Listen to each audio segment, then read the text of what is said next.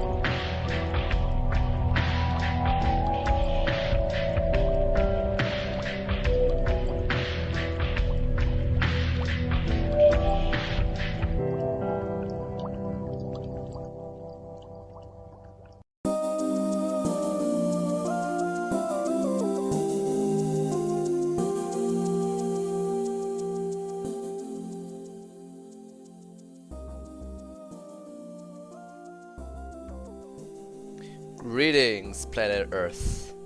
Back once again to finish what I think is the final few chapters of Paper Mario: The Temple of the Sun.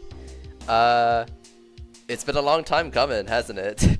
I definitely could have finished this story like probably a year ago if my math is correct. Even though it's not perfect, I kind of want to see the story in game form. Yeah, I imagine that there would have to be a lot of changes just to make the story format work in the context of, like, you know, actual gameplay. But yeah, like the premise of the story is like really solid for a game. Won't be here for long. I'm going to play with the lads at Left 4 Dead 2 later. We'll be recording it for YouTube. Ah, cool. Yeah, no problem, Shy Guy. Like as usual, all my streams will be uploaded on YouTube, so you don't you worry about that. But yeah, let me just get the story up and running. Why did I say up and running like it's a car? But let me come here. Hey, hello, hi. Okay, so can my OBS capture? Oh wait, hold on. There we go. So yeah, here's the story. You know, I'm just realizing that like my Twitch overlay, like the dark gray color, the gray color that's on my overlay, it actually matches with the night mode background of this website. But yeah, last time in Paper Mario: The Temple of the Sun, Goomblain had a sudden bout of character development in the middle of the story. In the middle of the chapter, sorry. And they beat Bowser, who I guess is just out of the story now. And yeah, there's definitely a lot of heavy dramatic moments, a lot of emotion. So yeah, we're gonna see how that's gonna be wrapped up. How many pages left? So this story, chapter 8 has about... So, you know, previous chapters are divided into parts. Chapter 8 is divided into Chapter 8 is divided into 6 pages. So, yeah, we're gonna read through the first half of Chapter 8, because I have a feeling that Chapter 8 is gonna be the longest chapter of the story by far. And then tomorrow, we'll finish up the chapter with a second stream. Yeah, so that's the plan. Let me get some water. There we go. Let me double check the ether for a moment. Are you doing okay, Ether? Ether, are you okay? Nah. Alright, that's fine. Alright, so let's just get started with reading. Saluna Town, 12 o'clock noon. Just outside of Rodolfo's house, everything was quiet and still, and there were no passerby to be found. And then out of nowhere, there came a blinding flash as Mario's party suddenly appeared, crying out in shock as they were unceremoniously dumped in the middle of the street. Ow! What just happened? Mario groaned, lying sprawled on the ground with Stubba on his back. He lifted his head up and looked around. We're back in Saluna Town? Well, that's a relief. But how? Asked Julia as she sat up, looking astonished. We were just back in King Shroud's fortress, and then... what happened? As Mario sat up and Stubba rolled off his back, he realized that the last thing they've seen before winding up here was the Sun Soul. It had been glowing so brightly that it had suddenly grown blinding. He grinned. It was the Sun Soul, he said confidently. Ha! Didn't I tell you guys? All this time, we had nothing to worry about. Maisie gave him a smirk. As I recall, you were just as scared as the rest of us, Mario. Yeah, well... before anyone could say any more, the door to Rodolfo's house was thrown open and a Dugan stuck his head out, Luigi and Toadsworth peering over his shoulder. Mario? He cried in astonishment. Where on earth have you been? What happened just now? You go storming out of the house and the next thing I know you vanish. And now you suddenly appear back here without so much as a... Whoa, take it easy, Rodolfo, Mario said with a smile, picking himself up along with his partners. Look, I'm sorry if I was being rash back there, but everything's fine now.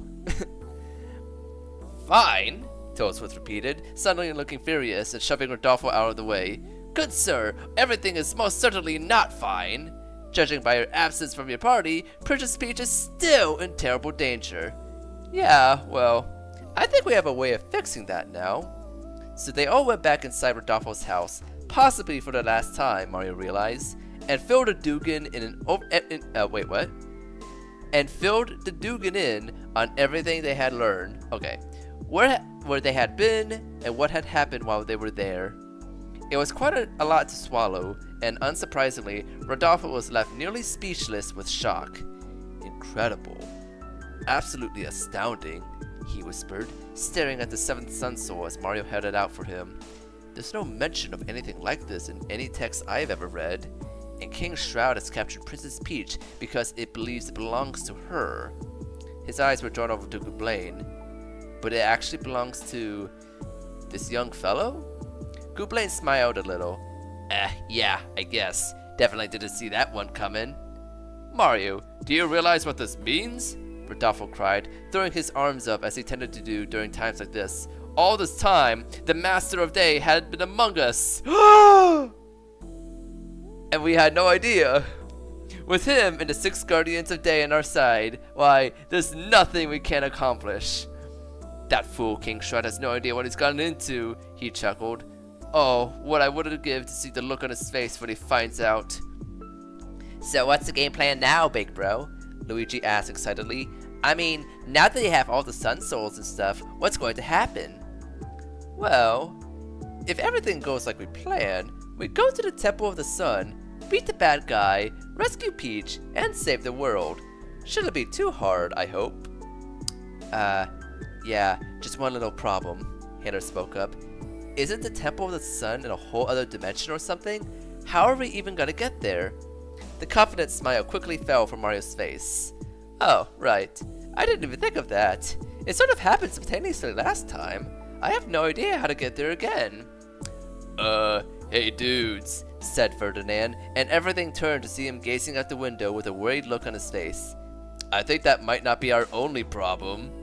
Everyone gathered around him and looked out the window along with him, and their eyes all widened at once. They hurried over to the door, Mario threw it open, and everyone raced out into the street to get a better look at what was happening. An enormous group of billowing black thunderheads had suddenly risen up in the sky just behind the Selûne Temple. They were moving very quickly, spreading out to cover the entire city in their darkness. The people wandering around outside quickly stopped what they were doing, pointing at the clouds and whispering worriedly to each other. Rodolfo, Luigi, and Toadsworth all got a chill. Wait, what? Rodolfo, Luigi, and Toadsworth all got a chill. I see what you mean. Okay. They recognized those clouds. They were the same ones that had just appeared after Mario had vanished inside the Selûne Temple, just before King Shroud had appeared to commit his terrible act. What's happening out there? Dulia stammered as a chilly breeze began to blow. King Shroud is consolidating his power, Rodolfo said gravely. He's preparing to deliver his final blow against the world of day. Mario stared at him. But he can't, he protested. I mean, Peach isn't the one that he needs, right? Even so, he doesn't realize that yet. And Master of Day or no Master of Day, we must not underestimate his power, the Dugan said in a low voice. He gazed up into the clouds. And I believe there's another reason for this, Mario. He's challenging you. He's daring you to come and face him. Well then, it'd be downright dishonorable if you didn't answer, now wouldn't it? Snatcher growled. He and Maisie had instinctively drawn together. No one could think of anything to say after that. They continued to stare up at the clouds as they crawled out across the sky, finally reaching the sun at its zenith. The sun was swallowed up by the mass of black, and a shadow instantly plummeted all over Selûne Town. This is all my fault, Goublain suddenly spoke up, and everyone turned to look at him. He's after me. I'm the one he wants, he went on, looking pained. But Peach, she's got nothing to do with this. But he's gonna... Goublain, no. This isn't your fault. Not at all, Mario said firmly. In fact, we never even could have started without you. If you hadn't run into the Temple of the Sun in the first place, and I hadn't followed you, well, we'll both be split in half, wouldn't we? would be no help to anybody. Gouplain actually smiled at that. Mario would never get tired of seeing that. But what's gonna happen to her? We're saving her. That's what's gonna happen. Oh wait, that was Hanner. That's a good Mario impression, Hanner. Hanner said, as though it were obvious, "We're busting up King Shroud before he lays a finger on her." Mario nodded. But before we could do that, he recalled, there's still one last thing to take care of. Water break? Things are ramping up. Most of the townspeople had hurried inside at the sight of the foreboding clouds, meaning the relaxing area with the park benches was deserted when Mario and the others arrived. We still got 2 more Lumas to set free, and something tells me that if we want to beat Shroud, we all had to be as strong as possible, said Mario as they all walked over to the star pedestal. Maisie and Ferdinand quickly stepped forward as they brought the Lumas out. One after another they were placed on the pedestal, and one after another his last 2 partners were upgraded. Maisie was upgraded to Ultra Rank. She can now use Showstopper to attack all enemies with a chance of putting them to sleep. Ferdinand was upgraded to Ultra Rank. He can now use Tsunami to knock all enemies out of the battle. Mario gazed after the Lumas as a beam of light came down from the dark clouds and carried them both off into the sky. "Good luck, you guys," he muttered as they went. "I hope you make it back like where you belong. I hope we do too." After that, the group turned around and walked over to the other side of town, stopping over at the shop as they did. They glanced in confusion at the shattered window and the exasperated Toad sweeping up the glass, but decided not to bring it up. Knowing this was his last chance to spend any money, Mario emptied his pockets, buying all the items he could carry, feeling certain they would need every last one. I know that's kind of like a typical like RPG thing, I guess, but I just think that's kind of funny to think about, like, oh man, there's gonna be something serious happening. I need to empty out my entire bank account. When they felt certain they were ready, they finally headed over to where the Saluna Temple was located. Luigi, Toadsworth, and Rodolfo had already walked over there and were standing in front of the entrance, waiting for them. "So, any thoughts on how you're getting back to the Temple of the Sun place, bro?" Luigi asked nervously as they all came walking up the steps. "Well, this is where it happened the first time. The Saluna Temple became a gateway from the Temple of the Sun," said Mario, remembering how Rodolfo had phrased it. "It's gonna happen again, doesn't it? I mean, we're in the middle of a crisis, and we got the Guardians right here." "That's quite true. I'm sure the power your friends possess will be more than enough to carry you where you need to go," Rodolfo agreed, nodding confidently. "Mario, everyone, I realize this may not be the ideal time, but I must thank you for everything you've done. It was pure luck that you came to us during this horrible time. If anyone could put an end to Shroud and right this wrong, I'm certain you can." "World is ending. Empty your wallet." Mario smiled.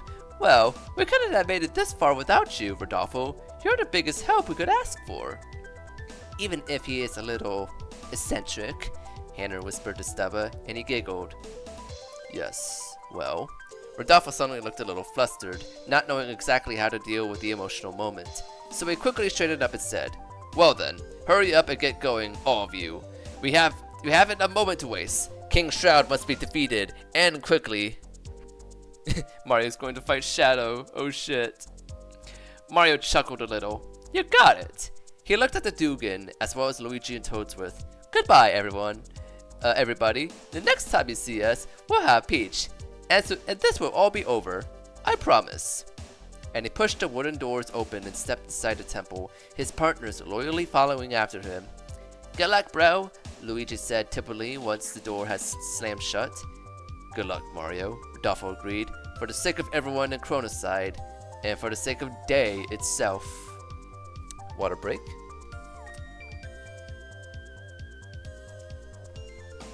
Ah, awesome. Do you need anything to drink either? I'm hungry. Oh, too bad. Anyway. Inside the Saluna Temple, it was dark and deserted as always. Once his eyes adjusted to the darkness, Mario noticed the spiral staircase he'd gone up the first time. He walked over to it, disappointed to find out that it simply led up to the top floor. There was no mystical purple veil, no sign that they could access the Temple of the Sun at all from here. "Well, This is where we're supposed to go, he said unsurely as he gazed up at it. But I don't know what to do from here. We got to the Temple of the Sun completely by accident before. I suppose the Guardians must have done it. Well, we're the Guardians now, aren't we? Ooh, Hannah reasoned, stepping forward. Hey, listen up, she shouted, though at whom or what she wasn't really sure. We're the Guardians today, and we have to get back to the Temple of the Sun right this minute. So, open up! Mario gave her a look. Hannah, I don't think that's... He was cut off by a sudden brilliant flash that lit up the entire room. Mario yelped in shock and covered his eyes, and when he opened them again, he was astonished to find that the top floor had completely vanished. In its place was the same writhing, shimmering veil he had seen before, shining like starlight and illuminating the deserted temple. There was no doubt in anyone's mind where it led. Wow, I can't believe that actually worked, Hannah said sheepishly as they all stared. And that wasn't all that happened. Mario didn't know if it was because of the sudden appearance of the veil or if it was just the right time, but all of a sudden all 7 of his partner's sun souls began to glow. They all blinked and examined them in surprise as they realized what was happening. And then they began to glow as well, followed by Mario himself. Open salami! What in the... Mario muttered as his partners all rose several inches off the ground, floating as though they were suspended in water, looking completely astonished. A shining wind that was made of light wound its way around the group, glowing a pure yellow and giving off sparkles as it slowly spiraled up and up. As Mario stared at the beautiful sight, he suddenly became aware of an incredible strength flooding into him, and from the looks on his partners' faces, they all felt it too. Mario's star power is now 8. With all his partners' help, he can now use the special move, Break of Day. Oh wow, Steppen marveled as they all suddenly stopped glowing and lowered to the ground. I feel so much stronger now. That was so cool. He spun around and got a good look at himself. I feel stronger too, Julia agreed, looking down at herself in awe. What just happened to us? That must be what Rodolfo was talking about, Mario realized. He said we need all the Guardians. And the Master, I suppose, for you guys to gain your true power, he smiled. And this must be it. Now we have the power to beat Shroud.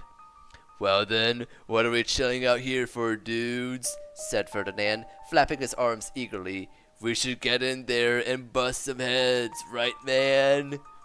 Mario hesitated. Well, yeah. I suppose we better... Suddenly, he realized exactly what they were about to do, and he felt a lump growing in his throat. He couldn't believe they had all come so far, and now here they were, at the very end. He knew he had to say something, but he had no words. What could he possibly say to express how much his friends had done for him during his adventure? Mario unlocked breakfast. Guys, listen, all of you.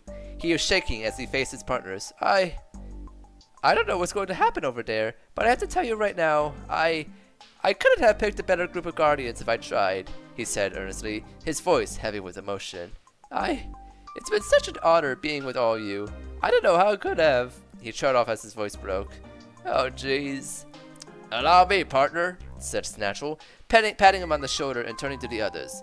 Alright, fellas, now listen up. This King Shroud's got it in his head that he can have his way with this here world, and there ain't nobody man enough to stop him. Well, you know what I say to that? I say he ain't never dealt with the likes of us before.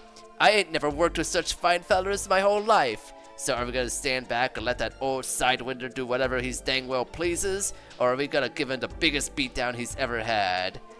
Yeah! All the other partners cheered and threw their fists in the air, presumably agreeing with the second option. Mario just shook his head and grinned. Well, you all heard him. Let's get up there and do what we came here to do. Mario has a character? This feels weird. Yeah, so that is something that we've kind of been talking about a lot with the story, that like the way that Mario is characterized throughout the story is strange to me. And like it's certainly not like, I certainly don't feel it's an accurate like characterization of who Mario is from like what we know of him, as well as like other pieces of media. I mean, as a reminder, for anyone that has been listening to me read the story, like there was a whole chapter where like Mario was feeling like prejudice towards like the Clubba kid because like of his history with Tubba Blubba and Grubba from the first two Paper Mario games, and it just came across as very weird and melodramatic. You know, I'm not really the biggest fan of that aspect of the story, I would say. And yeah, for lack of a better, for better or worse, Mario is certainly a distinct character in this story. Oh yeah, the story goes some places, Shy Guy. What was I? Yeah, let's go! Stubba cheered, leading the charge as he raced up the stairs and vanished through the veil without even hesitating. The others excitedly followed after him one by one, until finally the only ones who remained were Mario and Gooblain. They briefly paused in front of the veil, remembering what had happened last time. I don't know what's gonna happen once we're in there, the Goomba said quietly. Neither do I. None of us do. But whatever does happen, Mario looked at them reassuringly, we'll be together. And they stepped through the veil, and then they were gone. Author's note. And that was also really short. Oh well, I guess that's how it is in the other games too. I'm excited. Are you guys excited? Because I'm excited. I'm pretty excited. Mario's very depressed and even sometimes racist. Yeah, he's sometimes racist. Man. That was such a weird chapter a while ago. Damn. I'm gonna drink some water.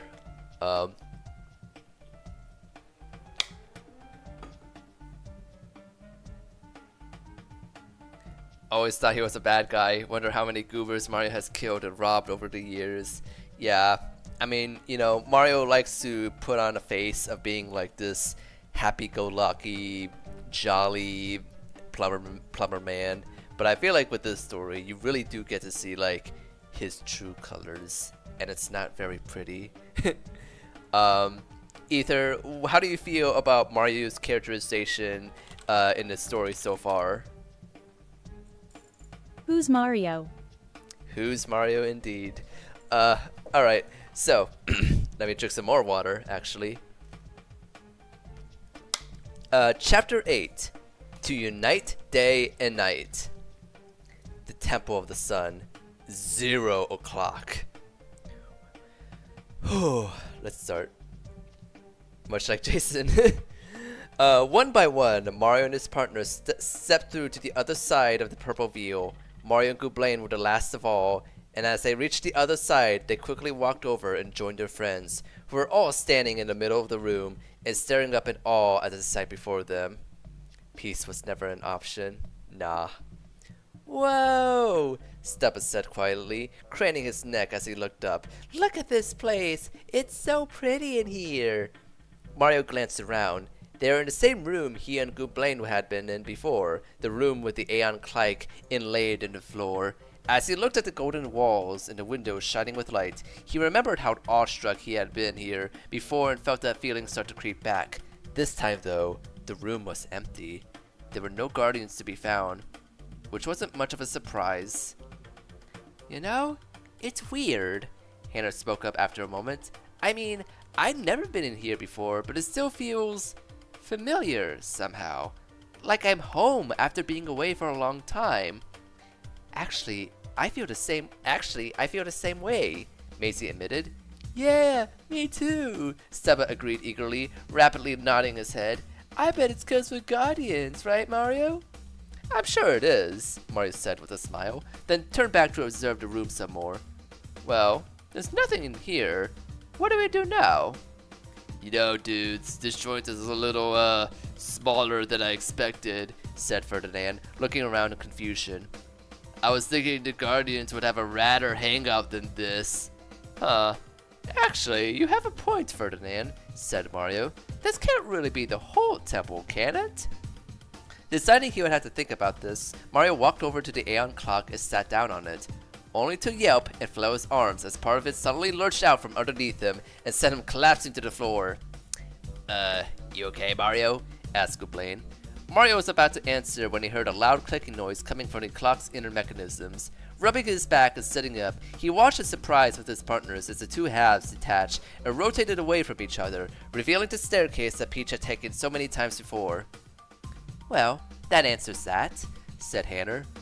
"Okay guys, I think we know what to do from here," said Mario as he stood up. Without hesitating, they all formed a line and set off down the long staircase, taking care not to stumble or trip in the darkness. I always chuckles when Ferdinand talks about joints. Oh yeah, you know Ferdinand, we all know what you mean, man. As they reached the bottom, they stepped into the golden hallway with the green carpet. Oh wait, hold on. We mentioned joints. Let me just spam this emote in chat and fill the screen. Yeah. Do you smoke weed, Ether?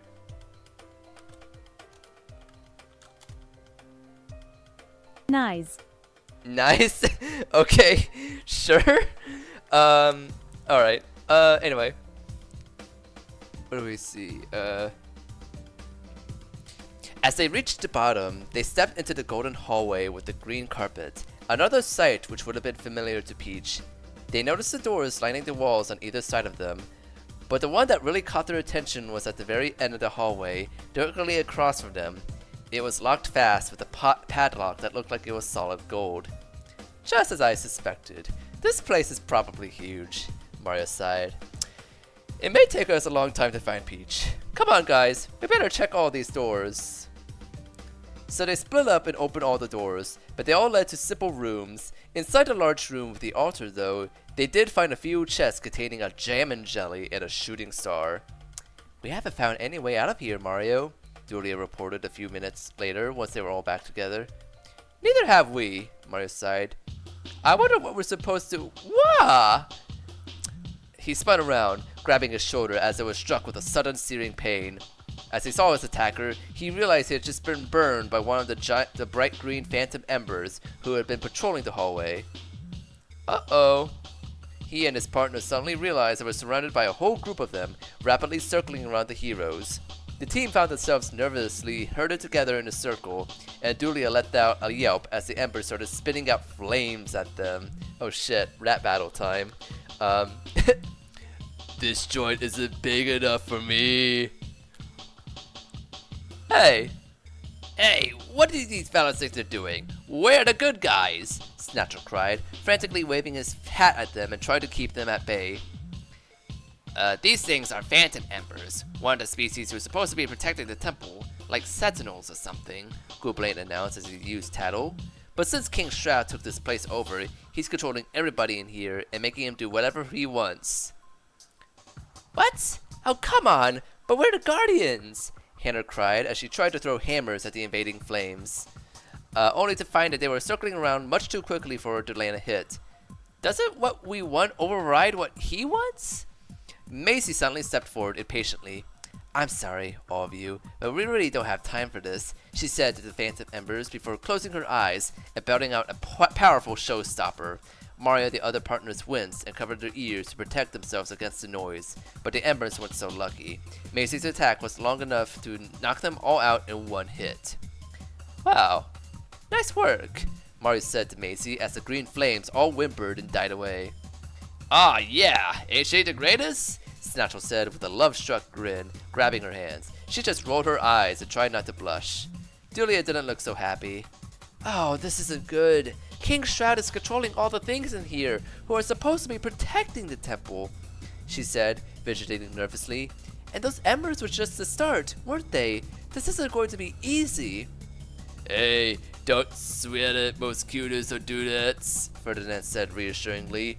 We're the Guardians, right? There's nothing in here too gnarly for us. He flapped his arms for emphasis. Oh, speaking of, check it out, Mario dude. The flower killed the flames. Yeah, she had better bars. Huh?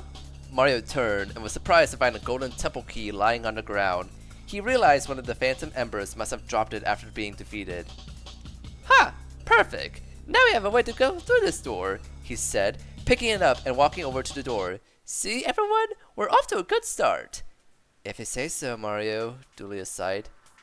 After unlocking the door, the group saw that the next hallway consisted of 3 elevated platforms lying side to side with each other, rising up out of what appeared to be a bottomless pit. Mario didn't think too hard about how that was possible. Those platforms occasionally broke off before continuing on further down the room, and they were joined together in some places by shorter platforms running perpendicular to the main ones, making the whole thing look somewhat like a maze. Well, this won't be so hard. Just trial and error, Mario decided, setting off down the middle platform. Naturally, he was wrong. Youch! He cried out as an electric force field suddenly sprang out of nowhere just as he walked into it.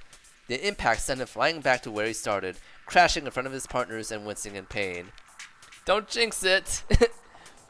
Poor Mario! That's the 3rd time you gotten hurt already! Hannah sighed as he partners all looked down at him. This just isn't your day, is it? Good thing I'm used to this, Mario grumbled from on the floor. Gooblain picked up his phone. Well, it says here this is part of the security that's supposed to guard the temple. It's kind of magic electricity, he said, and it's motion activated, so it turns on when you start walking up to it. Hannah gave him a look. Gooblain, I've always wondered, how the heck does your phone have all that info in it already? Gooblain just shrugged. I don't think about it. Well, fine. We'll just have to be extra careful when we walk then, Mario sighed, standing up and straightening out his clothes. So they set off very slowly down the middle platform, in single file since it was so narrow, coming to a stop as they felt the electric force field about to spring up. From there, they turned to the left and continued down the left platform instead. If they went slowly enough, they managed to stop right in front of the force fields before they appeared and zapped them, and they crossed from platform to platform and gradually made their way across the room this way. Unfortunately, there were phantom embers in this room as well. If you're used to this, Mario, be more aware of your surroundings. Yeah, like at this point, Mario has gotten too ahead of himself. He's too cocky. This is ridiculous, Mario muttered as he swung his hammer at the embers floating around his head, teetering on the platform and trying not to fall off. Whoever decided on a defense for this place did a good job, Maisie warily agreed. Finally, they made it all the way across the room and entered the next one. This room was also quite long and narrow, and the door leading out was high up on a ledge. Between it and them was a bunch of floating platforms, some moving up and down, others side to side. Well, I wonder how we're going to do. Mario abruptly fell silent as he suddenly saw a ball of dark energy flying right at him from out of the corner of his eye. Oh, no you don't, he shouted, spinning around and whacking it with his hammer, and narrowly avoiding break sneak attack for the 3rd time in 10 minutes. The whole group turned around and gasped as they saw they were being acousted by a group of 4 magic blots. To Mario's surprise, though, 2 of them were white, not black like he was used to. And this is me coping hard. Those are dark magic blots and light magic blots. Same stats, same moves, same everything. Really, the only difference is the kind of magic they use, Gooblain announced. Though it says here they both weak to the other kind of magic. Oh, really? Said Dulia, suddenly growing a knowing smile. She rose up her arms and instantly transformed into a copy of the light magic blots, then proceeded to hurl a volley of pure white energy balls at the dark magic blots and completely obliterate them. Mario and Gooblain ganged up on the remaining 2 and took them out with power smashes and headbonks, though it took them a lot longer than Dulia. Master of Dayphone. Yeah, that's part of Gooblain's phone plan. Snatcher was looking up at— wait, hold on. If we're going to fight everything in here, this is going to get old fast, Mario sighed once the fight was over. Alright, now how do we get up to that floor, to that door? Snatcher was looking up at the floating platforms moving around above their heads. Well, I wish I would just go from platform to platform, but I reckon they're too far apart to jump. Well, hey, no problemo, bro hams. That's where I come in, Ferdinand cheered, looking ready for action. Snatcher suddenly looked mortified. Oh, just terrific. Maisie gave him a smirk. You're not afraid of flying, are you, sweetheart? No, what the heck gave you that idea? Well, sorry guys, but I think Ferdinand's right. He's the only one who could get us across those things, said Mario. We might as well get it over with. So they jumped on the nearest platform as it reached the ground and rode it up, and from there Ferdinand had to lie them all across the room, timing himself perfectly as it reached each platform as it was moving in the direction they wanted to go. Hannah and Stubba were cheering throughout the whole thing, whereas Snatcho had to will himself not to look down. By the time they made it over to the door, he was looking green in the face, and followed after the others much more slowly. Hey, hopefully I don't jinx it, but there were no technical issue today. Hell yeah! You know, I like how, like, right now in this part of the story, it's just describing, like, platforming. Like, oh shit, we have to platform on a bunch of platforms. I mean, it does give me, like, a good, like, a reference point of, like, how to write, platforming stuff in a Mario story, I guess. Alright, now what? Wait, did I read the whole thing? So they jumped to the nearest platform as it reached the ground and rode it up. Oh yeah, I read that part. Hannah and Stubba were cheering throughout the whole thing, whereas Snatcho had to will himself not to look down. By the time they made it over to the door, he was looking green in the face. Yeah, I read all that. Okay. Alright, now what? Mario sighed as they entered the next room, but not before hitting the block in the air next to the door and claiming the Ultra Shroom that came flying out. This puzzle looks even worse than the last one. On the left side of the room was a short staircase that led up to a hallway, meaning there were two paths, one high and one low, leading across the room, each one ending at a different door. Unfortunately, the upper path was blocked off almost immediately by a large, dark-colored square block. Well, I would say we should take the lower path, said Mario, noticing the large padlock over the lower door, but the door is locked. Don't worry, Mario, I bet I could break that thing, Stubba said confidently, walking up to the dark block and whacking it with his club. Mario did a double take. Wait, Stubba, I don't think you should. He was too late though, as the block had already burst apart into pieces around Stubba, vanishing in a strange aura of dark energy. Stubba turned around and beamed at him. See, Mario? I told you. Mario sighed and smiled. You're right. I should stop doubting you. Whoa, dudes, when that block broke, some other block just came out of nowhere, said Ferdinand, pointing at the lower path. Mario turned around and saw he was right.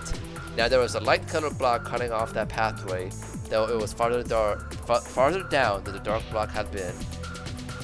This whole story feels like one big design document for a Paper Mario fan game, but the writer got worried that the game might be taken down by Nintendo, so he turned it into a fan fiction in rented form. I wonder if one day someone is going to come across it and make this into a fan game.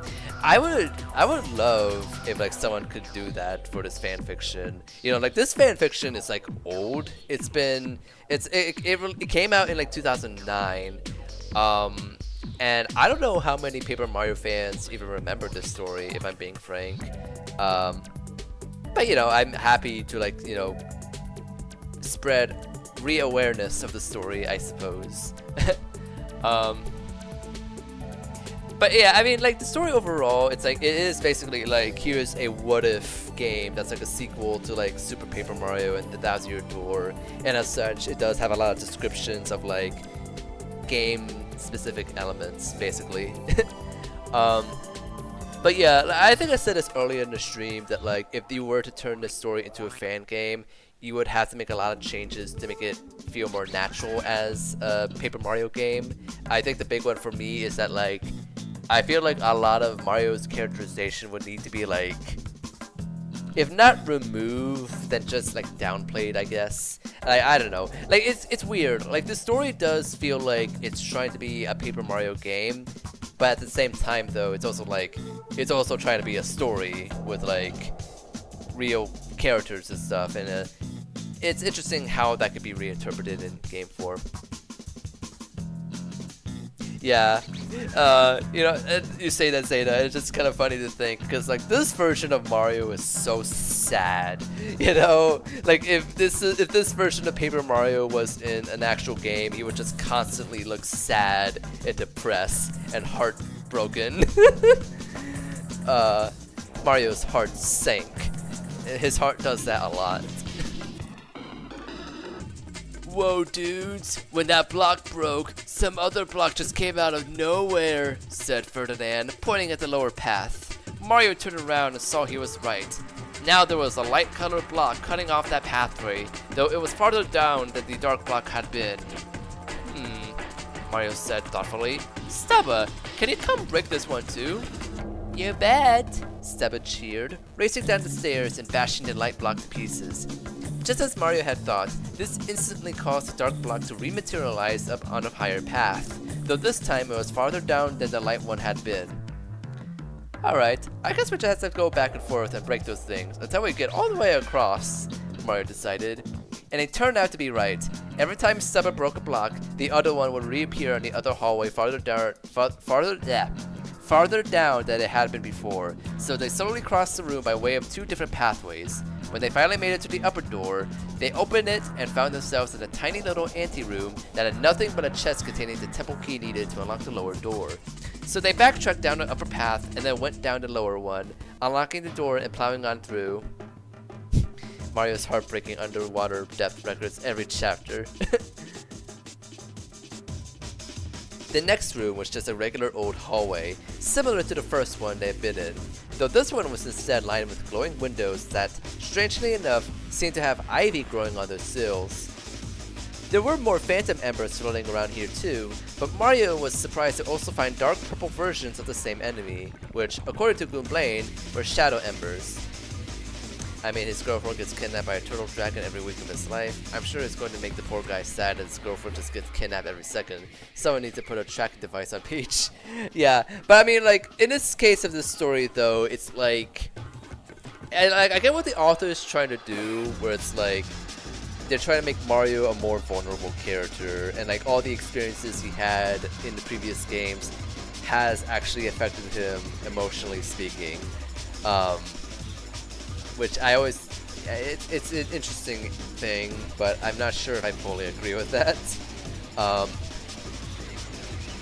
More light and dark versions of the same thing. Oh wait, that's Goomblain. He grumbled as he looked into his phone. Don't you hate it when video games get lazy and start palette swapping things? Oh snap! Goomblain, telling it like it is.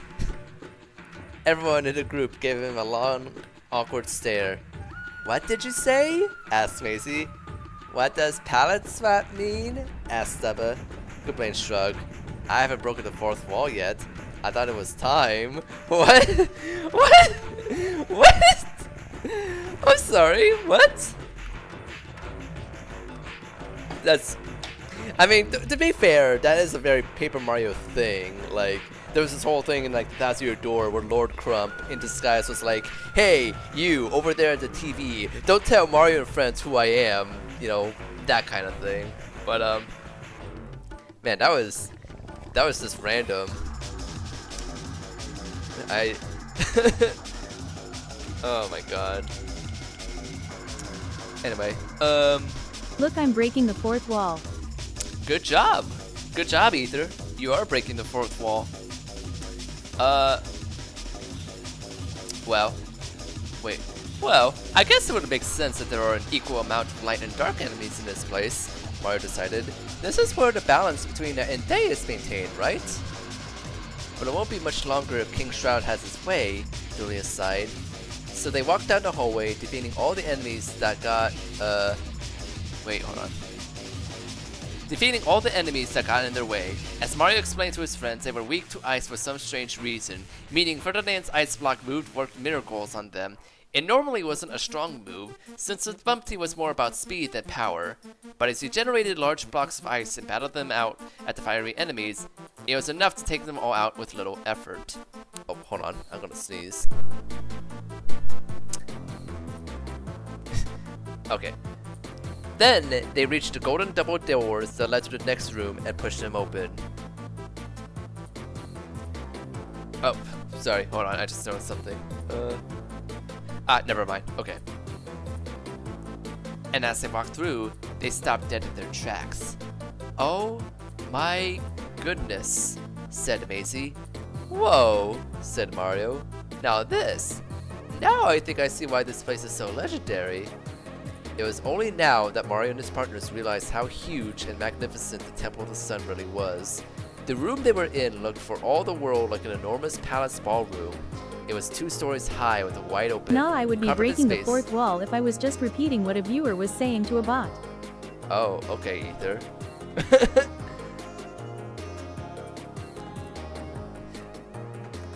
was ahead. It was 2 stories high with a wide open, carpeted space in the middle of the room, and the floors were joined on either side of the room by 2 magnificent curving staircases, so huge that the top floor was at least 30 feet above their heads. The top floor itself was really just a narrow walkway circling the periphery of the room, meaning the group could see all the way up to the ceiling, which was massive, vaulted, and, like the walls, pure white and covered in intricate gold designs. In contrast, the staircases were bright, shining gold. The floor of the stairs were still covered with the beautiful green carpet, which led off to 1 door on the opposite side of the room, on the bottom floor, and 2 other doors on the top floor. Oh shit, she knows.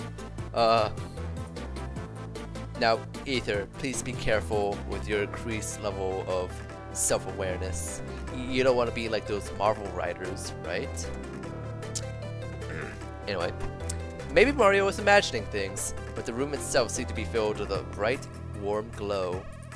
Sweet, Ferdinand said quietly. It's gorgeous in here, Julia whispered. Strangely enough, the first thought that occurred to Mario was how different this place was from the castles he usually had to go through just before a final fight. Those places were usually full of darkness and shadow, whereas the Temple of the Sun must have been one of the brightest and most brilliant places he had ever been in. But then, it wasn't supposed to be a place of evil. King Shat had only made it that way. Well, which way do we go first? Asked Canner. Not to the top floor, said Guglain, gesturing over at one of the staircases. Mario looked and saw he was right. Both staircases were cut off by an electric force field right at the bottom, the same kind they had been contending with in the previous hallway. Well, no doubt we have to get up there eventually, Maisie sighed, gazing up at the top floor and the ceiling beyond that. But I suppose the only way to go now is forward. Maybe somewhere through that door is some way to shut off the electricity, Mario agreed. Looking over at the door across the room from them. Let's hurry and go, everyone. Peach is still waiting. So they set off across the massive room, every one of them looking around in silent awe as they did so. Mario in particular was almost overcome by the sanctity of it all. After all, he realized vaguely this temple must have been as old as time itself. He had no right to be in a place like this. And neither does Shroud, he reminded himself. There's no room for doubt anymore. It's time to put an end to this. The group walked through the door, and the last leg of their journey continued. Author's note. Incidentally, I have no idea how to write couples who are already together. Like I said before, I really can't design dungeons, much less final dungeons. Otherwise, this would have been up much sooner. So this final chapter may be a bit of an ordeal. Alright, let me see. I'm gonna skim through this a bit just to see where I should stop because I feel like an ad is gonna start soon, and when that happens, I'm gonna take a little break and get rehydrated and eat something and all that. Ooh, let me actually drink right now. The music isn't too loud, by the way, right? I have it lowered, but if you want the music to be quieter, please let me know. But yeah, let me read a bit of part 2 of this chapter. The Temple of the Sun, 0 o'clock. The first thing the gang saw on the other side of the door was a long hallway that ended over at a short staircase leading down somewhere. The second thing they saw was a golden bombshell bill that was flying straight at them. Ah! Mario cried as the bombshell bill hit him right in the chest, exploding on impact and sending him crashing into the door behind them. Well, shit. Mario just got shot in the chest. He's dead. I think the story's over now. Good night, everybody. Sound is good? Oh wait, awesome. Oh great, not these again. Uh-oh, there's bombshell bill blasters down at the end of the hallway, Julia said nervously as Mario groaned and got to his feet. I guess we have to beat them and keep going, huh? That's how it always is, Mario sighed. Left with no other choice, the group carefully made their way down the hallway, maneuvering out of the path of the bombshell bills that would periodically come flying at them in pairs. Might need to get going anyways, belly is empty right now. No problem, Mr. Shy Guy. You take care of yourself, and yeah, thank you. I appreciate you being here. Alright, let's get rid of these stupid things. Hannah cheered as they finally reached a pair of blasters that had been firing at them from the end of the hallway. She eagerly whacked the nearer one with her hammer, only to deflate as she found she hadn't made a scratch. Hey, what gives? These things have super high defense, Hannah. We'll have to lower it first if we want to get rid of them. Ah, okay. Well, that's where our lovely and talented Dulia comes in, said Hannah, pushing the shocked-looking Duplighost forward. What? Oh, right, you got it. Everyone braced themselves as she floated into the air and unleashed her howl on the blasters. Mario wasn't exactly sure how it worked against inanimate objects, but work it did, and from there it only took a few good whacks to take them out of commission.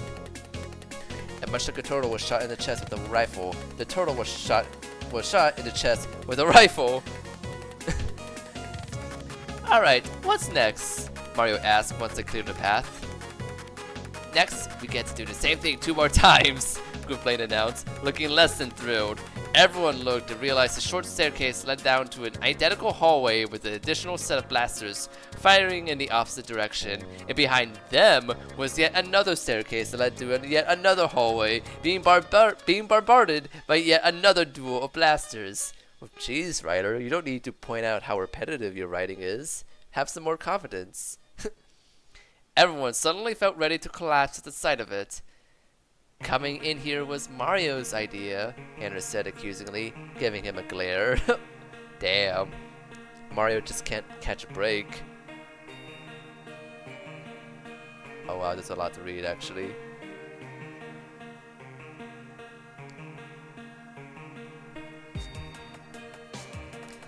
Alright, what time do I have left? Twitch is not telling me if an ad's gonna play right now, so I guess I'll just read a bit more. Though it took a while, they finally made their way down all 3 descending hallways and walked through the door waiting for them at the end. Though as Mario had expected, the next room wasn't much more welcoming. It was basically a very narrow hallway with a low ceiling, except it kept changing elevation. This certainly isn't the most efficient way to get through this place, Maisie sighed as they all stared at the sheer wall right in front of them. At the top, high above their heads, the hallway continued on. Shoot, this place is mighty cramped, ain't it? Snattle said distastefully. What do you reckon the Guardians ever need with a place like this? That's one of the many things in this world you just shouldn't think about, unless you want to hurt your brain, Mario advised. Luckily, his wall jump was perfect for this room, and so he was able to leap back and forth between the 2 close set of walls and scale his way up to the higher up hallway. Not so luckily, the only way to bring his partners was to carry them one up at a time. If this is actually a Paper Mario game, you wouldn't need to do that. Sorry, Mario. Are you okay? Stubba asked worriedly as Mario lay panting on the landing with the rest of them. Don't worry, Stubba. It's not your guys' fault, he sighed, sitting up slowly. Still, this would be a lot easier if I could just fit all of you guys in my pockets somehow. Well, maybe you could. We are paper, aren't we? Dulia asked reasonably. Holy shit. Holy shit, a character just acknowledged that they're made of paper. Is this modern Paper Mario? Oh shit. So, hi bot, let me get rid of you. Loser.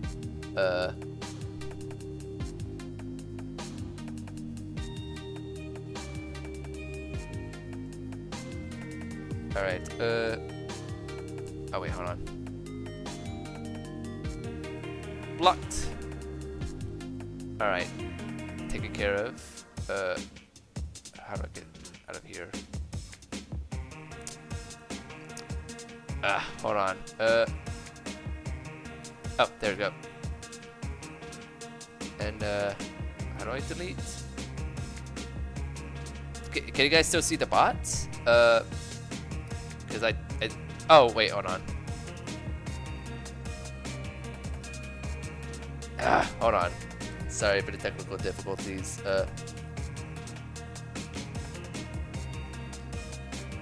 Alright. Alright. There we go. Oh yeah, and the ads gonna play right now, so I'll be taking a little break, and yeah, I'll be back soon. So yeah. Alright. Where was I at? Okay, cool. Alright, oh, it's still there? Oh god, how do I get... hold on.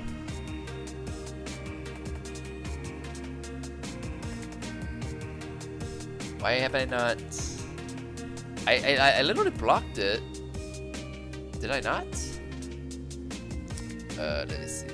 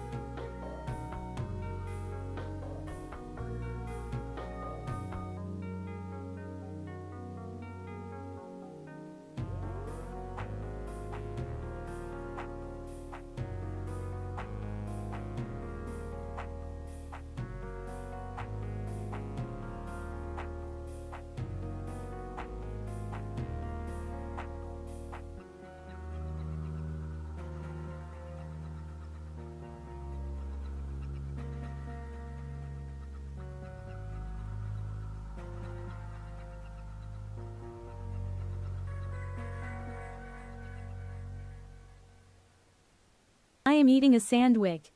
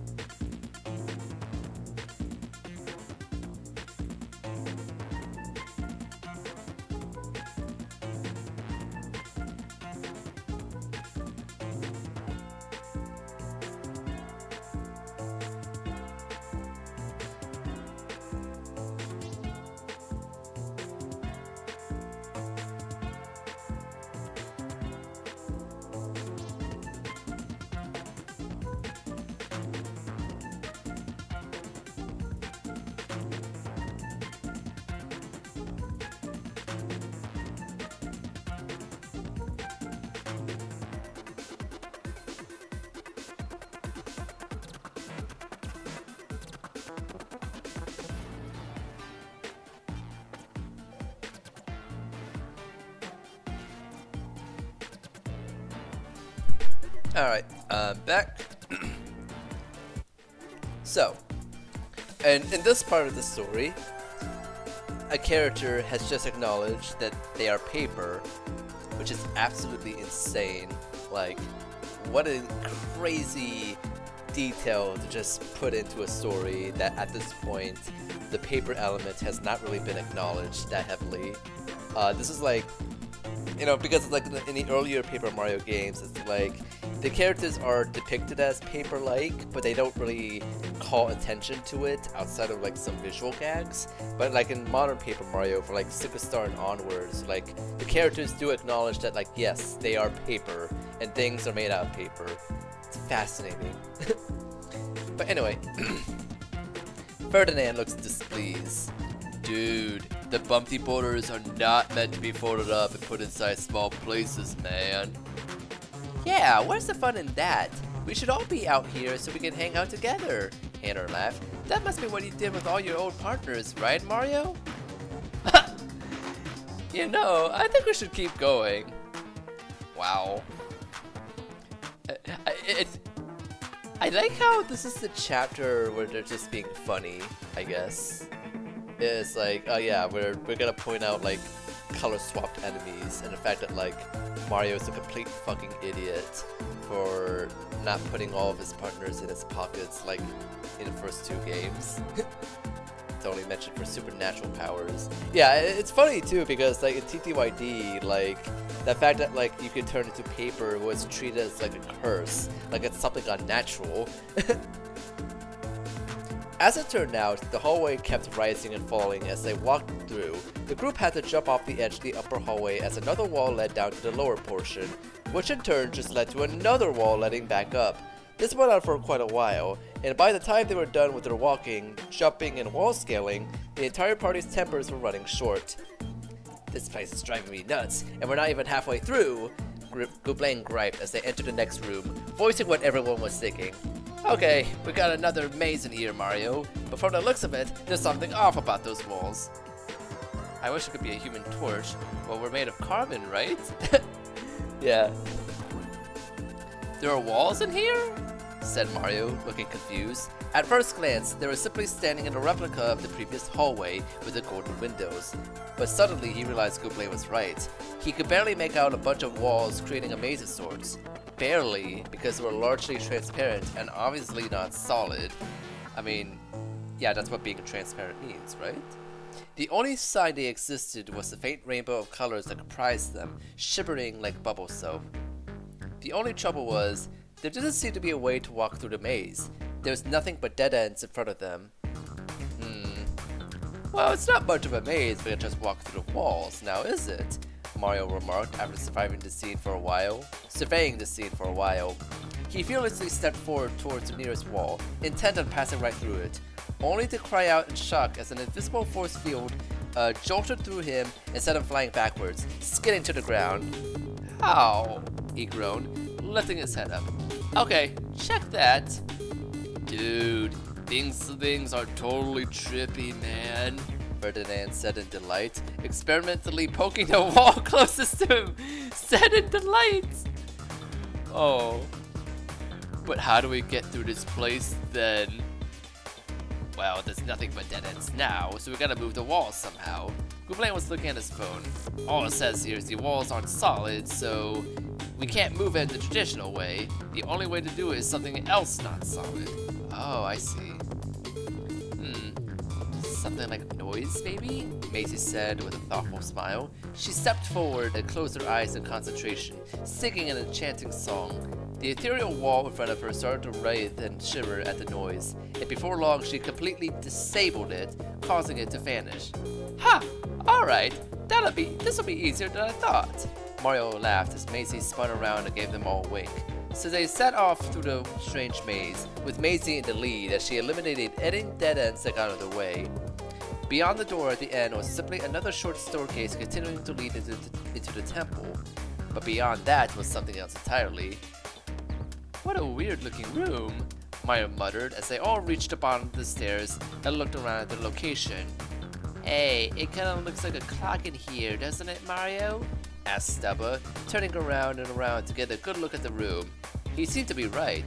It was shaped like a hexagon, and more importantly, there was a clock's hand setting into the floor, currently pointing north. The gingerbread man does not realize his hellish situation. Was his house made of him? Was he made out of house? He wouldn't know, as only higher beings could realize the horror of the conceptions of life. Exactly. There are also 3 doors that each led off in different directions. In a different direction, but only one was currently reachable. There was a short pathway extending from the floor that led up to it. The group was cut off from the other 2 doors by a large gap circling the floor. I wonder what this room is for, Maisie said thoughtfully. This temple certainly is a strange place, isn't it? So many things we still don't know. Mario couldn't help but notice the decorations on the walls of this strange room. The walls were all warm colors, orange and yellow and gold, and were decorated by stylistic paintings of suns, but no moons, like Mario would have suspected in a place like this. That must carry some kind of meaning. Might as well have a look around, he finally decided. After walking through the only available door, they found it led only to a short hallway that contained a chest holding an Ultra Shoe, which was useful, but really didn't help in the long run. There was a strange-looking pedestal in the middle of the hallway as well, but nobody could figure out what to do with it, so they headed back. We gotta get to those other doors somehow, said Gublain after they'd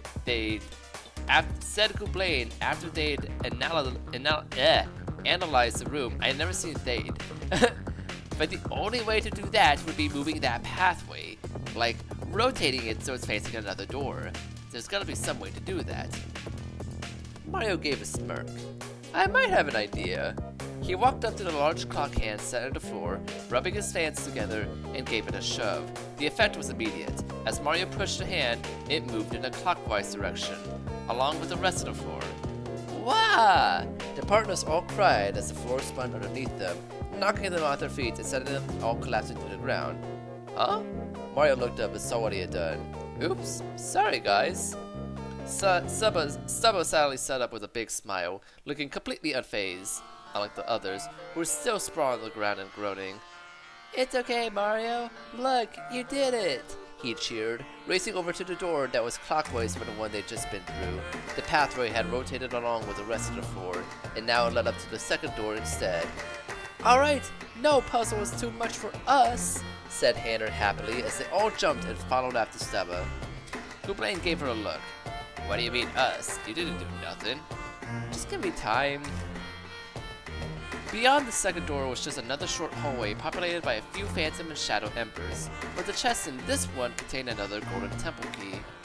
I have a feeling I know where this thing goes, said Mario as they returned to the clock room, noticing that the final door had a golden padlock on it. The plumber walked up to the clock hand and gave it another shove. The partners braced themselves this time, rotating the floor again and causing the pathway to shift position. Now it led right up to the locked door. I wonder why this door is locked. Maybe there's something really important through there, Julius said thoughtfully as Mario put the key in the lock, causing it to pop open and drop off the door. Well, this entire temple is beyond important, said Mario. Unless King Shroud is through here, and I don't think he is. Curiously, he pushed the door open, and he and his partner slowly crowded through, gazing around waringly at the room they had just entered. It was huge and wide open, and like the room they just left, the walls were colored brightly and had suns painted on them. That, and there was also a giant phoenix standing in the middle of the room. Yeah! Shrieked Hanner, Stubba, and Dulia. Holy stop it thrumps, what is that? Cried Snatchel.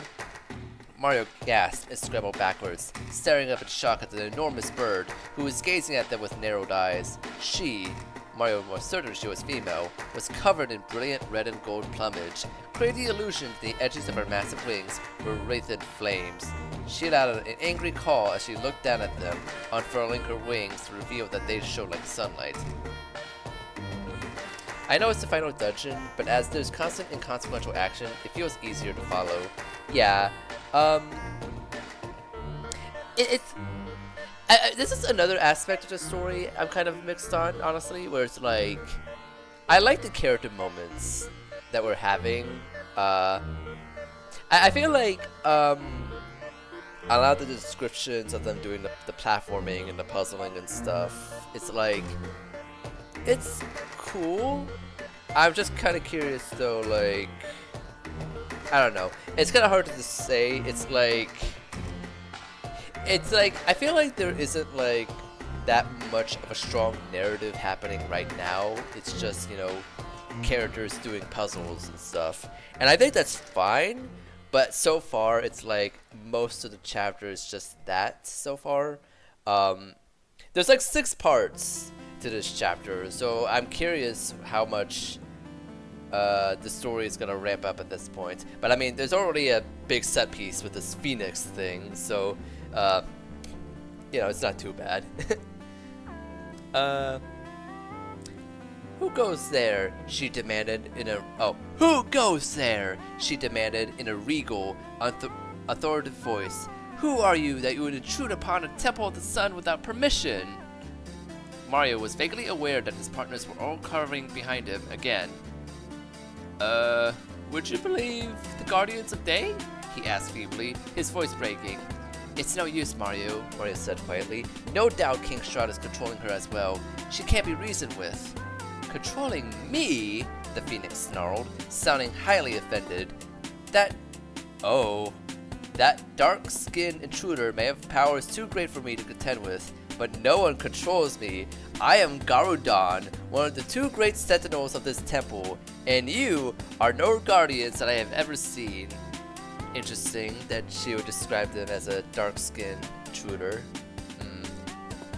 Ferdinand frowned. Hey, no need to get testy, Dudette. Anyway, if you're so awesome, how come you didn't wail on that King Shroud dude as soon as you got in here? She just said he was too strong for her, Ferdinand, Mario muttered. Dulia stepped forward. Garudon, if you're not working for King Shroud, then you have to help us. We're trying to defeat him, but we need all the power we can get. Garudon just gave a derisive snort. A likely story.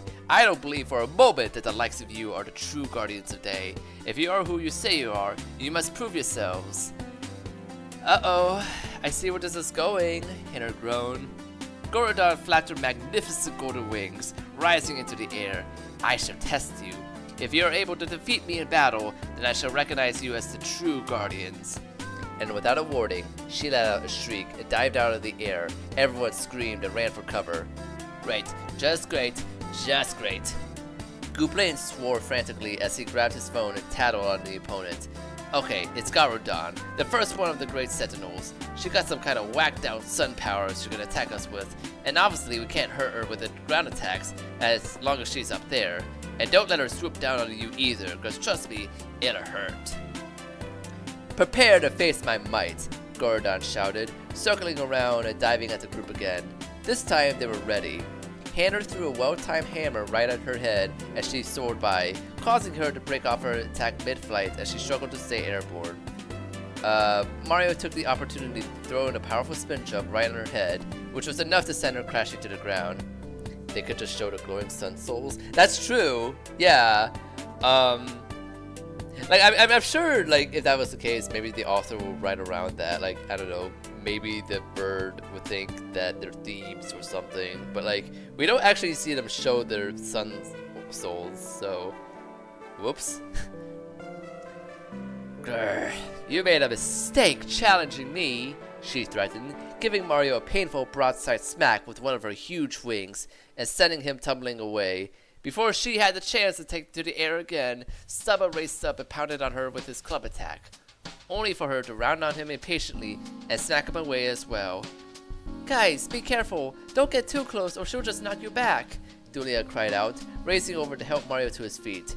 Meanwhile, Garudon had risen back into the air and was circling over their heads, preparing another aerial attack. Hey, come down from there! Tanner shouted, throwing a volley of hammers before realizing her target was far too high up to reach, and was also aiming right for her. Uh-oh! Ah! She cried, trying to run away, but she wasn't nearly fast enough. Garudon swooped out of the air and knocked into Hanner without even slowing down, flipping the hammer cyst onto her back. Oh great, not this again, she moaned, frantically trying to flip over. A little help please? Garudon looked over her shoulder and called in triumph. Then she slowed down and made a U-turn, preparing to come swooping down a second time, only to be thrown off course as Dulia came flying at her with a head missile. She slammed into the Phoenix, her impact so powerful that Garudon was crashing into a wall with a shriek. Dulia landed gracefully on the ground and stared at what she had done. Wow, I don't know my own strength, she said timidly. Garudon had slumped to the ground in a daze, but it didn't last long. Very well. Allow me to demonstrate my true power, she shouted, spreading her wings. Dozens of tiny shards of light suddenly materialized in front of her, briefly floating in midair before streaking off towards Mario's team. They only had time to gawk before they were all struck by several rounds of brilliant shards, each blow a sting of pain. Ack! Mario cried as the force of the impact sent him and the others sliding backwards several feet. He shielded himself with his arms, grimacing against a multitude of blows, but managed to stay on his feet. Alright, time to get serious, he muttered. Before Garudon could generate another attack, he raced forward and would up his Ultra Hammer, smacking her right in the legs. She gasped as her knees gave out, and she struggled to remain standing, and Gooblain took the opportunity to knock her to the ground with a head bonk. Enough of this, she snarled, knocking the Goombay away with a snap of her wing before rising into the air again, out of their range. The partners weren't about to let her get away with that, however.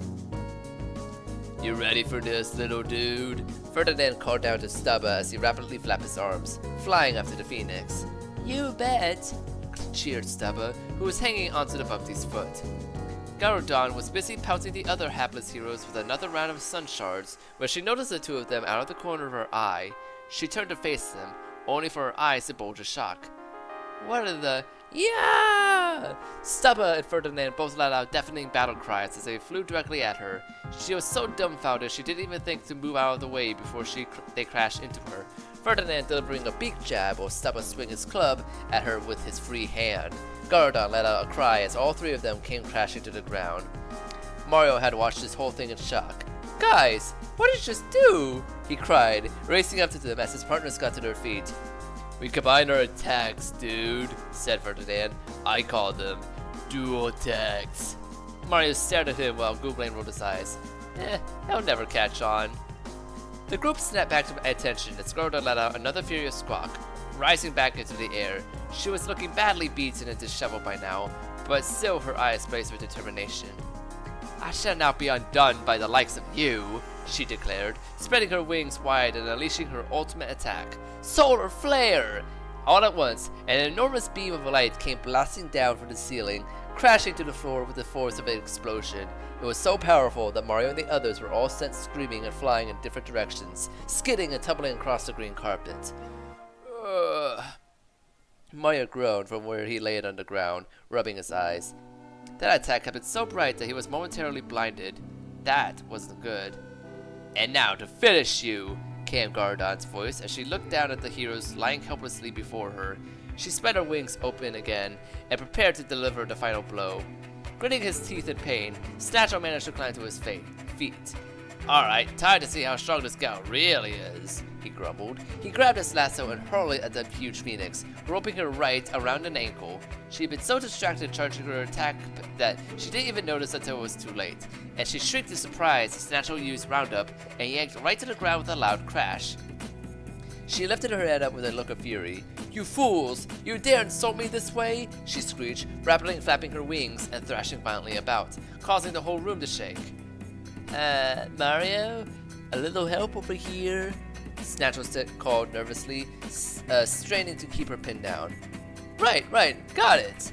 Mario shouted as he and the others all charged forward and bum-rushed the huge bird, ganging up and pummeling her as hard as they could. Most of the partners were knocked away by a sweep of her wings, but Mario managed to stay in the fray long enough to deliver one last power smash. That was all it took. Reeling from his deciding blow, Garudon let out one last defiant cry before she collapsed to the ground, weary and defeated. Realizing they had won, Mario stepped back and took a deep breath. Well, that was fun. Speak for yourself, Gooblain grumbled. Impossible, Garudon wheezed, slowly struggling to her feet. And yet, no mere mortals could possibly defeat me. It must be so then. You truly are the Guardians. Oh, come on, that's what we said. If you just listened to us, we could have avoided all this, Hannah shouted impatiently. Yeah, and he's the Master of Day. You better say you're sorry to him, Saba added as he pointed at Gooblain, who looked very humiliated. Mario covered his face. Guys, you're not helping. Garudon straightened up, trying to regain a composure. So be it then. If you are the Guardians, then I entrust you with the task of defeating King Shroud and restoring this temple to its rightful state. I shall lend you my powers. She spread her wings this wide, and a bright glow suddenly appeared in front of her before floating down to Mario. Surprised, the plumber automatically reached out his hands as a glowing object fell into them, and as the glow died away, he saw he was holding onto a bright golden spear. That is the Sun Orb. You will know what to do with it when the time is right, she said. Now go. If you wish to defeat Shroud, you will have to contend with my brother as well. Then she lifted up her shining wings, and in a blinding flash of sunlight, she vanished. Everyone stood silently in the now deserted room. Did she just say she got a brother? Asked Snatchel. Author's notes. I was going to have both mini-bosses fights in this part, but that might be a bit much to digest. I'm also going to really try hard and put up these last few parts more quickly, since I want to finish the story before I go back to school. That seems fine. Oh. Alright, I'm gonna take a little break again, just to get some water and stuff. I'll be back.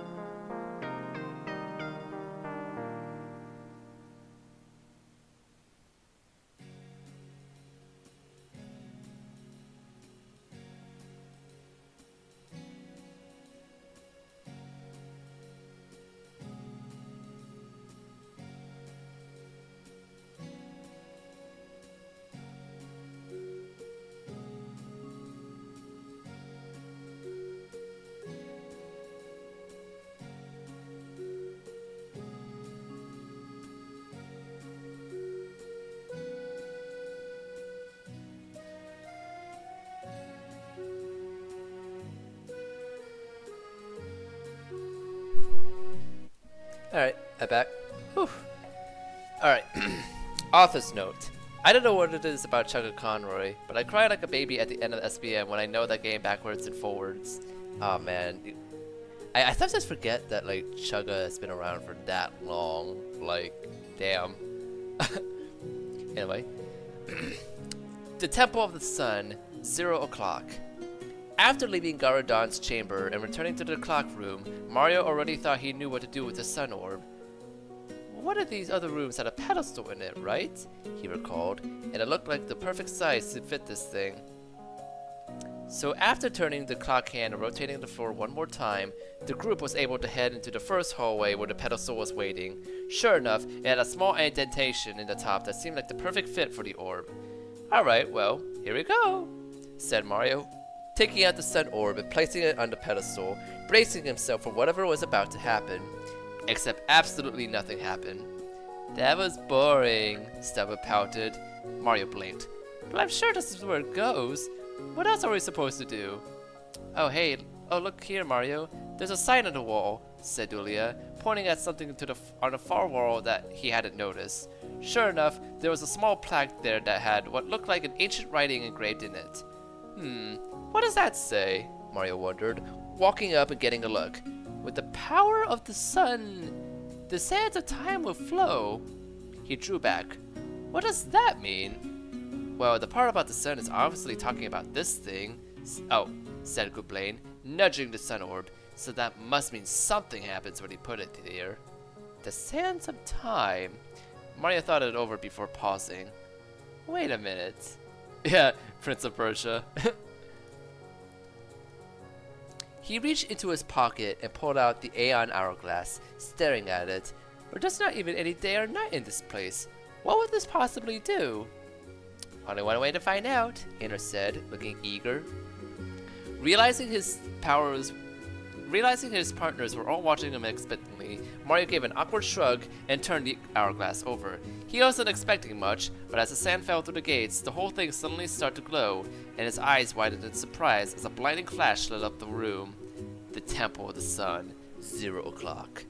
Mario blinked his eyes open and looked around cautiously.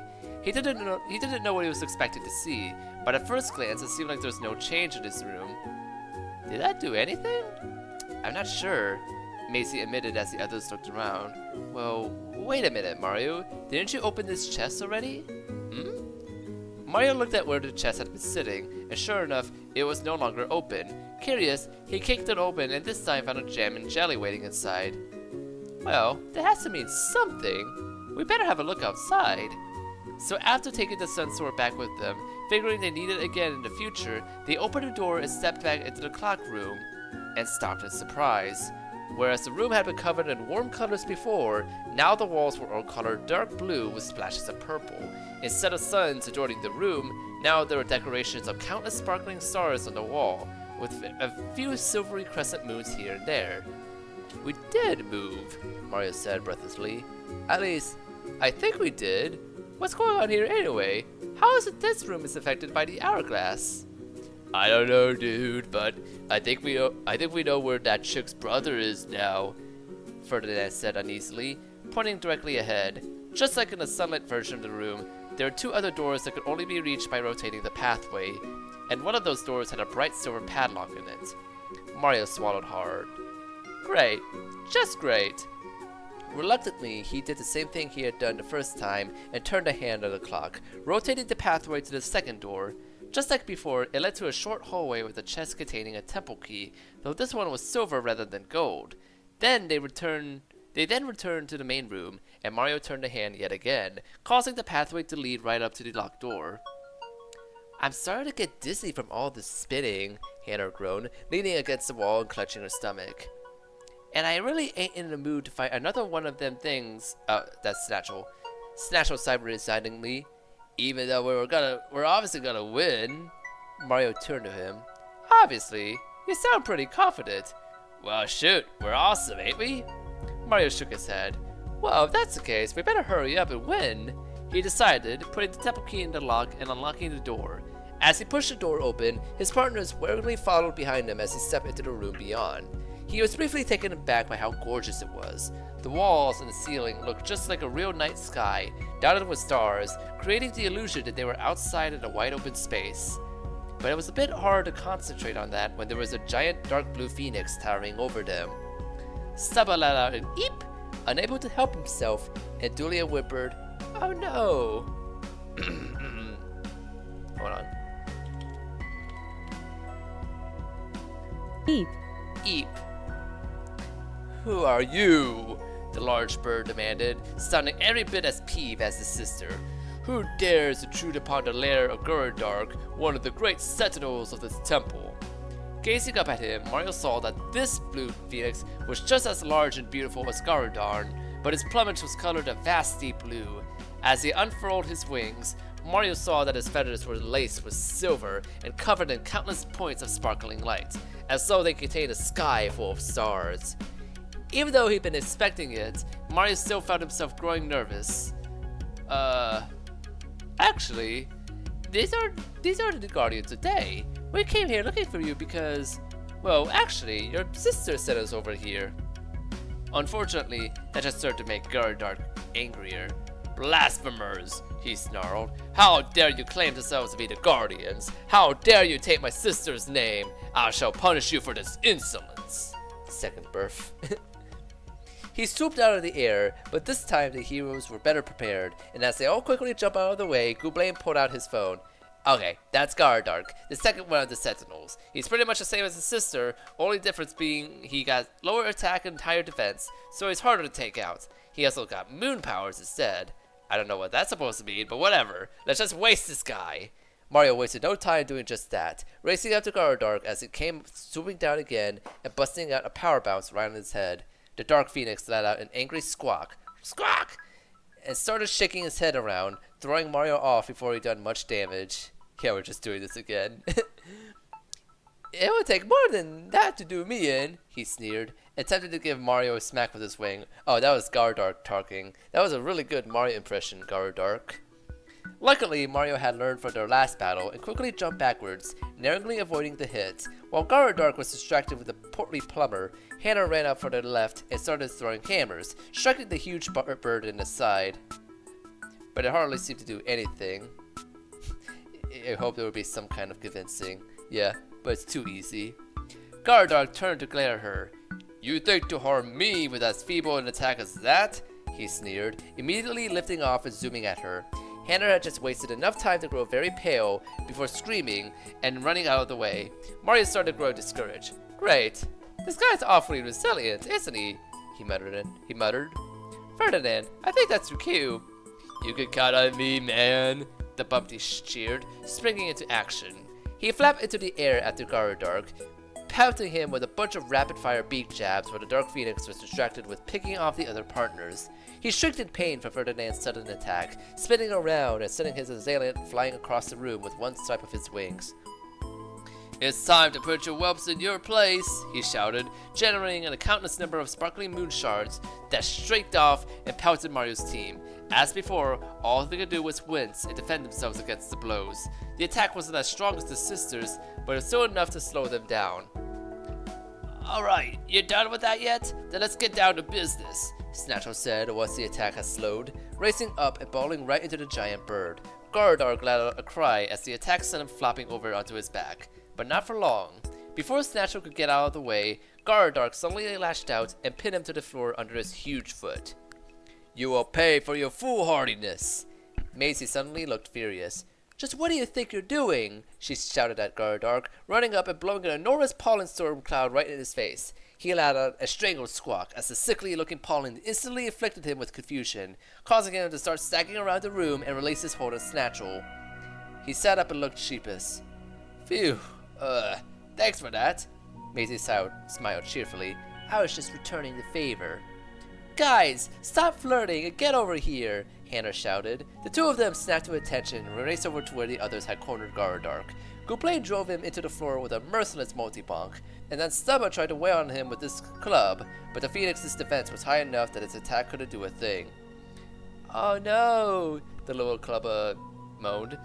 Just leave it to me, said Dulia, letting loose an ear-splitting howl against Garadark. He shrieked and flapped his wings as the noise forced his defense down.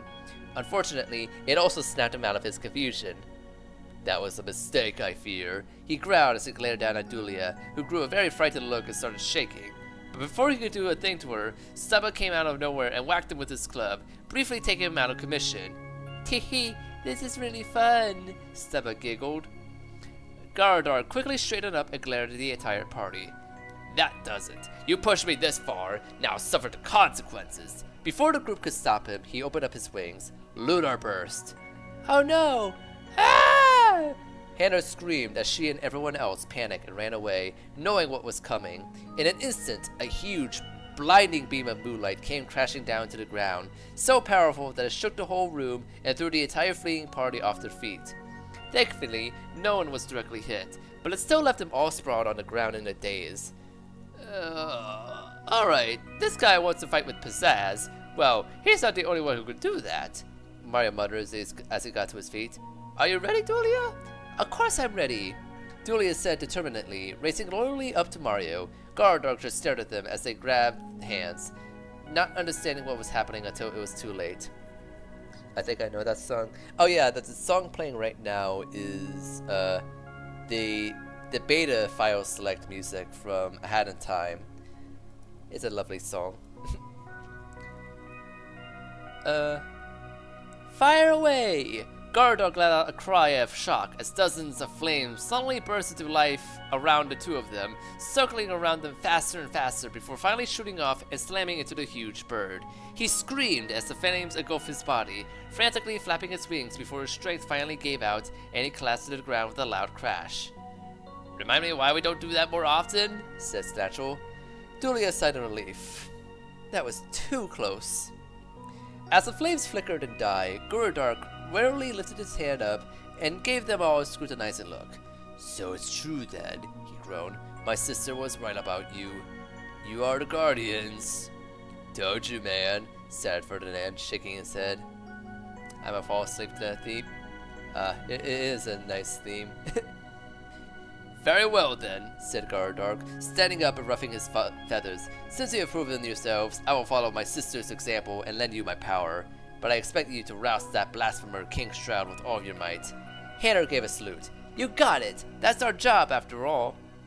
Just like before, Garadark opened up his wings and caused a glowing spear of light to materialize in front of him. As it floated over, Mario opened up his hands and caught it, and the glow died away to reveal the object was a bright silver. That is the Moon Orb. When the time comes, use it together with the Sun Orb. He stood back and unfurled his wings. Now make haste. The fate of our world rests on all of you. There was a bright flash of moonlight, and as it faded, they saw that Garadark was gone as well. Oh, let me get some water. And I think we're close to done with this section of the chapter. And once that happens, we'll pretty much end stream right here and read the rest for tomorrow. Hydrated. How are you feeling this story right now, Ether? You loving this story? What is this? It's Paper Mario, The Temple of the Sun, a Paper Mario fanfiction.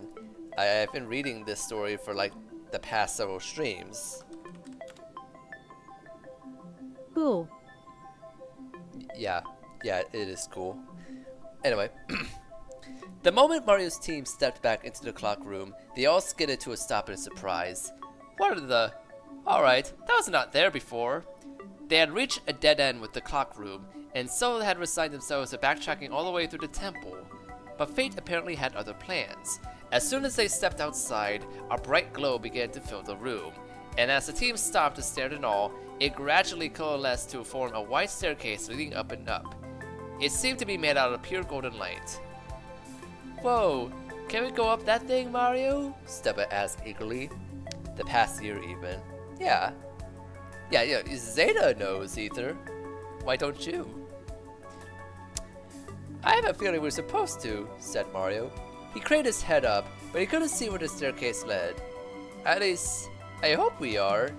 They all raced up the staircase, surprised to find that the glowing steps were perfectly solid. As they went, the room vanished underneath them, and they found themselves ascending through darkness, until they reached the very top. Wait, we're back here? Hannah cried, looking confused. As she and the others arrived at the top of the stairs, they were surprised to find themselves back in a massive 2-story room, right in the middle of the floor. They had just come walking up to a hole in the floor that hadn't been there before. But there were no stairs here before. Where did they... Before Hannah could even finish, the floor that had been covering the stairs during the first visit magically rematerialized, appearing and solidifying out of thin air. Within seconds, there was only green carpet, with no sign of the stairs underneath. Okay, forget it. I don't even care anymore. Magic, remember? Mario jokingly reminded Hannah. Alright, well since we're back here, I suppose the only thing left to do is go up those staircases. But the force fields are still on. I take it you didn't notice the pedestals over there? Asked Goblain, gesturing over towards the staircase. Mario looked and realized that next to both of them, there was indeed a short pedestal. And it just so happened that both of them had orb-shaped indentations. Okay. Aha! Well, no prizes for guessing what to do next. Mario walked over and placed the sun orb on the pedestal to the left, then put the moon orb on the one to the right. He immediately got a reaction once he did. Both orbs began to glow, which in turn caused the faint glow that already filled the room to become brighter. There also seemed to be a low humming sound coming from all around them. The room was responding to the power of Garadon and Garadark. Only with their permission could the upper floor of the temple be reached. The force fields covering the 2 massive staircases flickered and grew weak, and then finally vanished. Mario grinned. Alright, let's hurry up there. The party ventured up the staircase to the left, though they ended up going at a walkie pace, still gazing around in reverence at the beautiful room they were in. Once they finally reached the top, they were even closer to that huge vaulted ceiling and couldn't help but take a moment to stare up at that as well. Well, alright, there's 2 doors up on this floor. Where to first? Said Mario. I believe that's been answered for us, said Maisie, pointing over at the door on the right, which was bolted shut with a padlock. Oh, come on, the plumber groaned. Alright, fine. Left door it is, then. The first thing behind the door was another long, plain hallway with no apparent obstacles, but the team was surprised to find new enemies prowling about. There are 2 varieties of them. One kind resembled an ornate sun, the other a crescent moon. But they both had somewhat cartoonish faces and hovered a few inches off the ground as they traveled back and forth. I like how they described the faces as cartoonish in a world full of cartoony faces. Like, okay. What are those things? Julia asked, confounded at the sight of them. They're called mini-suns and mini-moons. Yeah, try guessing which one is which, said Goblain as he looked at his phone. It's kind of a missed opportunity for alliteration. They could have called it small suns and mini moons. Like, come on, author, do better. Do better with the alliteration. Said Goblain as he looked at his phone. They got super high stamina and they can heal themselves when the health gets low. But that, just like those magic blocks, they're weak to. Wait, hold on. What is that? Oh, never mind. They're weak to each other. Well, alright then. Small moons. Small moons. Alright then, Mario sighed, preparing to face off against these stronger than normal enemies. The mini-suns and mini-moons attacked by firing small bursts of solar or lunar energy, and so Julia used the same strategy she had before and turned it to a mini-sun, taking out most of the mini-moons in the process. The others had to take care of the remaining enemies, but they were extremely resilient, withstanding the team's blows and wearing them down very quickly. We really don't have time for this, Mario groaned, decided to wrap things up quickly. He pulled out one of his shooting stars and held it over his head, summoning an entire shower of stars to come soaring down and crash into the enemies. Ooh, several partners said at the sight. Mario sighed in relief as the attack took out all the mini-suns and mini-moons, or almost all of them. Oh no! Ack! Cried Hannah, finding herself trapped between the mini-sun and mini-moon. They both fired bursts of energy at her at once, and not knowing what else to do, she ducked out of the way. Both of her attackers' eyes bulged as they were each struck with the other's attack, immediately taking them out.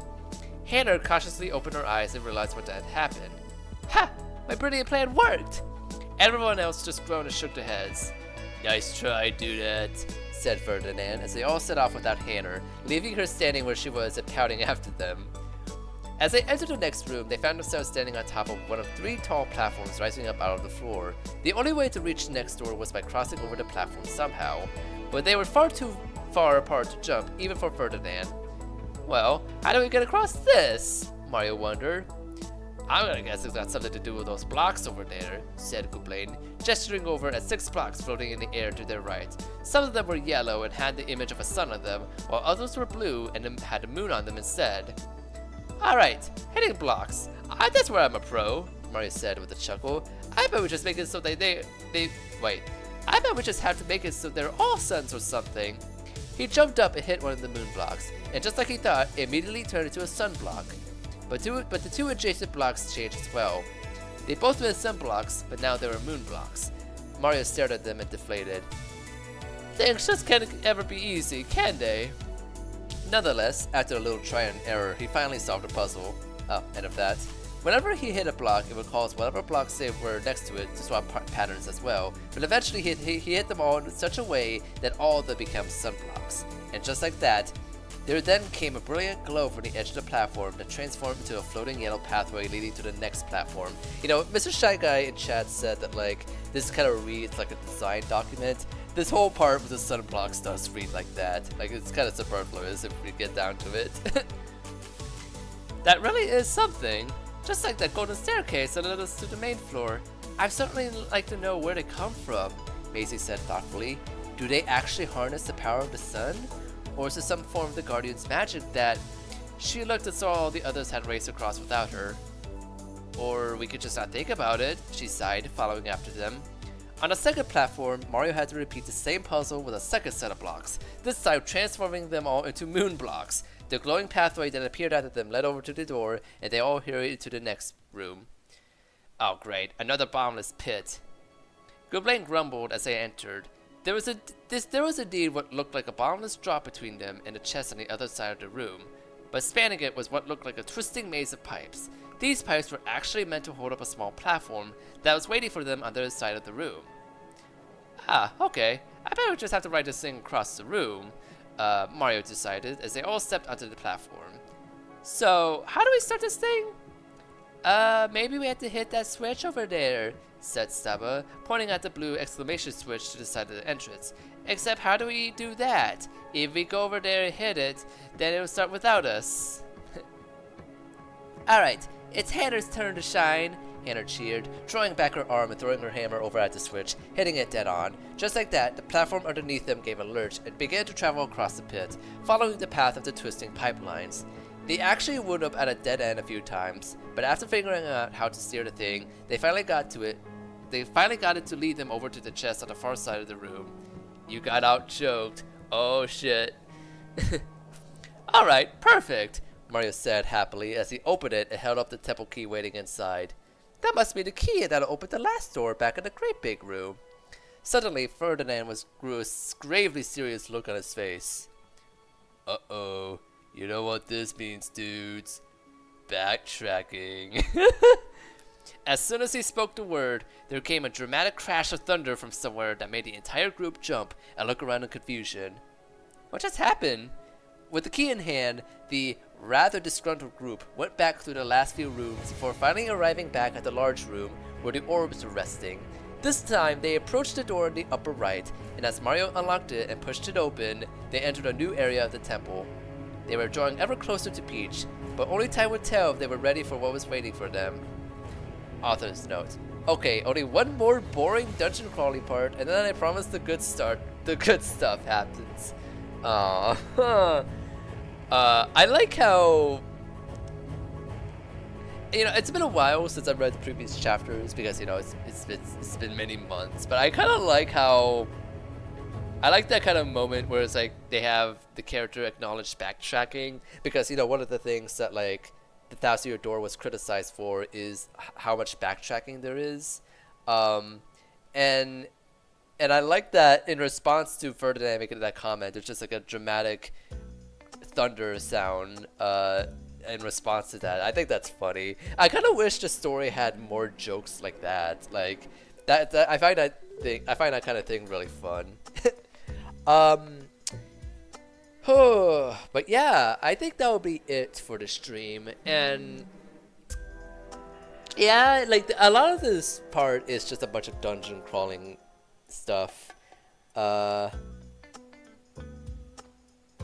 well, actually, let me read this author's notes because it does kind of put things into perspective. I could have probably made this chapter 1 part shorter so it didn't drag on, but I'm pretending like this is a real game and I wanted a decent sized final dungeon. It's still way shorter than Bowser's Castle. Dun dun. Um, yeah, like what the author said there, it's like the reason why a lot of these dungeon crawling stuff is in the story is because it is ultimately trying to be like the game. Um, and you know, that's fine, but you know, I think even the author is self-aware of the fact that like, yeah, like these dungeon crawling parts are kind of boring. Like there's some fun moments, but it's like when there's a bunch of descriptions that are basically like the characters came across a puzzle and then they solved it. It's just like, I don't know, like that's not the kind of thing I look towards in a story, even the one that's meant to be like a what if video game. And, you know, like Shy Guy said it best that like this does kind of read like a design doc. So yeah, that is just the unfortunate aspect of this kind of format that the author is using. And I mean, I'm at least happy, I guess, that like the author is self-aware of that, but at the same time though, it's also like if you think that this part that you're writing is boring, then maybe try to make it more interesting or not include it at all. um, but yeah, but you know, it's the final chapter, so you know, I'll save my full thoughts on the overall story once we're done. Uh, but yeah, that'll be it for the stream. Whew, that was a lot to read, and we only got 3 more parts. Uh, but yeah, I hope you all have a good night, a good rest of your weekend, and take care. Bye bye. And Ether, will you say goodbye to the lovely people watching me right now? Hello. Okay, that's fine, I guess. Um, for example, the Zelda manga skips the process of going through the dungeons for the most part. Yeah, because at the end of the day, it's kind of like those parts are kind of like that kind of thing is acceptable in a video game because at the end of the day, you're interacting with it. But in the story, it kind of reads as kind of dull. But yeah, I'll be heading off right now. And thank you so much for watching, and you have a good night. Bye-bye!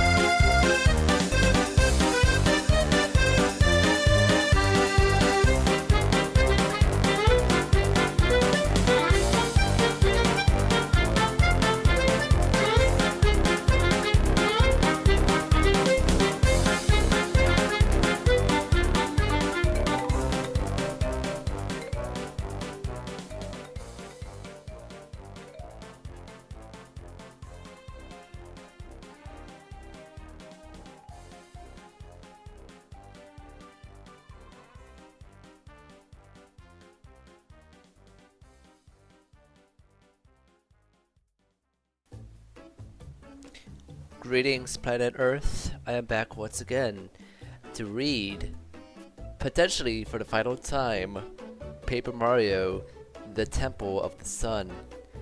It's been so long since I started reading the story.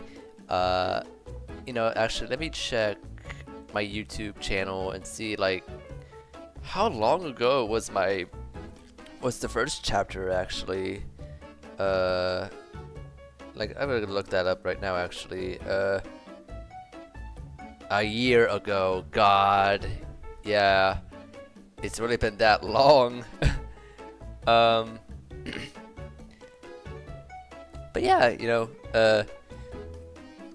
it's been very interesting reading this story. For full context, like when I was a kid, I was really into TV tropes, and TV tropes would have like a whole category called fanfic recs, where it's basically just people recommending you fan fiction and stuff. And this is one of the fan fiction from the Mario TV tropes page.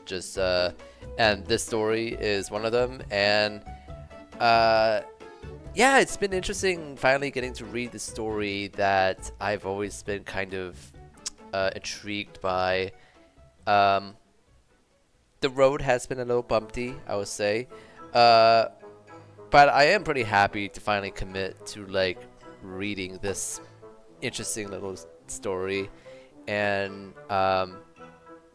once I'm done with that story, like I'll still be doing reading streams, but for the foreseeable future, I'm definitely gonna, take a break from these longer stories and focus on small-scale stories again for a good while. I will eventually read another big one, that's for sure, and hopefully I'll make it more consistent in terms of my schedule. But yeah, it's been so long, and I'm just happy to at least get this done and over with. Not that I have anything against the story or anything. I do like reading it, but it's like, yeah, I know at this point I just kind of want it to be done. And yeah, hopefully this story ends on a satisfying note. Just like how many seconds left? 20 seconds. Okay, I'm gonna keep drinking my water. All right. So, let's get started then.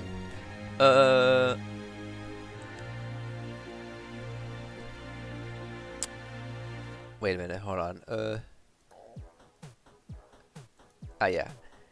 Alright, let me get right on screen. Hey, here I am. I am here once again, and I also have Ether with me here as usual. I hope you guys appreciate her.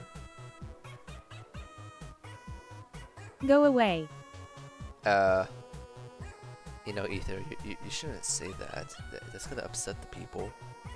Anyway, alright, so we already read the author's note last stream, and I don't know how to feel about that. Like, they said they want to make the story shorter, but they want to make it feel like a real game or whatever. It's like, I don't know, like there's being committed to a vision, but I also think you shouldn't like jeopardize the pacing of your story, but I mean, whatever. The Temple of the Sun, 0 o'clock. The group was irritated to find yet another hallway full of mini suns and mini moons just beyond the door, identical to the previous one. Judging by the way the strange enemies were patrolling back and forth, there was no way to sneak past all of them. Not more of these things, Mario groaned. We really don't have time to fight them all off again. You're right, dude. So I say we take another option, said Ferdinand as he stepped forward. Mario and the others watched in surprise as he suddenly jumped into the air and started crazily flapping his arms, and just like that, he summoned an enormous tsunami from out of nowhere.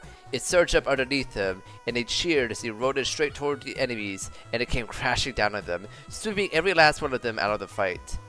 When it was over, he found himself standing in the middle of the dripping wet hallway with the others all staring at him. Hope this carpet is waterproof, man, he said sheepishly. The only one who didn't look completely awed was Snatchel. Now hang on a minute, why the heck didn't you just do it from that first time? He demanded, looking exasperated yet again. Ferdinand just shrugged unconcernedly. Well hey man, it would be way cheaper if I just did that every time, now wouldn't it? Hey, Mario? Hannah cut in before Snatchel could say anything else. Is it just me, or is the glow around here getting brighter? Mario paused and suddenly realized she was right. All the rooms they've been in so far had at least a faint golden glow to them, but in this part of the temple, he noticed that the glow seemed to be getting gradually brighter the farther along they went. Not only that, but there seemed to be a faint feeling of power in the air, and the farther they went, the stronger it became. You're right, Hannah. That could only mean one thing. We're getting close. With that in mind, the group found themselves growing in anticipation as they opened the door and entered the next room. But they weren't too happy at what they found. Hang on. Haven't we already done this puzzle before? Said Mario. Sure enough, the room they were currently in appeared to be an exact replica of the previous room that had contained the warping block puzzle. Just like before, there was an upper and lower pathway, and the upper one was cut off by a dark-colored block. Do I have to break it again, Mario? Asked Stubba.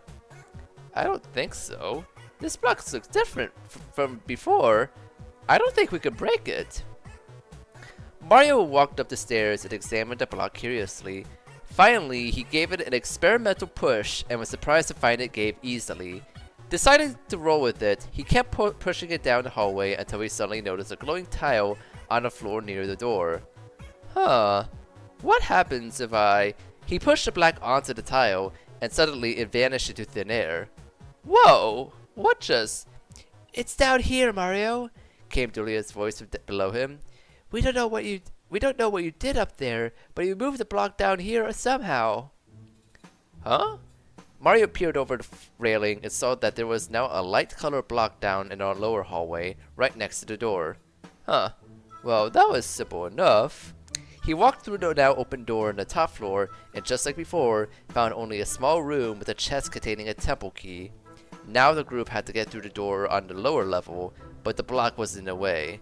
Well, great. How do we move it back up there? Asked Blaine. Well, there's another glowing tile back there, said Mario, looking back at the very beginning of the lower hallway. I just have to get it back there somehow, except there's not enough room for me to get it behind it and push. He suddenly grew a not amused look. I'll just have to pull it. After spending several minutes struggling and grumbling loudly to himself, Mario finally managed to pull the large block onto the second glowing tile, warping it back up to the upper floor and allowing the group to progress through the door on the bottom. The next room was a very strange one indeed. There were more mini-suns and mini-moons floating around, which irritated the group. But more notable was that the floor seemed to resemble a checkerboard, laid out in a grid of square tiles. On one of these tiles was a metal statue of a mini-sun with glowing red eyes, and on another one further across the room was a similar statue of a mini-moon. What do you reckon them statue things are for? Asked Snatchel, scratching his head. I don't know, but I don't like them. They're really creepy looking, Hannah said with a light shudder. Well, we just won't bother with them then, Mario decided as he set off across the room. But just as he was about to walk past the first statue, it came zooming sideways and jerked to a stop right in front of him. Wah! Mario cried in shock, flailing his arms and falling over backwards. Mario, are you okay? What just happened? Julia cried as the others came running up. That statue thing just moved all by itself. That's what happened. Oh wait, that's Ferdinand. Ferdinand said uneasily. That's just not right, man. Mario glared up at the statue as he stood up, never taking his eyes off it. He tried to walk around it, but whenever he moved, the statue mimicked his movement and shifted in front of him again, making it impossible for him to go any further. It won't let us go through, he complained. What do we do now? Mario, there's something written down here, said Stubba, who happened to be near eye level with the lower portion of the statue, a pedestal that the mini-sun was resting on. He crouched down and slowly tried to read what was written there. As they, what's that word? Mario? Oh wait, Mario? Oh. Mario got down next to him. As days spurn night and night spurns day, only itself may pass this way, he groaned. Ugh, more rhyming puzzles. Well, what do you suppose that means? It sounds like the statue will only let itself pass through here. Dulia looked thoughtful, and then her eyes lit up.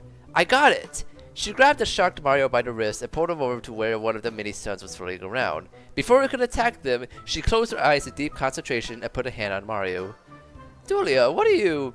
I'm making you like that statue, she said as Mario's body suddenly started tingling all over. The next thing he knew, he was enveloped by purple smoke and he'd been transformed into a mini-sun. This is not comfortable at all, Mario sighed as he tried to look down at himself. But I think I see what you mean, Dulia. This might just work. Heh, looking good, Mario, Hannah joked as he floated back over to the statue. As soon as it saw Mario, it suddenly made a noise like a machine powering down, and its eyes went dark. Ha! You were right, Dulia! Mario cheered as he turned back to normal, and they all raced around the inert statue. Of course, now we have to do that again! So Dulia next turned Mario into a copy of one of the mini-moons, and they did the same thing to the second statue, causing it to shut down like the first before they all raced out of the room. We're getting really close now. I could feel it, Dulia said nervously, and Mario had a feeling she was right. The tension was just getting stronger and stronger. The room they were in now was similar to the version of the clock room that led to Garudon. There was only sun decorations on the walls, which gave Mario an inkling of what they had to have to do next. Inkling. There were 3 platforms rising out of a bottomless pit that led over to the next door, and they were bridged by more of the glowing light pathways. Well, we can't just go over there to that door. It's locked again, Maisie sighed. So there must be a key hidden in here somewhere, but where? Gooblain had the answer.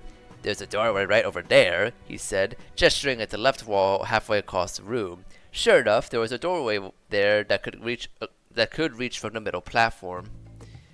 Alright, let's head over there, Mario said as he was prepared to step onto the glowing walkway. But just as he did, the whole thing vanished from underneath him, leaving him to step out of thin air. He cried out and started flailing, and Hannah and Stubba gasped and scrambled over to him before grabbing him by either arm and pulling him back onto the platform before he could go falling off. Be careful, Mario, Stubba cried. Taking a drink. Phew, thanks guys, Mario sighed, looking out as the walkway suddenly reappeared. I guess that thing appears and disappears at an interval. We have to make it all the way across before it fades away. So the next time the path reappeared, everyone raced across it to the middle platform as fast as they could, barely making it before it vanished behind them. From there, they walked through the doorway on the left into an adjacent room, but all they found was a short stairway up to another platform cut off by a huge metal block, along with 2 gold-colored chain chomps on either side of the room. Great. Those things are called golden chomps. Yeah, real original, said Gooblain as he tattled them. Like you probably guessed, they're stronger than regular chain chomps. You know, gold is one of the softest materials there are. Why would a golden version of an enemy be stronger? Asked Hannah, looking confused. Gooblain just got at her. You wanna take over this job? Whatever the case, the party took care of both golden chomps in quick succession, and then as soon as they did, a bright yellow glow from the top of the staircase as the chest magically materialized. Oh, that's it? Okay. Well, that's fine and dandy, but how do we get up there and that dang old block in the way? Asked Snatchel. Mario grinned. Oh, come on, there is no problem for Super Mario, he said, walking up to the metal block and smashing it with one good wound-up strike from his Ultra Hammer.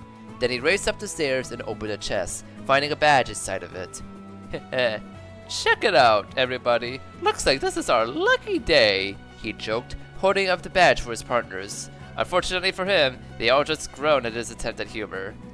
I'm sorry, Mario, but that wasn't even a pun. That was just lazy, Dulia sighed, shaking her head. Mario frowned. Well, fine then.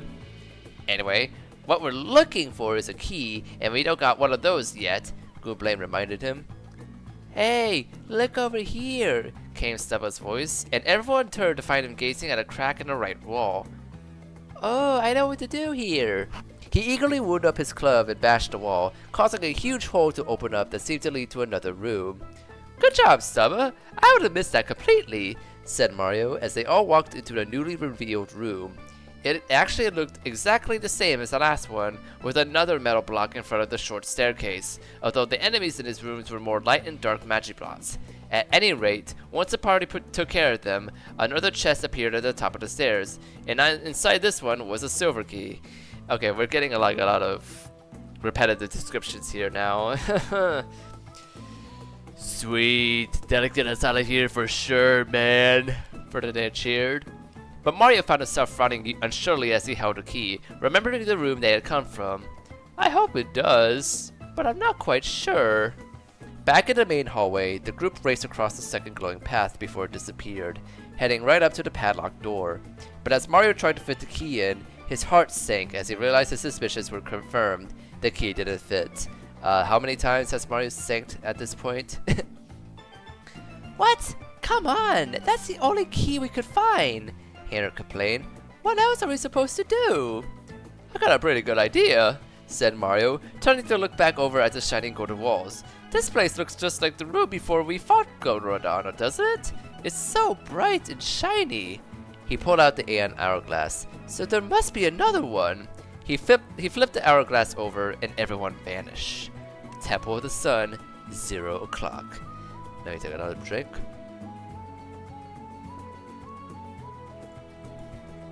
There we go. Let me... Alright. As they emerged in the new room, they saw that this version of it looked just like the room before Garudark. The walls in here were dark blue and covered with stars, and although the door directly in front of them was still locked, the padlock here was silver, not gold. Perfect, said Mario with a smile, fitting the silver key into the silver padlock and opening the door. Beyond it was only a tiny anteroom with a single chest, but inside of it was a golden key, which could only have one possible use. I still don't really understand how the hourglass could possibly work in a place where there is no time, but I suppose that's something else to worry about another day, said Maisie as they returned to the main hallway. Yeah, once we're not racing to save the world, I'd really like to know more about this place, Julia agreed with an eager nod. Unfortunately, I would be very hard-pressed to find a time like that, Mario sighed as he pulled out the hourglass again. In fact, at this point, if I weren't constantly saving the world, I have no idea what to do with myself. Just wondering, partner, but how exactly does a plumber get roped into being the constant saving the world and all that? Snatto asked curiously. Mario rolled his eyes. Your guess is as good as mine. He turned the hourglass over again, and they were engulfed in yet another flash. The Temple of the Sun, 0 o'clock. Back in the bright version of the hallway, Mario instantly unlocked the golden padlock in front of them with the golden key and led the group into the next room. By now, they were growing exasperated. The room was impossibly huge. The puzzles looked the most complex of all, and they were all such that they were now right at King Shroud's doorstep. So, hold on. Let me think this real quick. So, they found a silver key that couldn't fit into like the golden padlock. Which did they say golden padlock? Yeah, and so they go to the other time just so they could find the golden key in the dark world or something, so that then they could go back to the day world and use the gold key to unlock the golden padlock. It's like that wasn't really necessary from a writing perspective. Like, it's just a lot of back and forth with no real like gain. Like, I mean, obviously that is something that would be in a video game. Like, I could totally imagine this kind of puzzle in a Paper Mario game. But again, like, in description form, it's kind of like that just happened. So, like, I don't know. Like, I mean, I could be jinxing myself. Like, maybe there's something significant about that golden key thing down the line. But as is, it's kind of just a weird non sequitur. This gauntlet of a final room looked largely the same as the last one, except now that there were 4 main platforms leading across the room instead of 3. Like before, the second one had a doorway on the left wall that led to another room. Unlike before, there were now mini-sun and mini-moon enemies floating around to cause even more trouble. Worst of all, this time there weren't even any pathways connecting to platforms. They were stranded on their side of the room. Well, now what do you do? Goomlane griped. "We got no way across the room this time." "Calm down, guys," said Mario, who was looking intently out at the room. "There has to be some way over there. We just don't see it." Suddenly he paused and grew a strange look, echoing his last words. "We don't see it." Ever so slowly, he lifted his foot out over the edge of the platform and put it down, and then laid it on something solid as a glowing square of light suddenly appeared underneath it. Huh. Okay. "Aha!" he cheered, stepping onto the glowing square. "I knew it! There is a pathway here. It's just invisible." "Invisible?" Hannah said with a gulp. "But how do we get across if we can't see it?" asked Stubba. Very carefully, Mario decided. So the party very cautiously edged out in single file across the walkway. Mario led the way, always very carefully looking for the next section of the path by sticking his foot out. Whenever he found it, another glowing square would appear under his foot, and he'd step onto it. Unfortunately, the path wasn't straight, and ended up zigzagging back and forth numerous times before they finally made it all the way across. On the second platform, they walked through the doorway to the left and found themselves in a largely empty room. After eliminating the Golden Chomp enemies, they saw that there was a staircase in a corner that seemingly led up to nothing. Apart from that, the only noteworthy thing was that the ground floor had 4 large tiles all lined up in a row. Wait, was it the ground floor had 4 large tiles all lined? Was that meant to be the number 4? "What's up with these things, I wonder?" said Mario as he walked up to the tiles, looking down at them. To his surprise, each one of them had a number inscribed in them. From left to right, they were numbered 2, 4, 3, 1. He frowned. "Really? That's the best I could come up with?" He finally shrugged resignedly, walking underneath the tile marked 1 and performed a spin jump, slamming down onto it with all his might. As soon as he did, it lit up underneath him and started to glow. He walked over and did the same thing again with the other 3, spin jumping on them in numerical order, and they all began to glow as well. As soon as he lit up the last one, he and his partners all gasped as a narrow walkway suddenly came unfolding from the wall above their heads, like the paper it was. Oh, another paper reference. They could reach the walkway for the stairs in the corner, and as they raced up the stairs and across the path, Mario saw there was yet another temple key up there. Only trouble was, the ceiling suddenly dropped down right in front of it and prevented them from being able to reach it. "We can't exactly squeeze under there," Mario griped, examining the wall that came down from the ceiling and stopped just a few feet above the walkway. "Maybe we can't, but I know something that can," Snatcher declared, looking eager to spring into action. He grabbed his lariat and threw it under the wall, grabbing the key and yanking it back with no trouble at all. Oh, that actually rhymed. Wow. Back in the main hallway, they crossed over to the third platform via another disappearing pathway, scrambling across it in a big hurry, and then made it over to the door by having Ferdinand carry them across a group of smaller hovering platforms. Knowing they were about to face something big, Mario took a deep breath before unlocking the door and leading them all into the next room. As it turned out, there was nothing in there. It was pretty small, circular room with the same elegant decorations on the walls that were in the rest of the temples. The group looked warily, but they seemed to be alone. Hold on, let me take care of something real quick. Let me get something to drink. Where is it? Okay.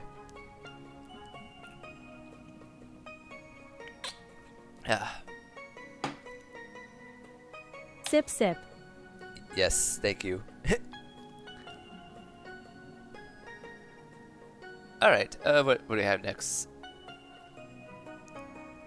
Alright, but they weren't alone for long.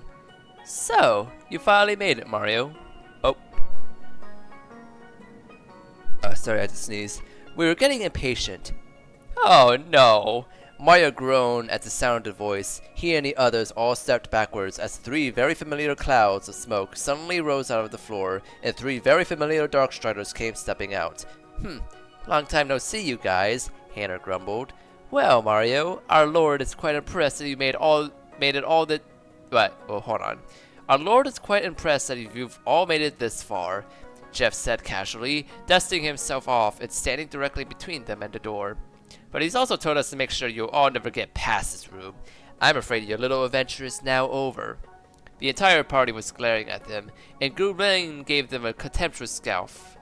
You freak stupid or something? We made it all the way through this place and you think you're gonna slow us down?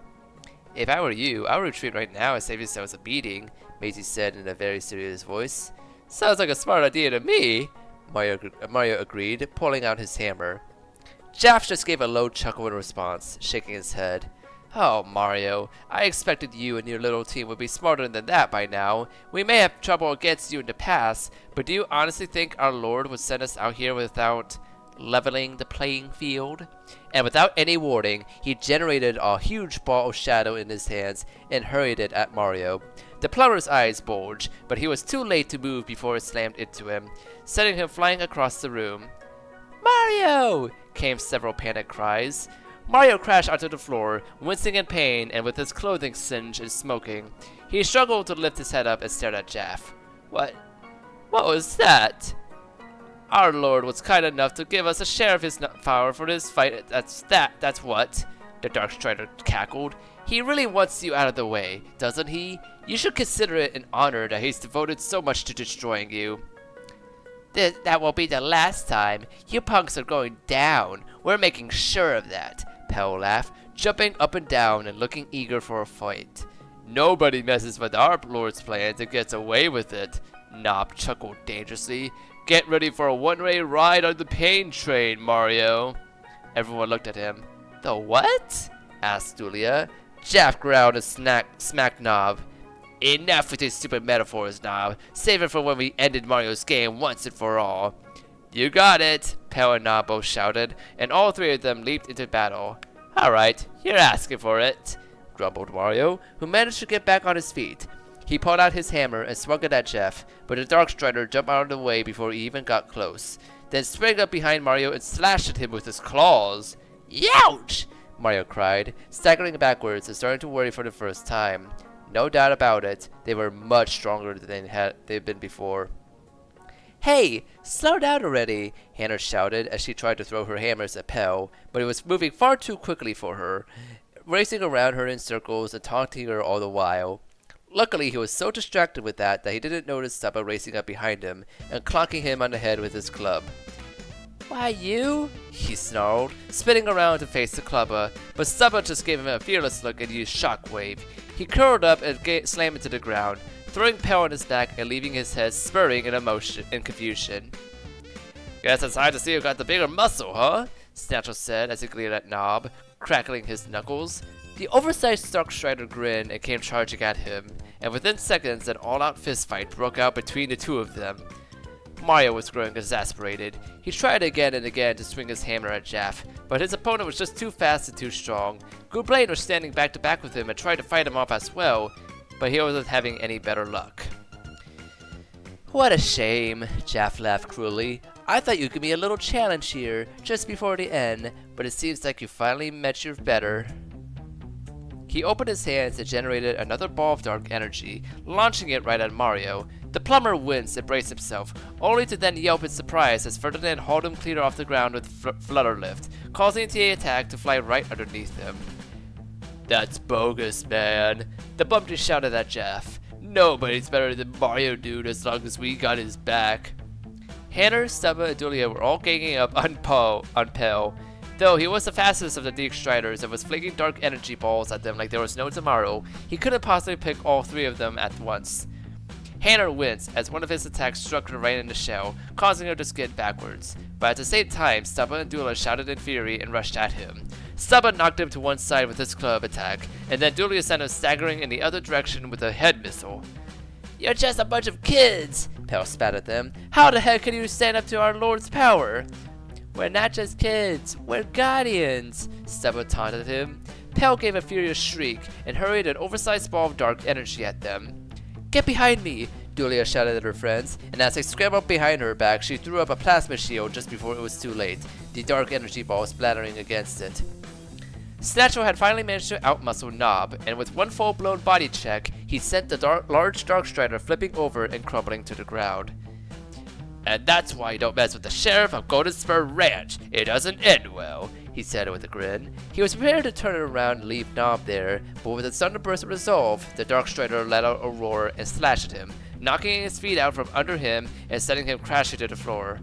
Hey, what the? Snatcher cried, but Nob had already gotten to his feet already, ready to finish him off, when suddenly his eyes rolled back in his head and he dropped to the ground again, sound asleep.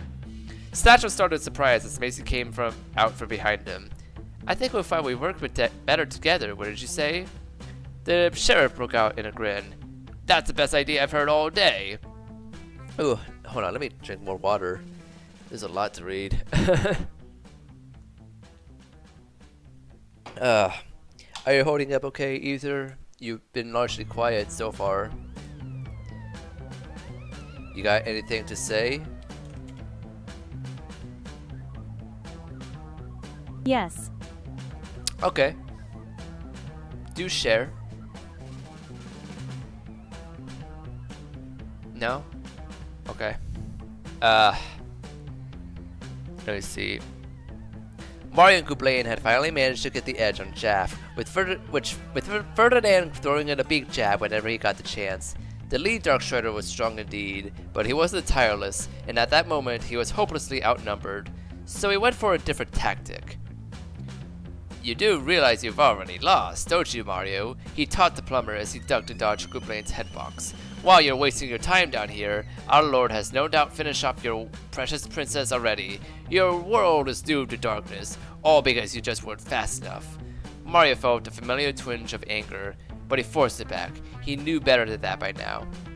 We'll see about that, was all he said before he started smacking Jaff around with his hammer again. The two of them dive into a mano-a-mano fight, claws against hammer, but Mario was so determined by now that Jaff just didn't have a chance. He seemed to realize that. Darkstriders, regroup! He shouted at the top of his lungs. Nob was all too eager to scramble away from Snatchel and Maisie, who had teamed up and beaten him into the ground with very little effort, and Pell crawled away equally quickly from his three young adversaries. You will not get past us, Mario, Jaff declared as the three of them stood staunchly between him and a door, all together in one place. Hannah just laughed. That was a bad idea, she told them before generating an electric ball and knocking it at them with her volt hammer, striking them all with blasts of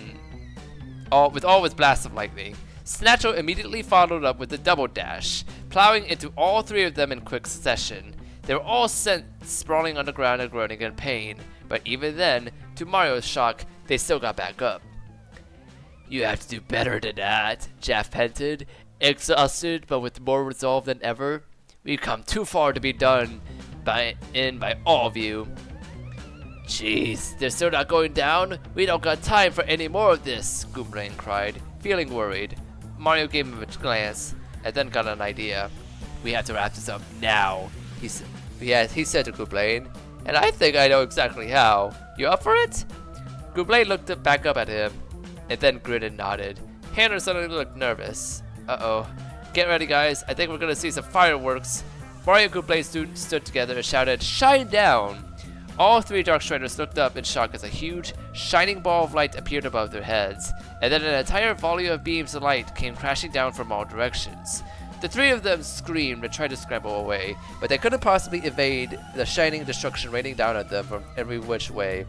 One by one, they were struck by one of the beams of lights, and one by one, they collapsed to the ground, very soundingly defeated. The ball of light died away, and the room returned to normal. That's... Hannah stammered after a moment of silence. That was so cool, Seba cheered, jumping up and down and looking completely hyper.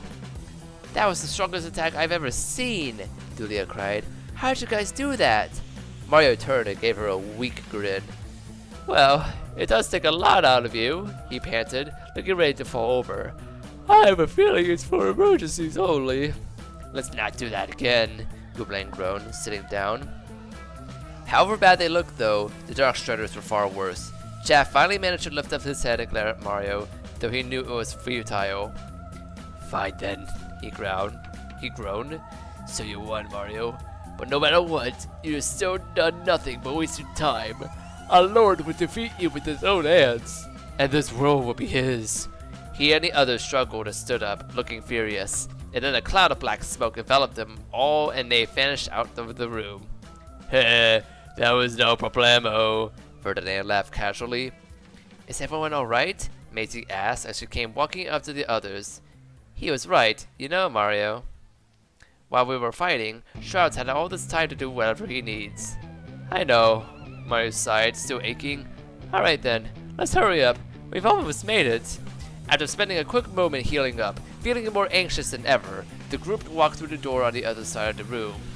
Beyond it was an enormous, pure white, spiral staircase leading up and up. Every several feet, the staircase had pairs of unit torches attached to the banisters on either side. The walls of the stairwell were the palest gold, covered in the same intricate sun and moon decorations they were used to by now. There were no enemies, no puzzles, and a glow that had begun to fill the temple was now shining brighter than ever before. Silently, listening to the echo of their footsteps, the group approached the staircase, staring up and trying to see all the way to the top. "He's up there," Mario finally said, breaking the silence. Positive beyond a doubt that he was right at the top. And so is Peach.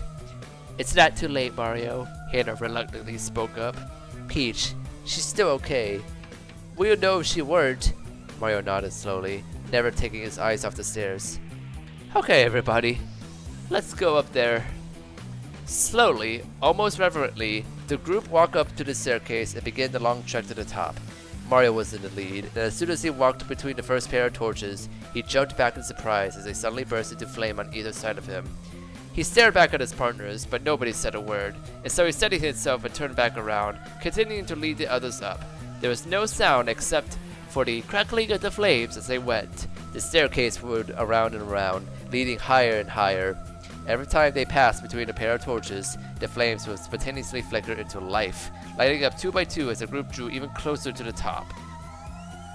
Finally, they made it.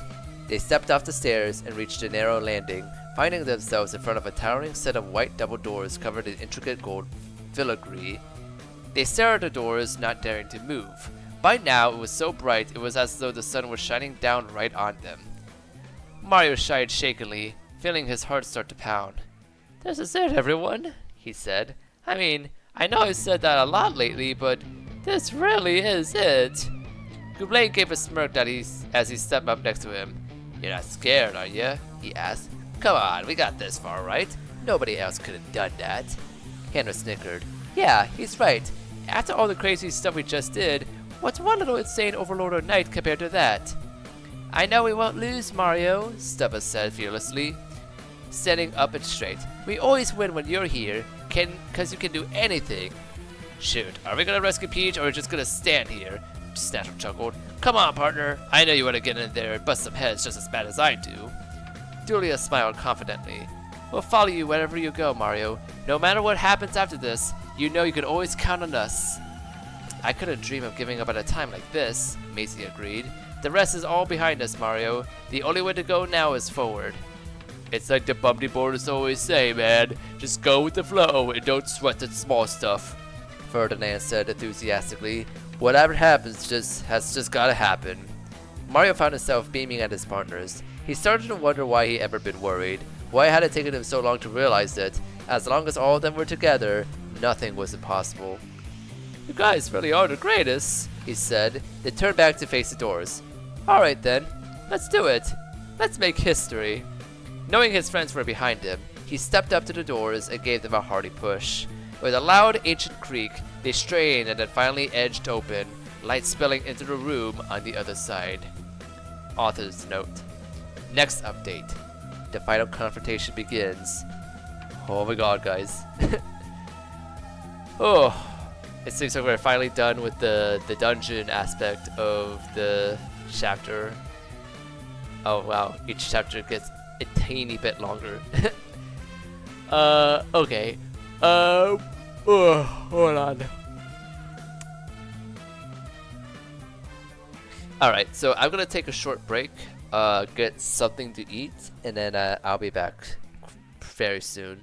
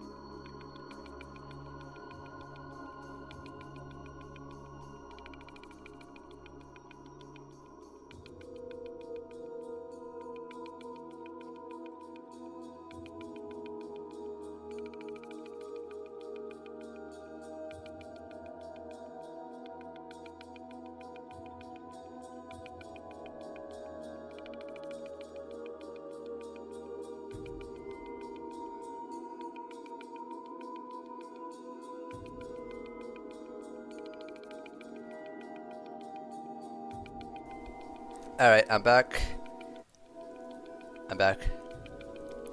Yeah, so what happened in the last part 4 that I just read through, it's basically just the characters going through, like, a bunch of puzzles and stuff, and, the part did end with, like, I think the last encounter with the trio of bad guys named Jaff, Pell, and Nob, but yeah, I mean that's really the only significant part of that part. But we're now at like the last 2 parts, and I have a feeling that things are really gonna ramp up.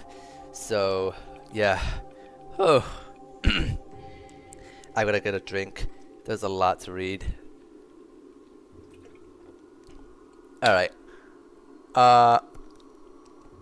Author's note.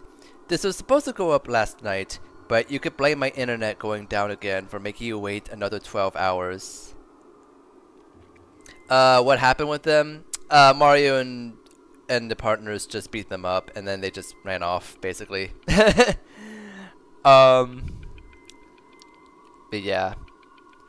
You could blame my internet going down again for making you wait another 12 hours. Man, you know, this author has it really nice, you know, it's like internet problems and it just delays things by 12 hours. Meanwhile, when my internet goes out, it delays me for like several days. But anyway, the Temple of the Sun, 0 o'clock. The room was the shape of an enormous spear with a round, vaulted ceiling high above them and a curving floor far below them. The whole thing was only one big wall, was somehow gold and silver at the same time, as though it couldn't decide what it wanted to be. What does that mean? Like, does it have gold and silver patterns, or is it constantly changing between gold and silver? The group slowly passed through the doors and entered the large chamber. After they had made it through, they spun around in shock at the sound of the doors slamming shut behind them, then slowly and reluctantly turned back around to face what was in front of them. Yeah, 2009 really was different. That was the year that like Bowser's Inside Story came out. So yeah, it was a very different time for Mario RPGs in general. There was a large round platform in the very center of the room, somehow hovering clear off the ground. The only way onto it was by another glowing light walkway that was right in front of the entrance. Floating several feet above the round platform was a semi-transparent black spear, and there was someone inside of it. "Mario?" Peach cried the instant she saw him enter the room. She immediately started pounding on the inside of the spear, desperate for him to hear her. "Mario, up here! It's me!" Mario looked up at where Peach was imprisoned far above their heads and felt a thrill of panic. "Peach! Hold on! We're coming!" He cried and raced across the glowing walkway without a second thought, though all the while he couldn't stop thinking, "She's still okay! She's okay!" "Mario, wait!" came Hannah's voice from behind him as all of his partners followed after him. The group ran across the walkway and onto the platform in the center of the room. and it was only then that Mario noticed who was waiting for them. Well, well, well. About time you showed yourself, Mario. I was starting to think you'd gotten lost. King Shroud was standing there, facing away from them. But as soon as he finished talking, he turned around to face them. He looked irritated to see them, but not surprised. In fact, the first thing he did was casually hold out his hand, and then suddenly the glowing walkway disintegrated behind him. The partners whipped around in panic at the sight of their only means of escape disappearing before their eyes. They were trapped. From the very beginning, you and your friends have done nothing but get in my way, Mario. You just had to interfere with my plans at every turn. And now you've even followed me here, to the Temple of the Sun. Name drop. He took a step towards Mario's group, and they all automatically stepped back. I must admit, I've actually gotten used to it by now. I didn't really expect you to lose against the Darkstriders just now. At this point, they're just buying me time. Mario and Gooblain were glaring at him, and the others were all staring warily. They'd never seen King Shroud before. Mario himself was starting to feel uneasy, remembering what the Master or Knight had done the last time he'd seen him. You're right. We've beaten everything you've thrown at us, the plumber finally spoke up. And we could beat you too, so why don't you just give up right now? Shroud only responded with a chuckle, as cool and charismatic as always. You really think you could beat me? Need I remind you, Mario, that you stand before the Supreme Master of Night? I don't care if your little friends are all guardians. Only the Master of Day can defeat me. With a cruel grin, he gestured up to the Dark Spear about their friends. And she's not in much position to help you right now. Mario! Peach cried frantically, still pounding on the inside of her prison. Mario, don't listen to him! You have to beat him! You're our only chance! Mario looked longingly up at Peach, then turned to glare at Shroud. What are you doing with Peach? You let her go now! She's not even... Oh, please. You think I'm going to listen to your pathetic little pleas? King Shroud cut him off. Once I've taken care of you and your friends, Mario, I'm going to complete the ritual that it will eradicate her and banish her from this world for all time. Once that's happened, the world of Day will finally cease to exist, and a new world will be one of eternal night, with me as its rightful ruler. Mario sighed deeply. He still didn't know the truth about Peach, and if Mario tried to tell it to him, he'll just dismiss it as a lie. They didn't have much of a reason to be honest with each other. Why are you doing all this? Gooblain cut in angrily. Why do you think you're gonna get rid of Day? That's the stupidest evil plan I ever heard. Why don't you just go back to your world instead of taking over ours? Shroud looked at him impatiently. You know as well as I do that's not possible anymore. I know you have the seventh Sun Soul, which means you must have seen my home, a dying world where there is only suffering. He spread his arms. No one deserves to live in a place like that. All I want is to make a new world where my minions and I can live. Why would you deny me that? Mario glowered at him. He certainly was a smooth talker, not just a cackling maniac like some of the villains he fought before. Did this mean he could be reasoned with? You're welcome to live out in our world, Shroud, but not like this, he said firmly. You just don't get it. You think the only way you can live in this world is by destroying Day, but you need night and day. You can't just get rid of one because you don't like it. It's not natural. It disrupts everything. I don't know if that's Mario speaking or not. And he wasn't done yet. And how can you justify all the pain you caused to make this all happen? First you destroyed the Guardians of Day, and now you want to destroy Peach? How can this new world of yours possibly be worth it if so many people have to suffer? I don't have to justify myself to you, Mario. Shroud snarled at him. And we obviously can't see eye to eye on this, which means the only thing left for me to do is end your games. Yeah, right, Hanner scoffed as the whole team got into battle stances. I don't care if you are the Master or Knight. There's 8 of us and 1 of you. In response to that, Shroud just lowered his head and chuckled again, and Mario suddenly got the suspicion that something was very, very wrong. You silly little girl, have you forgotten you're not the only guardians in existence? And then, before anyone had time to react to his words, the air around him began to grow dark. Mario's team stepped backwards and watched him with widened eyes, as did Peach from inside the Black Spear, as the darkness surrounding Shroud coalesced into 6 points floating behind him. Now there was a group of 6 amorphous black blobs hanging in the air, their only distinguishable features being their sinister glowing eyes. 6 of Mario's partners suddenly knew, beyond a shadow of a doubt, what they were staring at. "It can't be," Maisie whispered. "But they're the Guardians of Night?" Julia cried, shaking all over. "But what's wrong with them?" Mario looked at Shroud incredulously. "You've enslaved them," he accused, "just like you did to everything else in its temple." "Very good, Mario," Shroud said listlessly. "I think it's quite appropriate, don't you? The Guardians of Day versus the Guardians of Night determine the fate of this world. Anyway, I don't imagine your friends will be able to help you much when they have this on their hands." And just like that, the shapeless black blobs started floating toward the group and lowering to the ground. And as they did, they weren't shapeless anymore. Mario and Gooblain stared in confusion as the Guardians of Night floated past them. But the other partners were all watching in horror as they began to grow solid, taking on forms. The first Guardian of Night landed in front of Hanner, and she couldn't believe what she was seeing. "Hey, what's going on here?" she cried, staggering away from it in fear. Why does it look like... Hanner was staring at a pitch-black copy of herself. It seemed to be glaring back at her, but it was impossible to say for sure. For apart from having her form, it still had no features except for its narrowed, glowing eyes. Still 8 versus 7. Yeah. One by one, the other Guardians of Light landed in front of Mario's partners, each one taking the shape of the person they were confronting. Within moments, all of them were staring at shadowy, featureless doppelgangers of themselves.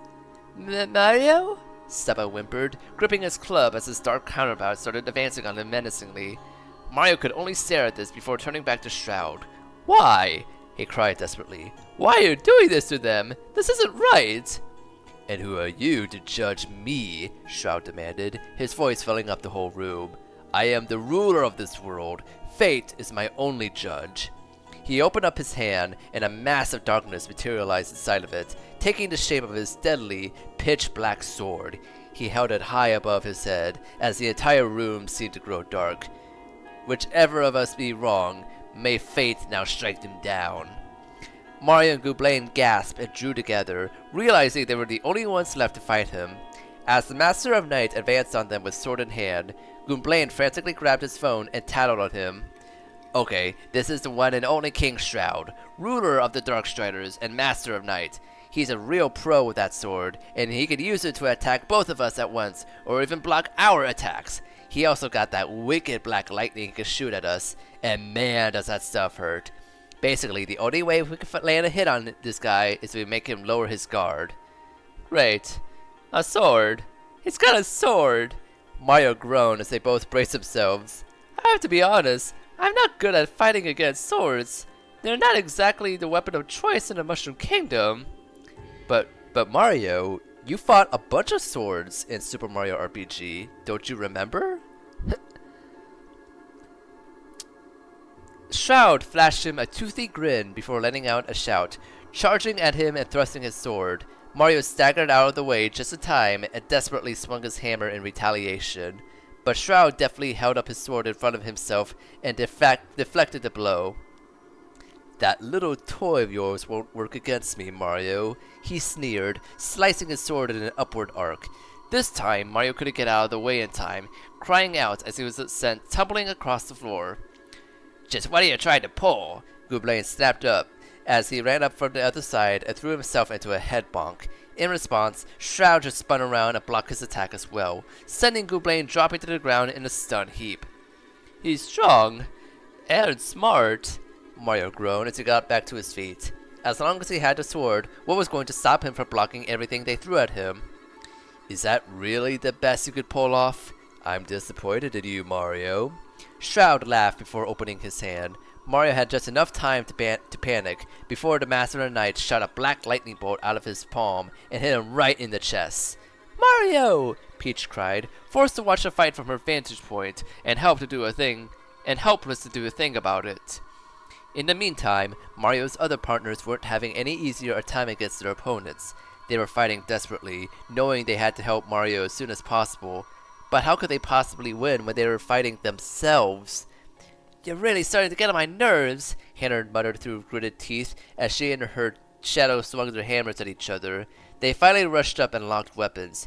And whoever told you that hairstyle was a good idea must have been blind. Tee-hee-hee, there you go, making jokes again. The dark Hannah laughed mischievously.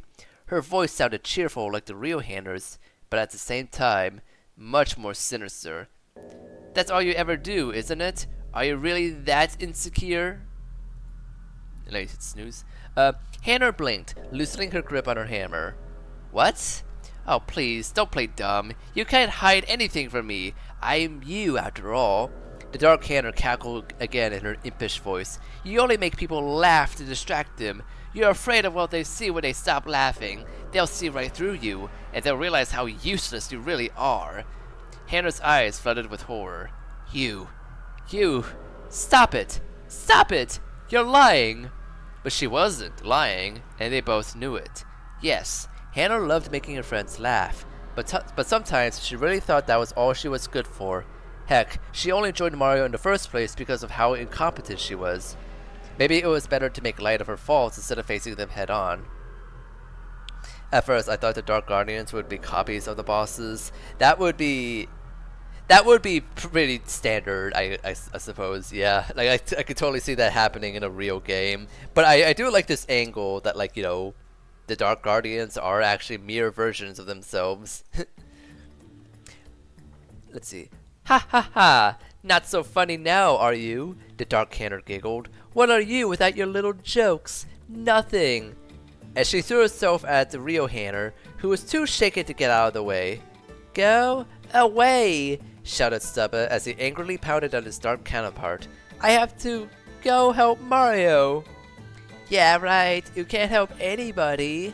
The dark Stubba taunted him with a cruel, wicked voice.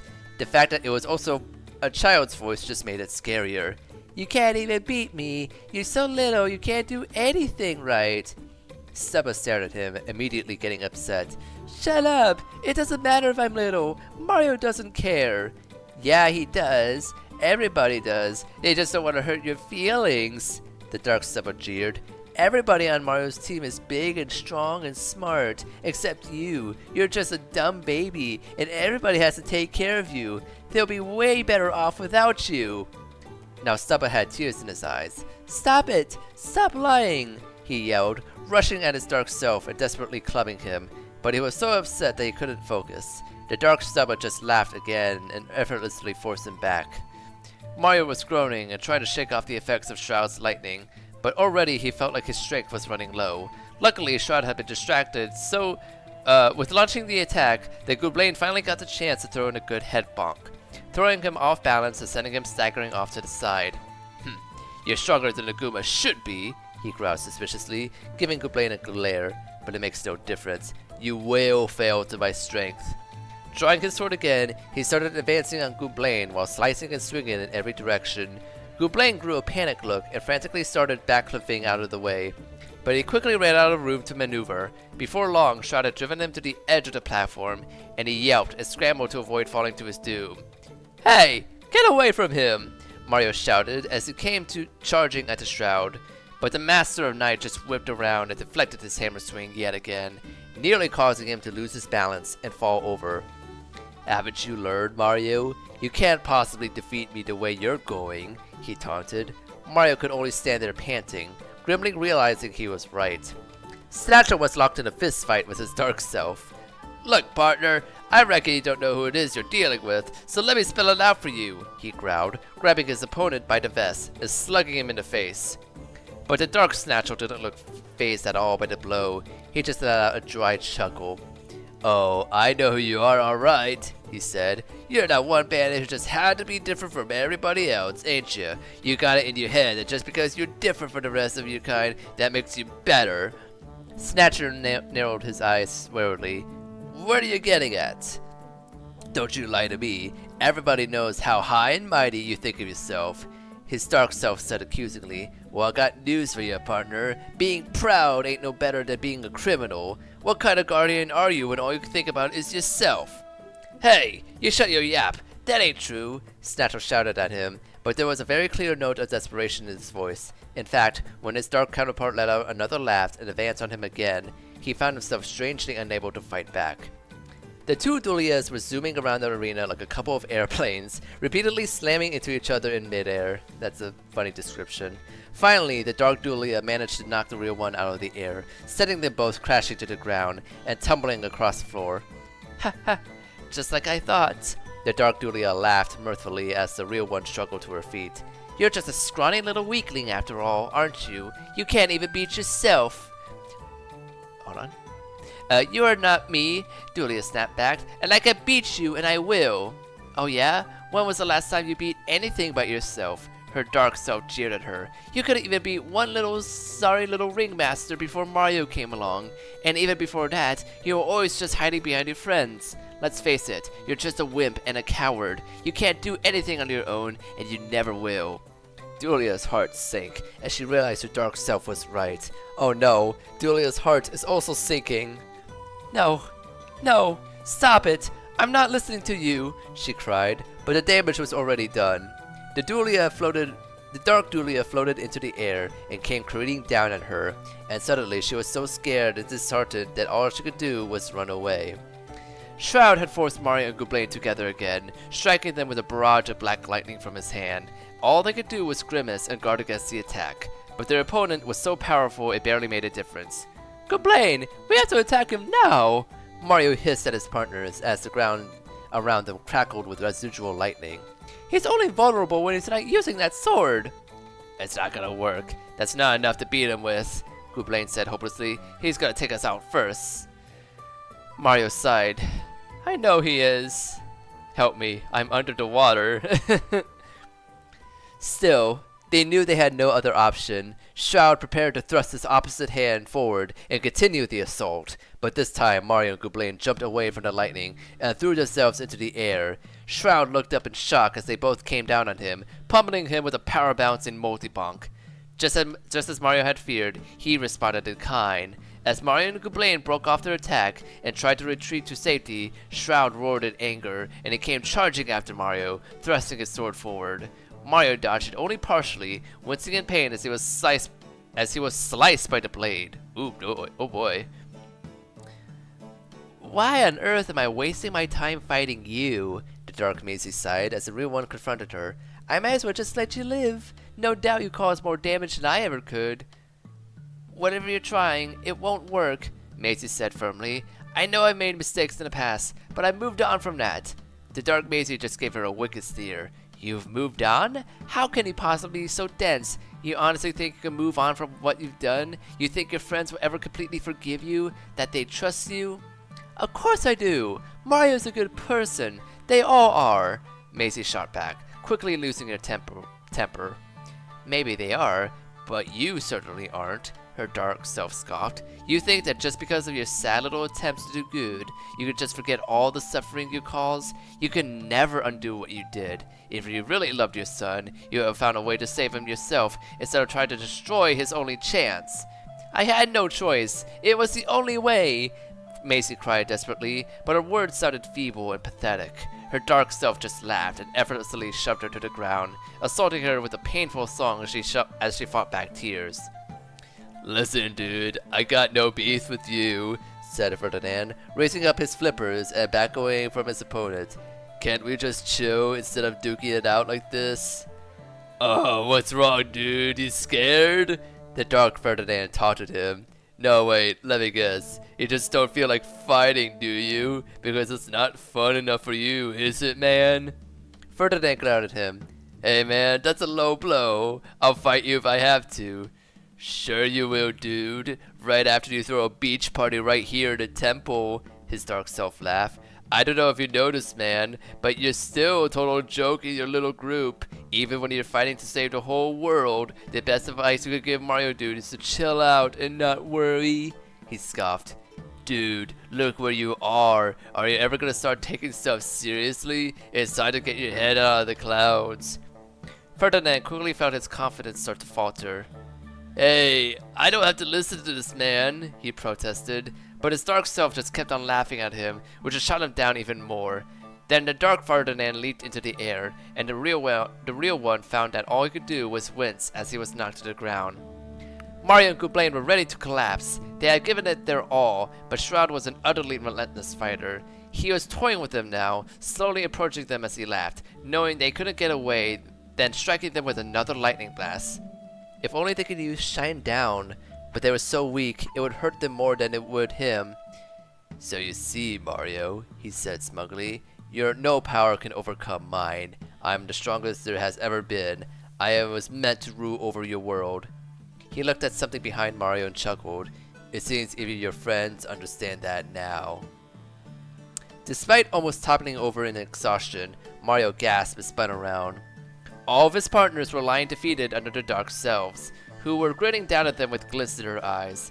Mario stared in disbelief. His friends didn't even look badly beaten up, but they all looked miserable, as though they had given up. "Guys!" he cried. "What's going on?" Hannah lifted up her head. "Mario," she began, but her Dark Self immediately smacked her across the face with her hammer, making her flinch and fall silent. Mario was horrified, but more than that, he was confused. He'd never seen his partners like this before. "What did you do to them?" he shouted at Shroud. "I didn't do anything," Shroud replied, sounding very satisfied with himself. "They were the tools to their own destruction, Mario. All they did was hear the truth." I'm sorry, I'm not really paying attention right now. Just stuff is happening right now. Yeah, a lot is happening right now. I get what they're going for here. It's like, you know, the partners have their dark counterparts, and the dark counterparts are just like digging into their insecurities, basically. Yeah, that's basically what's happening.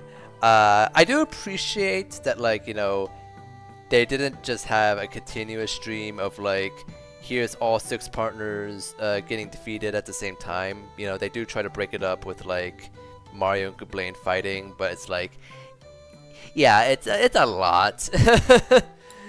Let me see. He drew his sword and stalked toward Mario. "However, I'll be more than happy to finish you off." Yeah, it's Final Boss Part 1 stuff. Oh yeah, I could totally see that happening right now. I could see, it's like, that's what every Paper Mario game does, almost. Let me drink some water.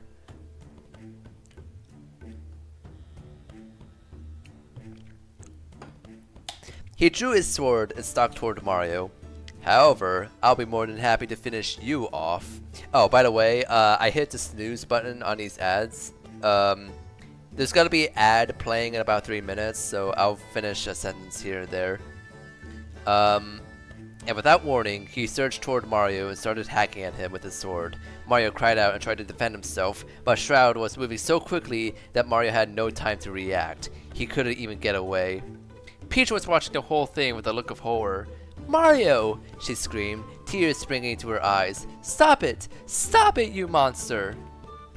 Gooblain grew a furious look and tried to headbonk Shroud out of the way, but he just deflected the Goomba's attack with ease before continuing to slash at Mario. The plumber had collapsed to the ground, too weak and disoriented to get back up.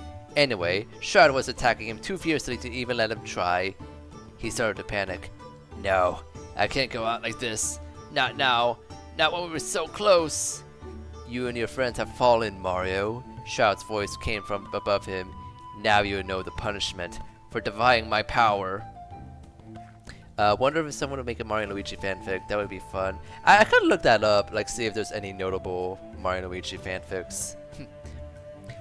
From where she was lying on the floor, Hannah suddenly felt a surge of terror. "Mario!" And before she knew what she was doing, she jumped to her feet, grabbed her hammer, and smacked her shadowy self so hard that she spun around 180 degrees and collapsed to the ground. Everyone was so shocked that even Shroud stopped what he was doing and stared, leaving Mario curled up on the ground and groaning. "Hey, what gives?" The Dark Hannah cried from the floor, trying to shuffle away from the real Hannah. "You're not supposed to fight back. I just took all the fight out of you, you dummy." "Get real. I don't care what you think about me," Hannah snarled. She certainly wasn't joking around now. She was angry. "You're not my friend, but Mario is, and he needs us." The other partner stared at her as she started wailing on her dark self, who was suddenly so shocked she could barely fight back, and gradually the scales seemed to fall from her eyes. Yeah, Mario needs us, Saba shouted, swinging his club and whacking his dark self right out of the way. One by one, the others grew determined looks on their faces and rose up against their opponents. Suddenly, they were fighting with an incredible blaze of fury, and their shadowy selves started to panic. Oh, okay, so it just gets resolved like that. Okay. What are you trying to pull? The Dark Dulia gasped as the real one headbutted her in the stomach. You can't just ignore me. Everything I said is true. You know it. Maybe it is, said Dulia, but that doesn't mean I can just abandon Mario when he needs me. All of us made mistakes, but Mario had always faith in us, and now we must do the same for him, Maisie shouted as she threw her dark self to the ground. Okay, I'm gonna take a short break right now because an ad is about to start, so I'll be back very shortly.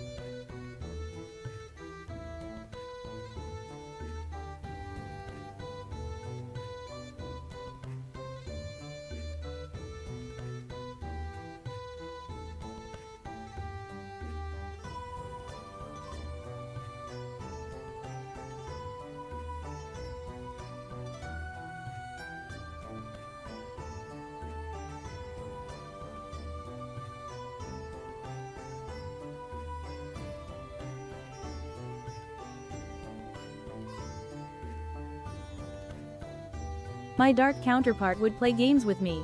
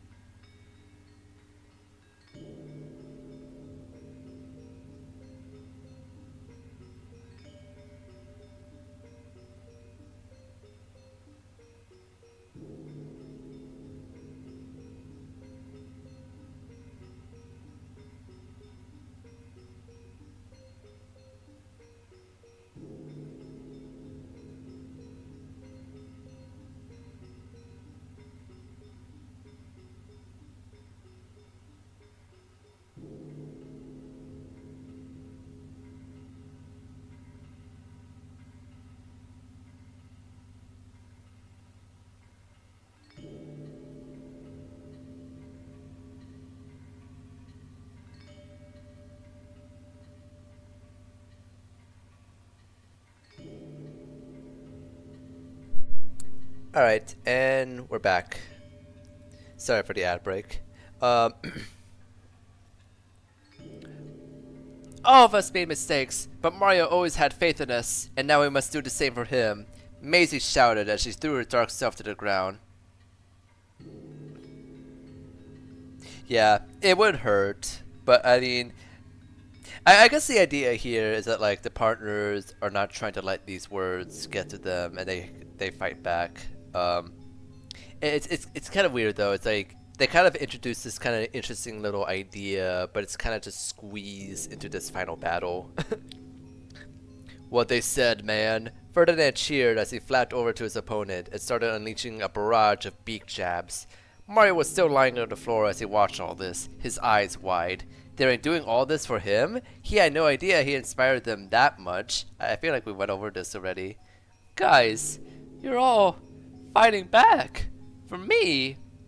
So we better make sure it's not for nothing, Goomblain snapped, nudging him in the side. Alerted, Mario glanced over his shoulder and yelped, rolling out of the way just as an enraged Shroud fired another bolt of lightning at him. This is sickening, the Master of Night snarled. Just what is it going to take to make it all go down and stay down? What do I have to do? I think it's time we find out, Mario said as he got back to his feet. Goomblain, I have an idea. You could guard against one of us, but I'll bet you anything he can't guard against both of us together. Yeah? This plan of yours better work. Goomblain shot back as Shroud drew his sword and charged them again, bellowing out a horrible war cry. Goomblain responded by flipping into the air and delivering a head bonk, which Shroud blocked effortlessly. But it was so busy doing that, his guard was lowered against Mario, who ran up right behind Goomblain and whacked Shroud with a mighty power smash. Yeah, take care, Shy Guy. Arr! Shroud roared in rage, spinning around and hacking at Mario with his sword. Mario grimaced in pain, but inwardly grinned in triumph as he countered Shroud's attacks with another blow from his hammer. Just as he expected, Shroud threw up his sword and blocked it, but in doing so lowered his guard against Goomblain, who delivered a headbox so powerful it knocked the wind out of him and drove him to the ground. And stay down, you freak! Goomblain spat at him. Shroud warily lifted his head up and stared at him. How could one Goomba possibly be so strong? What are you? The other partners were laying a beat down on their dark counterparts. Their opponents had kept trying to force them back by taunting them, much more desperately now, but they refused to let it work on them again. Mario was fighting for them, and they couldn't let him down. Looks like I just beat you, all by myself, Dulia snapped as she delivered the deciding blow against her dark self. The dark Dulia let out a wail of pain as she fell to the ground, and then her shape seemed to collapse right before Dulia's eyes. Her shadowy body lost its form, and she reverted back to a shapeless, nondescript blob of darkness. Dulia stared at it and shuddered. That was creepy. Once they saw what had happened, Snatcher broke into a grin and punched his dark self square in the face, causing him to stagger backwards and fall to the ground, splattering into a shadowy blob as he hit. Welcome back. Yeehaw! Why didn't you bring you a gay game next time, partner? Slowly but surely, working together, Mario and Goomblain turned the tide against Shroud. Just like Mario had guessed, Shroud couldn't defend against both of them in a row, and when he blocked one of their attacks, it just left him completely defenseless against the other person. Still think this thing is a toy? Mario taunted him as he whacked him again with his hammer, landing a heavy blow. Finally, Shroud seemed to realize his tactics wasn't working and just resorted to shooting lightning at them. But when he did that, he had no way of blocking their attacks at all. As Mario and Goomblain deftly dodged one of his lightning strikes and then came charging at him, he grew a horrified look as he seemed to realize what he has done for. Now take your stupid hair and get out of our world!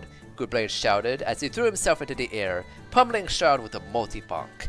The Master of Night was too weak to shake off his attacker, and then finally he was too weak to support his own weight. Letting out a loud moan of despair, his sword dropped from his hands and he collapsed to his knees. Mario and Goomblain watched as he sat there panting heavily, gradually realizing that he wasn't getting back up. Has Mario got the 7 star emeralds yet? They got the 7 sun souls. Does that count?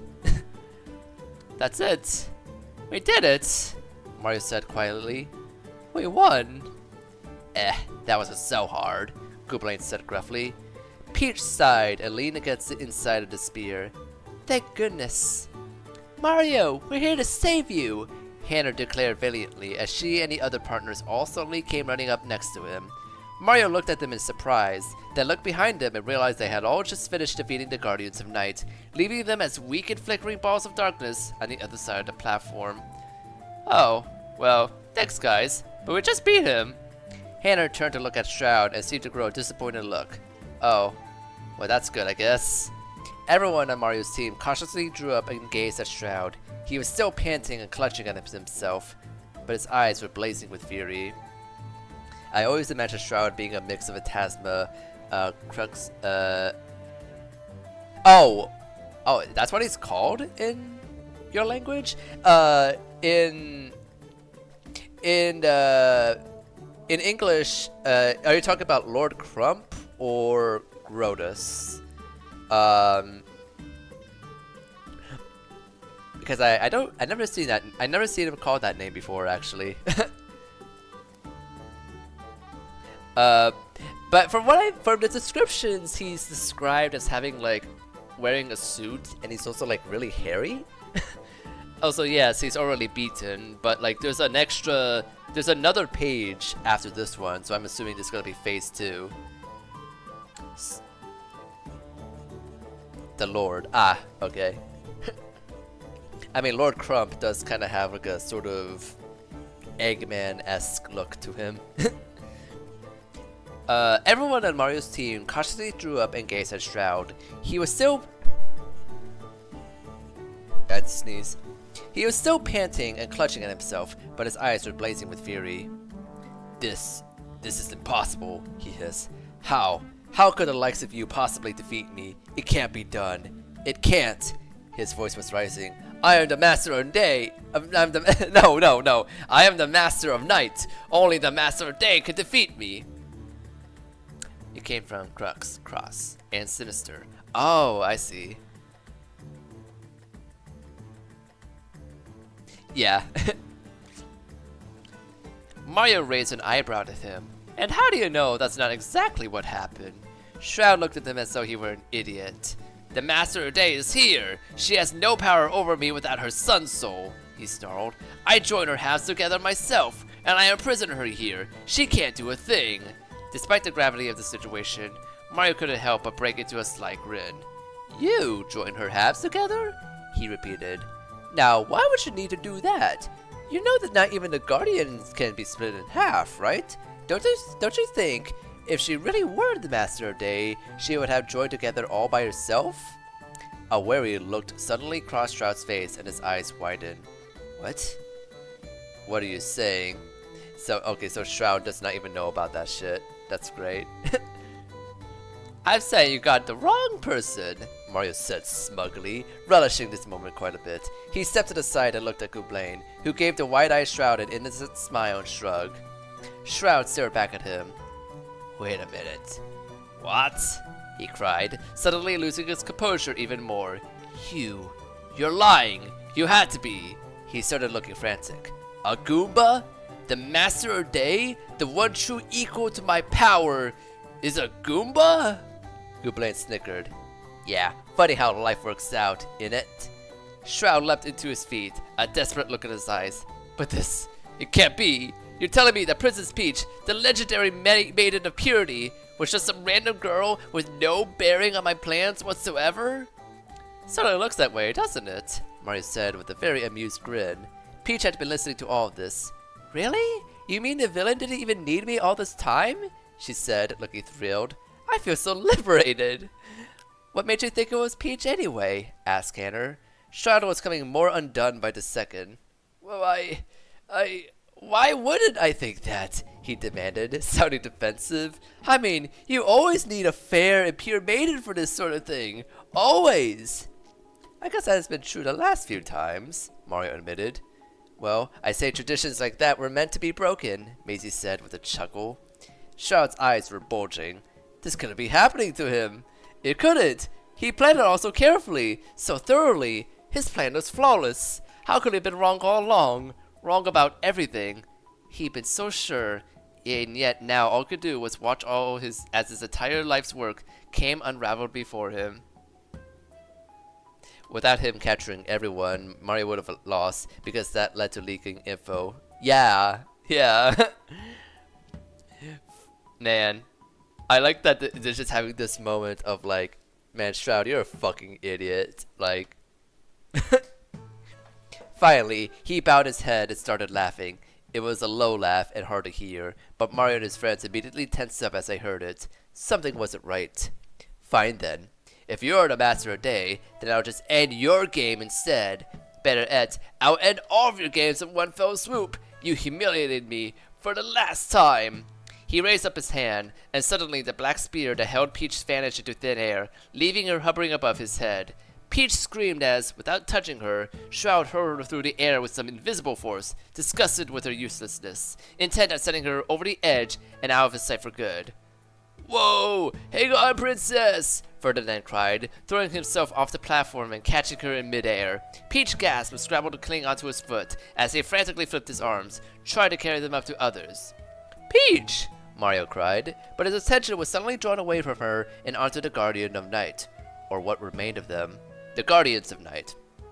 Some tangible but invisible force was pulling them across the floor and over to Shroud like a magnet. Shroud was still laughing like a maniac as the ground around him crackled with black lightning. It seemed like he had lost all control over it. True Final Boss, QTE edition. Without spoiling anything specific about the Origami King, that did kind of happen, actually. Mario, what is doing? Stubba whimpered, edging behind the plumber. Edging behind the plumber?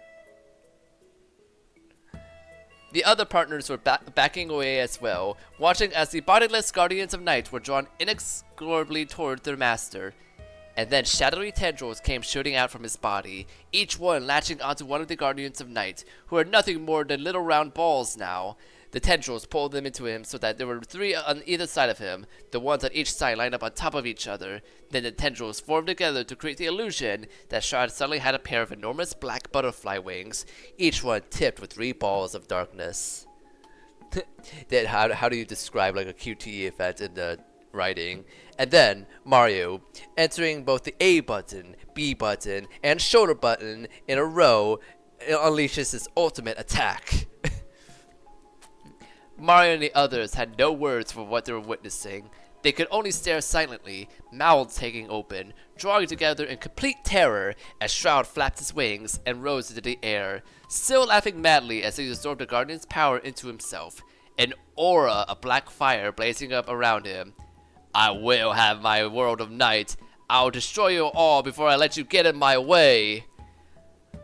Oh shit. Press A now, before everyone dies. Oh boy. We have one last page of chapter 8. And then we have 2 more pages of epilogue and outro stuff. And oh my god, this one is just as long as the last part. So oh, this better be like the most epic final boss battle ever. I'm gonna take a sip of water. An extra sip, actually. Man. Okay. I'm hungry. Not now. Anyway, author's note. And here it is at last. I hope you guys enjoy. Go to page 78, touch to the left.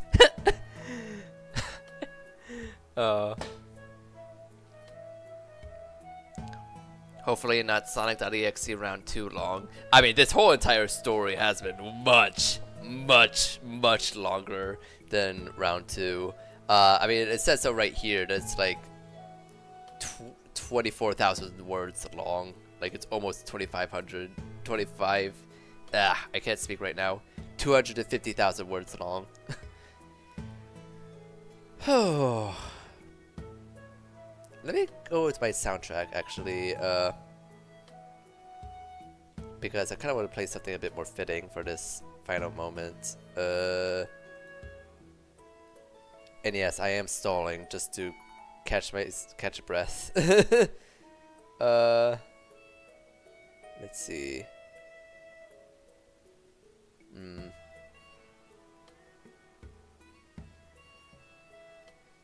Where is it? Oh, actually, you know what? Yeah, the story has been a lot better so far, for sure. It's like competent.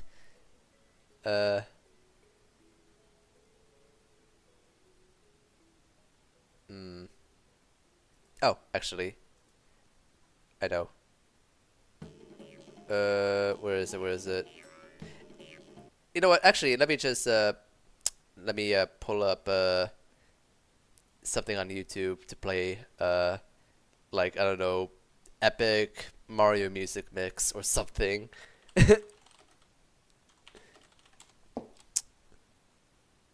Oh hell yeah! There's an epic Mario music up to Paper Mario TTYD remake. Okay, that's cool. Oh, that's loud. Let's see. Oh yeah, there's a good selection of tracks. Alright. The Temple of the Sun, 0 o'clock. Ferdinand was gasping and panting as he managed to haul himself and Peach back up onto the platform. Unfortunately, they got here just in time to see Shroud in the middle of what looked like a total mental breakdown, losing all pretense of collectiveness and cackling insanely as he floated several inches off of the ground, spewing black lightning in every direction. Whoa. That dude does not react well to having flaws on his plan padded out, does he? Mario, be careful! Peach gasped and tried to hurry over to him, but he heard her and turned around with a panicked look. Peach, stay back! It's not safe! He shouted, desperate to protect her now that he finally found her. Don't worry about me, we'll take care of him!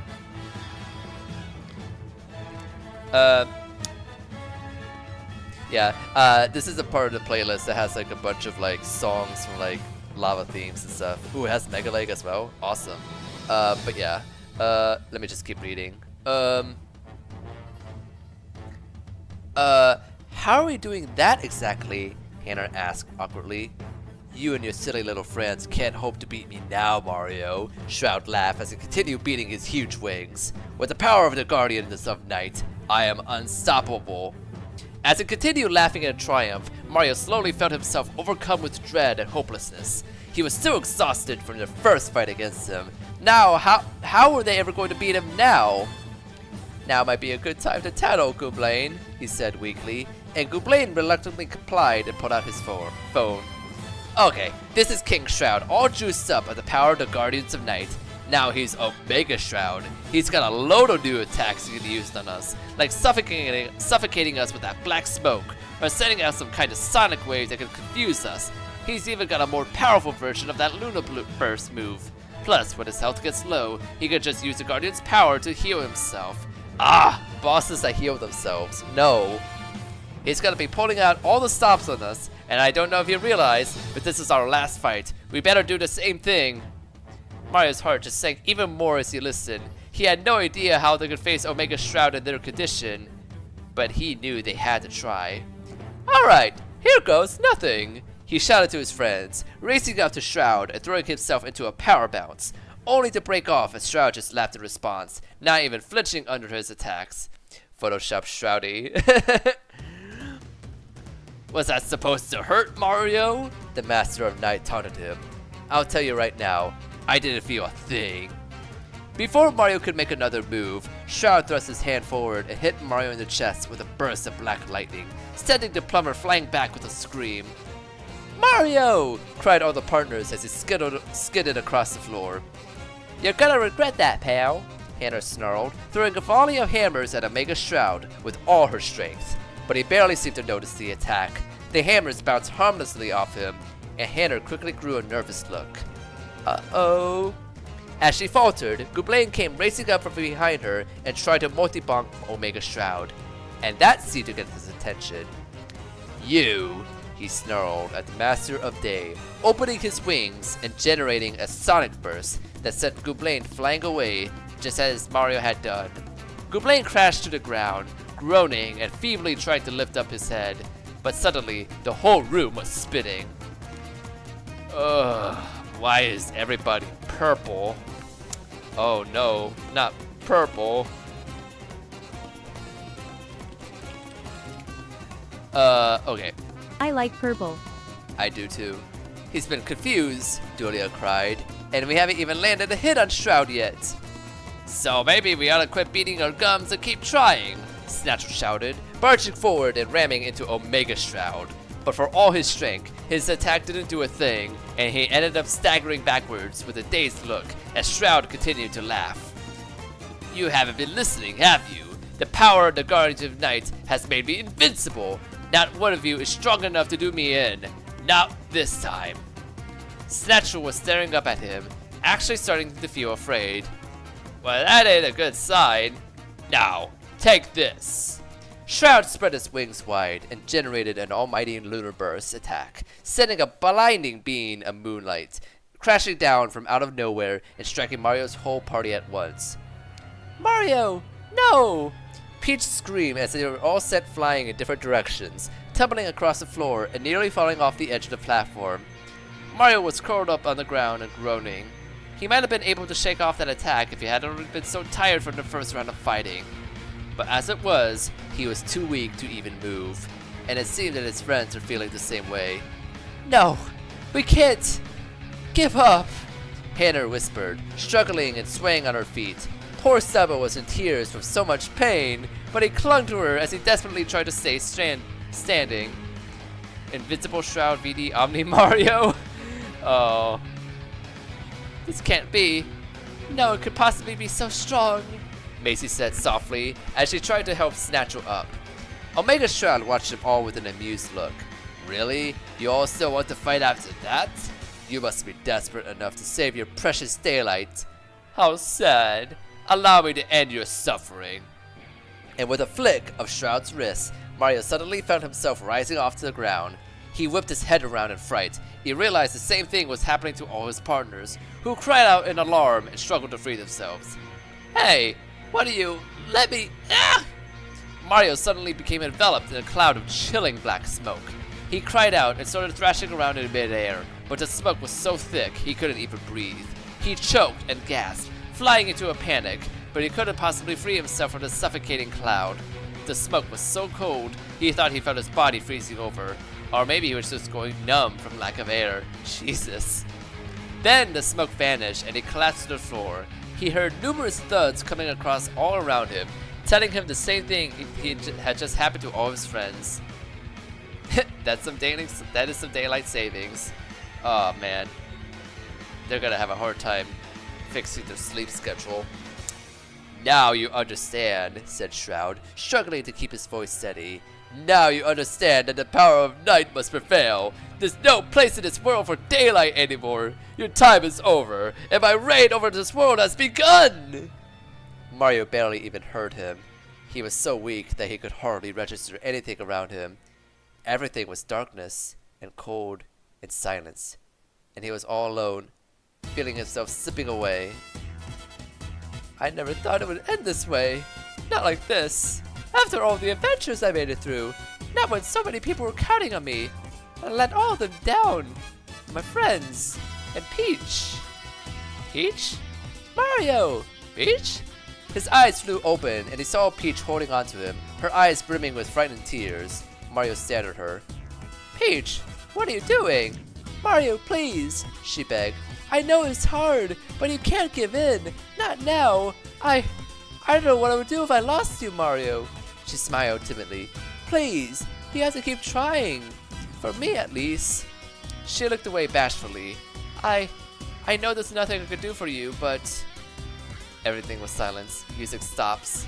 Yeah, I noticed that too. Mario just kept staring at her, her shaking breath, the flush rising up on her face, the way she was clinging to him so tightly, probably tighter than she even realized. Peach, how could I have been so stupid? I'm not going out yet, not as long as she still needs me. That's not true, Peach. You just did everything. Pardon me, Princess. Oh, wait. Pardon me, Princess. But you're in the way of my victim at the moment. Omega Shroud stared at her, stalking over to Mario and opening his hand to deliver the finishing blast of lightning. But Mario wasn't afraid anymore. He sat up and glared at him, too weak to get to his feet, but not too weak to say what he was about to say. You know why they're called Guardians, don't you, Shroud? He said. Because they protect people. They watch over people. That's their job. To watch over the whole world and make sure everyone is at peace. Even you. Shroud stared at him. You dare lecture me at a time like this? That's the real power of the Guardians, Mario went on, his voice getting louder. You think you have the power of the Guardians of Night on your side, but you're not using it to protect anyone. You're using it to hurt people. You're using it in anger, out of vengeance for your lost world. As long as you keep following that path, you'll never have true power. Everyone in the room was staring at him. His partners were all warily lifting their heads off the ground to gaze at him in disbelief.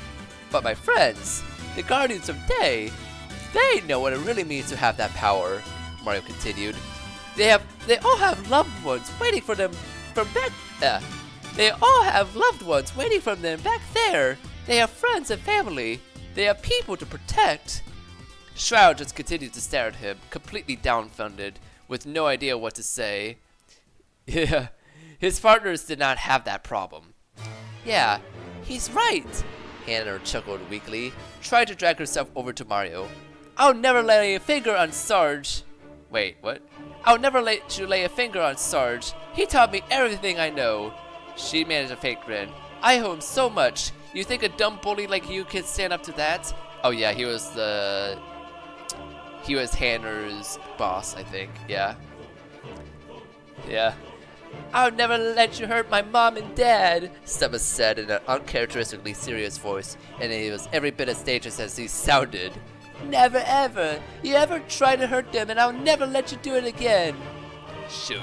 I got a whole town full of folks waiting on me, Snatchel said as he got up with one knee, suddenly growing a very dangerous smirk on his face. What kind of sheriff would I be if I can't protect them from the likes of you?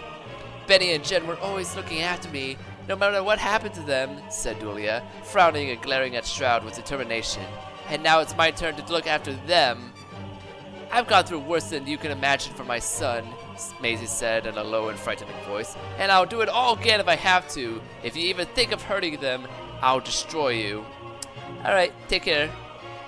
The Bumpty Boys always look out for each other, man, said Ferdinand, and now even he sounded serious. I'll be nothing without my bros. There's no way I'll let you win on them. As though by silent agreement, all the partners suddenly turned to look at Goublain, and he just shrugged and snickered. Well, that means somebody's gonna look after you freaks, right? That's what the Master of Day is for, I guess. And even if I'm no guardian, said Mario, well aware of how the feeling in the room has slowly begun to change, I still know what it means to have people you need to protect. Somehow, I don't think you ever know what that's like. Shroud was getting exasperated. You think your bleeding heart sympathy makes any difference? He demanded, though there was a straight edge to his voice. Was it panic? Yes, I do! Mario shouted triumphantly, gathering up what little strength he had and struggling to his feet. Because that's the power that we have. That's the reason we're going to defeat you. And somehow, all of them knew what to say. Break of day! The entire chamber became flooded in a blinding sunlight. Omega Shroud shrieked as he was suddenly seized up by a brilliant white aura, binding him in place. He tried fatally to break free, and as the aura finally vanished from around him, he dropped to his knees, panting and ragged. Mario and his friends were surrounded by the same aura. Just like in the Saluna Temple, they all suddenly rose off the ground, looking confused and shocked as they all began to glow, and the pain from all their injuries slowly vanished. As they stopped glowing and landed on the ground again, Mario grinned. They had been restored to full strength, and it seemed Omega Shroud wasn't so lucky. What? What did you do? He spat, glaring at Mario in contempt. I'm not invincible anymore. Well, duh. How else can we beat you? Stubba taunted him, sticking out his tongue and giggling. Shroud's face screwed up in fury, and then he unleashed another sonic burst as he flapped into the air again. No. Invincible or not, I'm not going to all of you. I'm not going down to all of you. I've come too far. Yeah? Well, so have we, Hanner shouted as they all charged forward, and the true final battle began. Mario led the charge, leaping into the air and power bouncing Omega Shroud with all his might. The Master of Night responded by trapping him in another cloud of suffocating smoke, attempting to choke the life out of him. When he was finally released, Mario dropped to the ground and collapsed to his knees, freezing and gasping for breath.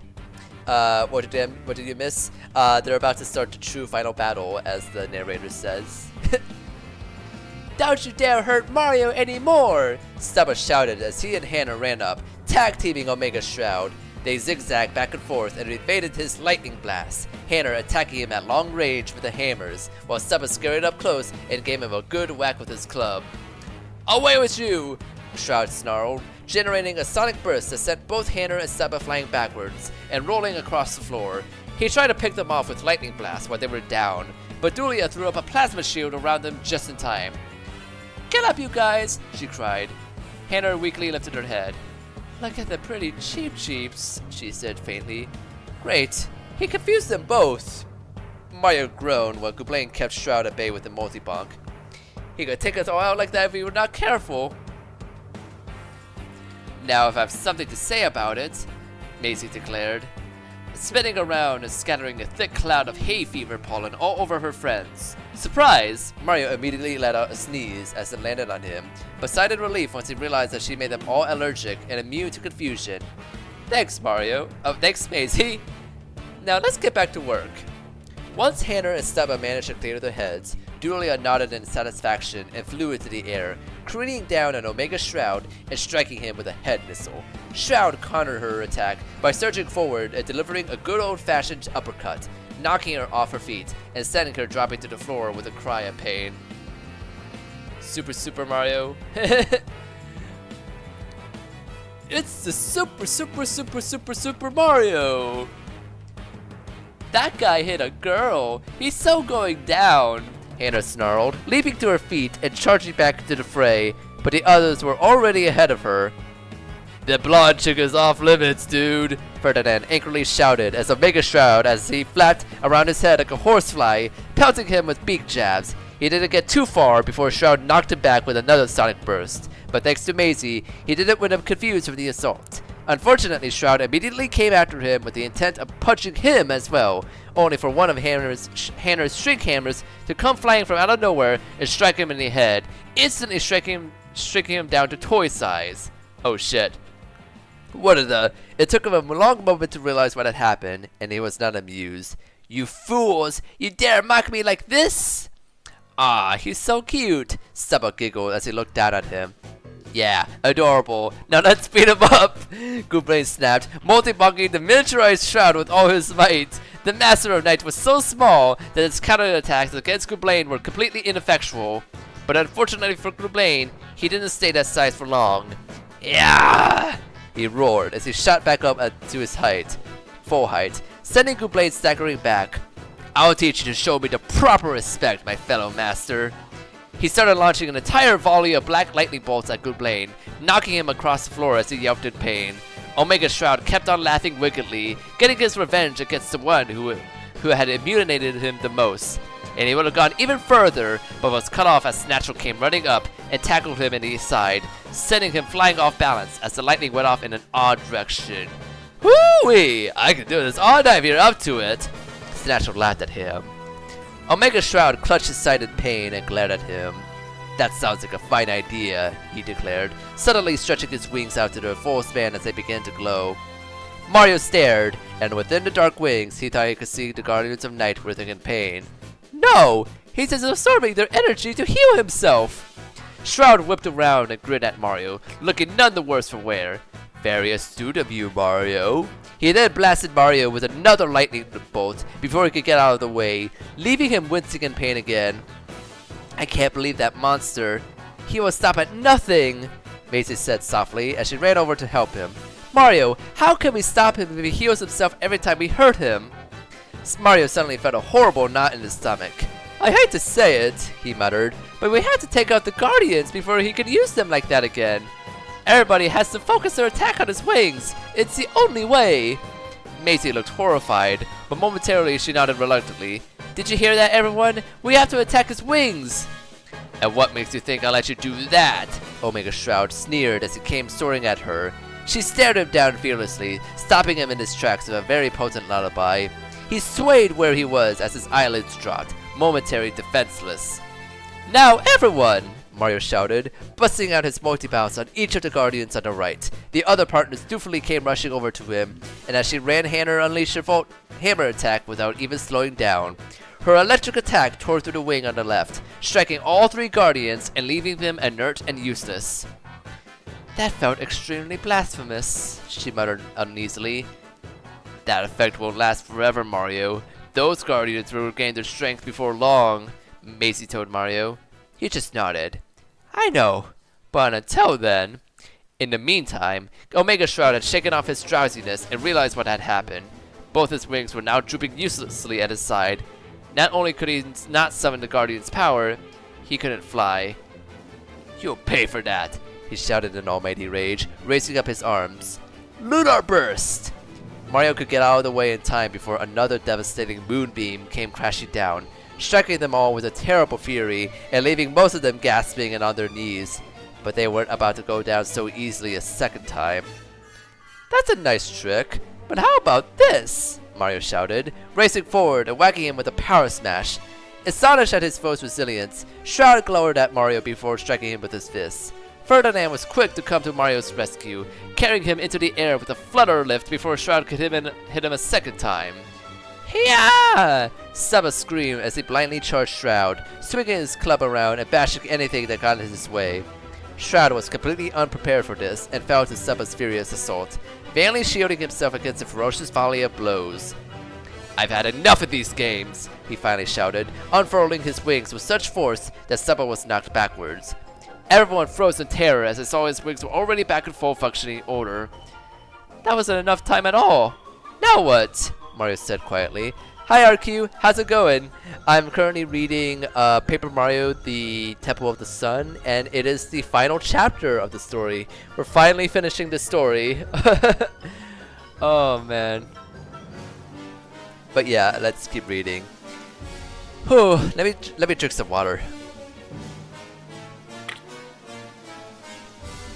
You could tell when I'm really getting into reading the story when I'm just like reading super dramatically, like I'm really into this. With a malicious grin, Omega Shroud turned to gaze down at Saba, who quickly grew very afraid. Uh-oh. Don't you even think about it, Snatchel bellowed, ramming into Omega Shroud with the force of a train before he could hurt Saba. Shroud hissed in frustration and tried to take to the air, but Snatchel was prepared for that too, roping him around the waist and pulling him down with Roundup before he could get away. You just made a terrible mistake, Shroud growled at him before raising up his hand, enveloping Snatchel in a deadly smoke cloud. Mario shouted in anger and tried to run to his aid, but Shroud just sent him flying back with another sonic burst. When the smoke finally disappeared around Snatchel, his teeth were chattering, and his face was somehow even whiter than usual. And this is why I live in a desert, he groaned. Let that be a lesson to you all. I'll destroy every one of you before I go down. Uh-oh, there's no space between you and before. Omega Shroud roared, flapping back into the air. My new world is upon us. No one can stop it. Maisie, hurry! Take out his wings before he heals himself again! Mario shouted, as Shroud had begun to do just that. It will be my pleasure, she shouted back, belting out a deafening showstopper that left Shroud recoiling in pain and temporarily took out the Guardians of Night once more. His wings flopped to his sides again, and he was forced to land, seething in fury that he had been unable to heal himself completely. You idiots can't keep this up forever! Queen crowed. Wanna bet? Groupland cheered, flipping into the air and repeatedly bashing him in the skull with a multi-bonk. Mario grinned eagerly and ran up to join him, and the two of them began bouncing up and down on Omega Shroud as though he were a trampoline. He screamed in fury and tried to shake them off, but without the use of his wings, he couldn't knock them back. He's just like laying on the floor, taking all the beatings. I will not be made a fool of, he bellowed, throwing up both of his arms. Mario and Gooblain both gasped as they were lifted into the air against their will and imprisoned inside an enormous cloud of smoke. Omega Shroud cackled gleefully as he held them up in the air, and they thrashed around desperately, this time intent on not releasing them until they were gone for good. He was finishing this right here and right now, and no one was going to stop him. You let go of them right now, came Julia's voice, and suddenly she came zoning down and head missiled him right in the stomach, knocking the wind out of them and forcing him to release his hold on Mario and Gooblain. The smoke dissipated and the two of them dropped to the ground, and Mario looked up just in time to see Dulia charging at him again. The other partners loyally followed behind her. You think after all we've been through, we'd let you get away with that?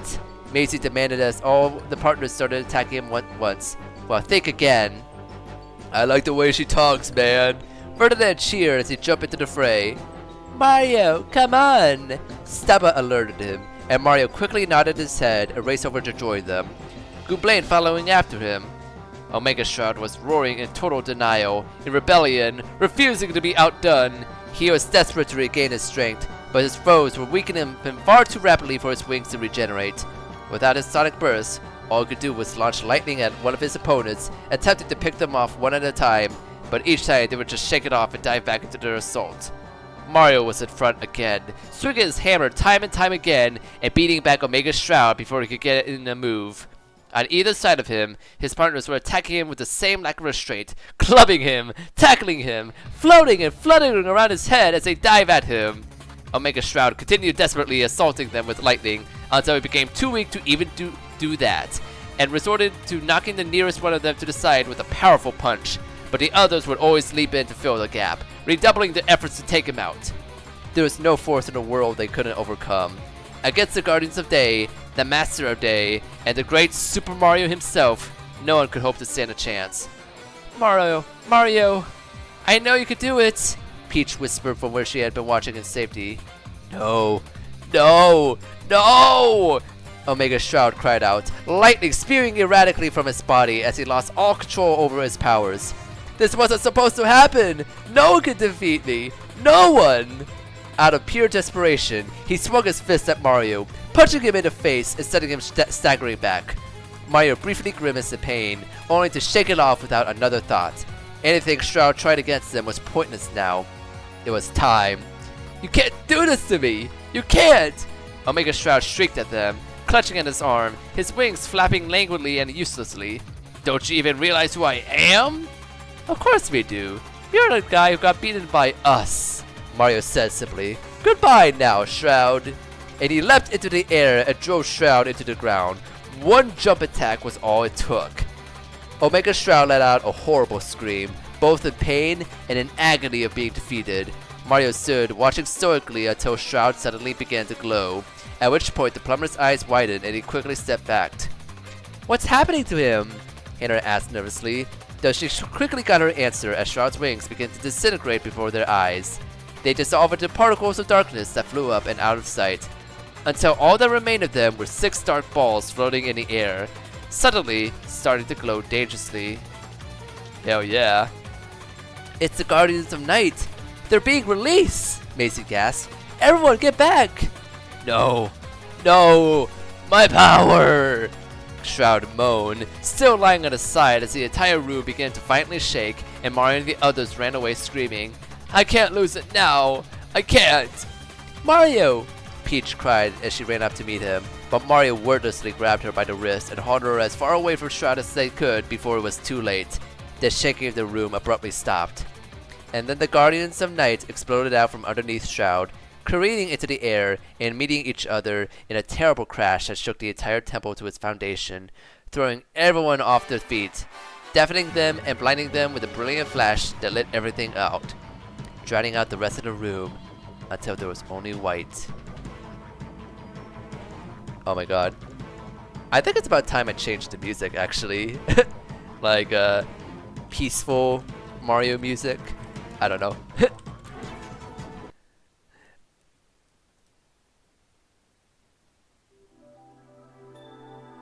Yeah, sure. That works.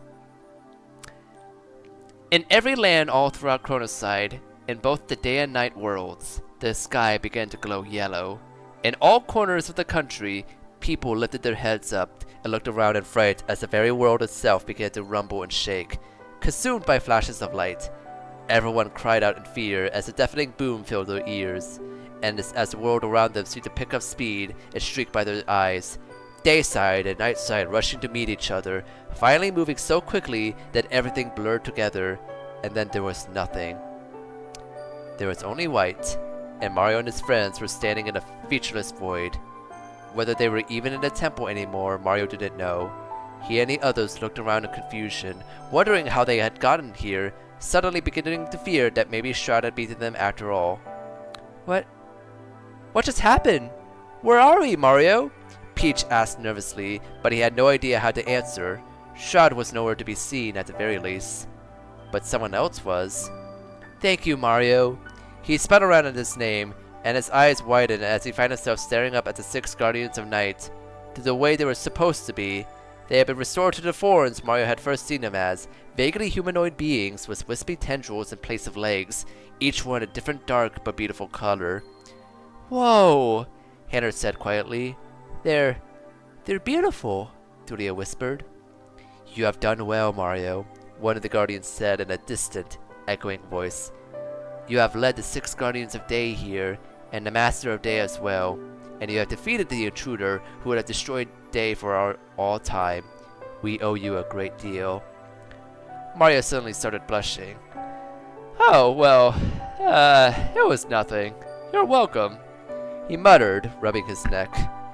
So we really beat Shroud then? Asked Gooblain. Does that mean his game is not yet over, said another Guardian.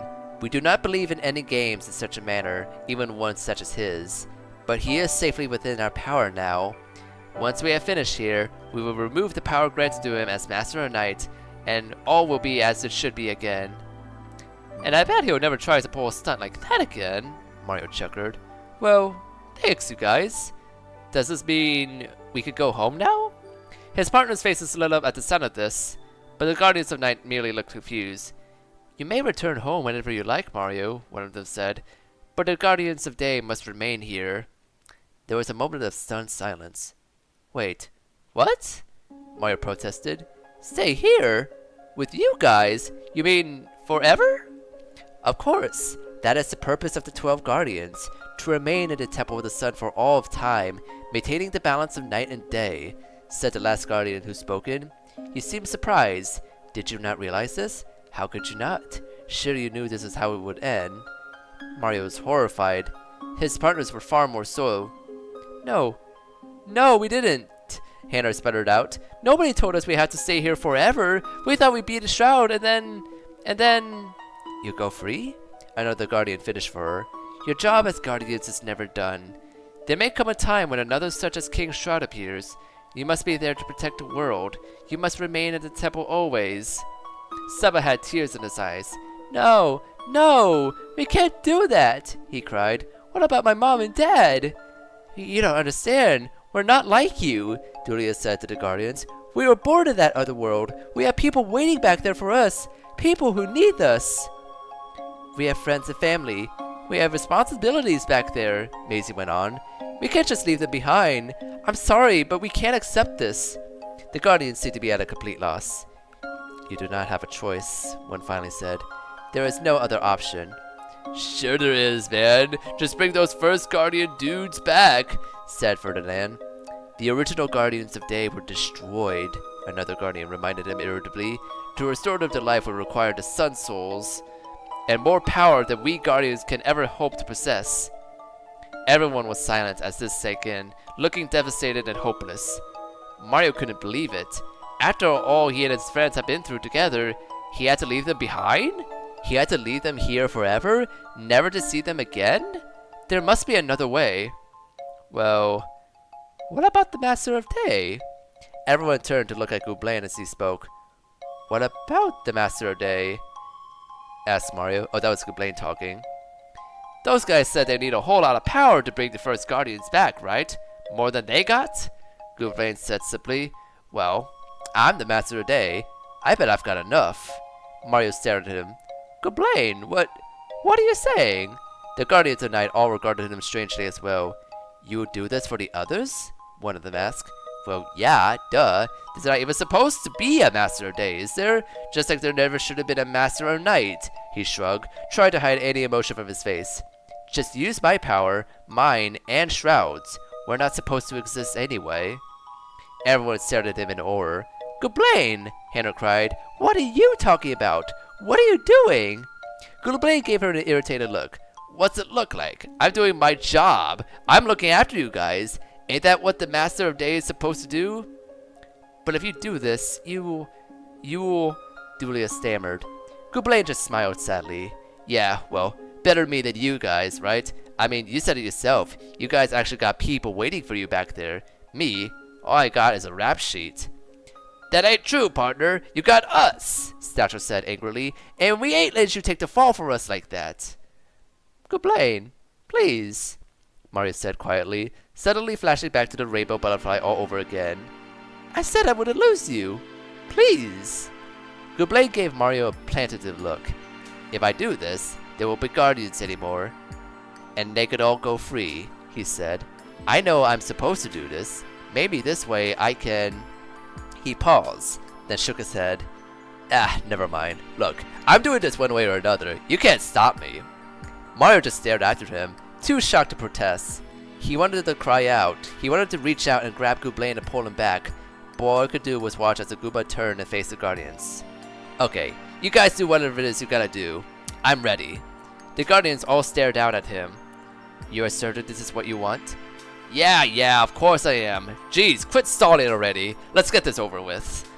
The Guardians nodded, and then as one they all closed their eyes and bowed their heads, circling around Gublain, and he started to glow. Then Mario found his voice. Gublain, no! His other partners all gasped as the Sun Souls floated out and away from them, glowing furiously with a power they'd never seen before. They continued floating over to Gublain, surrounding him along with the Guardians of Night, and then the Sun Soul floated out to join them. Gublain! Gublain! Mario cried, suddenly racing over to him before he knew what he was doing. But somehow, he wasn't getting any closer. Gublain and the Guardians stayed the same distance away, and in fact, they were starting to fade from sight. No! No, you can't! Come back! Gublain! He kept running and shouting, but nobody seemed to hear him. Then finally, the glow of the Sun Souls grew so bright that it drowned Gublain out completely, drowned everything out, so that Mario was running into nothingness and everything. All of his friends were gone, and there was only light. Ooh. Oh shit. We have 2 pages left, the epilogue and the outro. Oh shit. Damn. I'll just read the last 2 pages, which thankfully are shorter.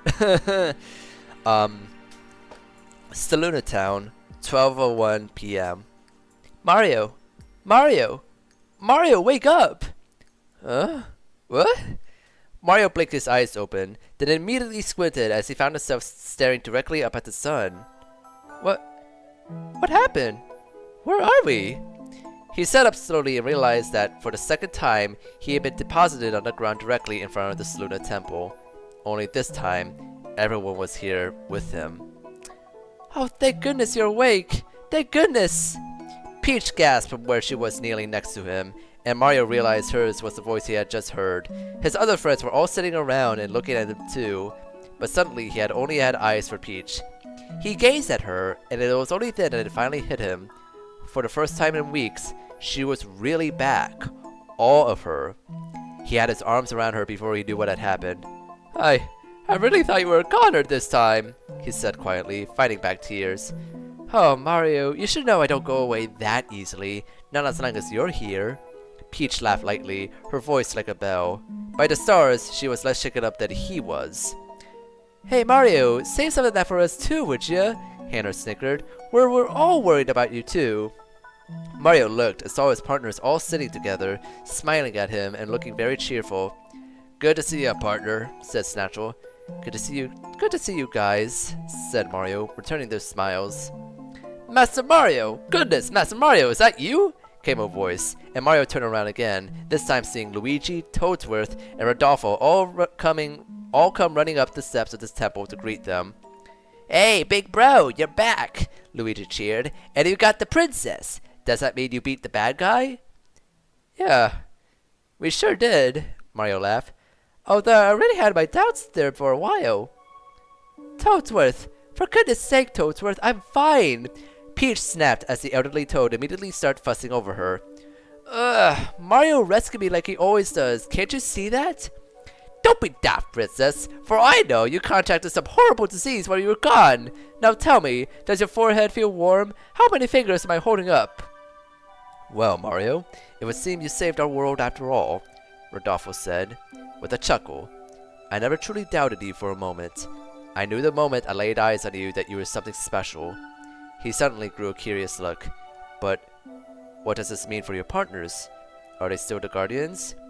Mario suddenly felt a horrible pang as he remembered the answer to that, and what they had to give up in order to make it happen. No, we're not. Hannah finally spoke up, shaking her head. We don't have our Sun Souls anymore, but it's okay. Honestly, that job was pretty overrated.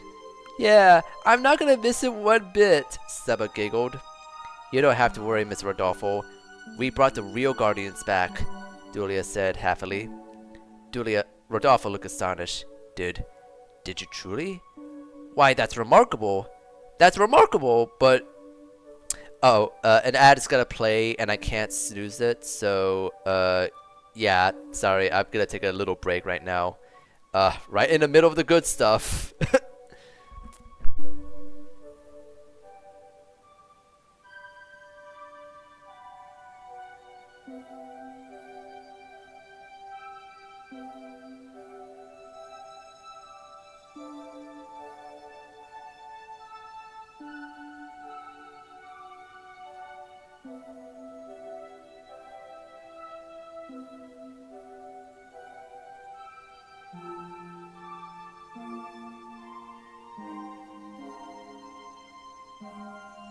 I want to be a guardian of day. So much power.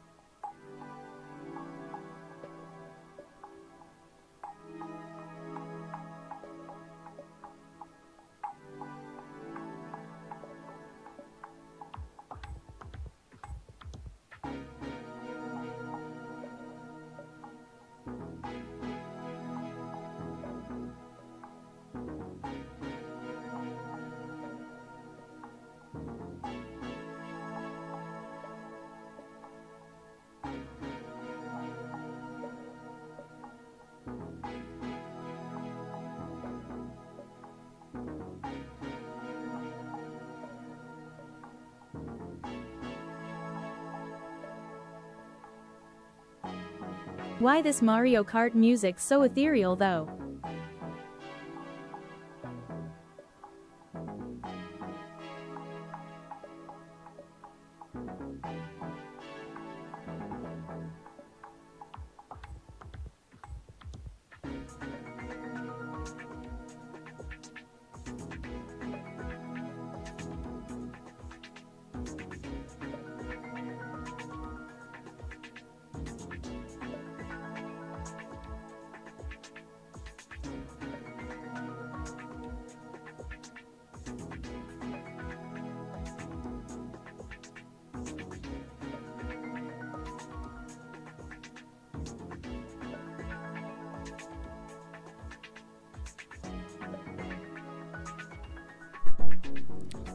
Alright, we're back.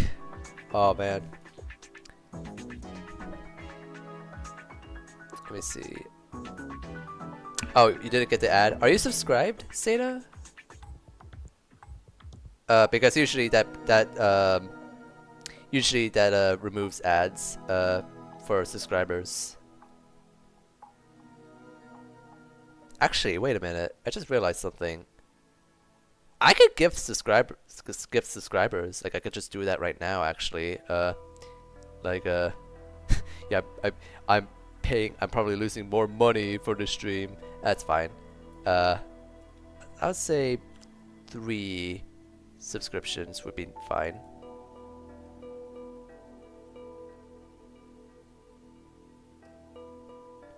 Oh, well, now Shy Guy, Zeta, and RQ are subscribed, so, hooray.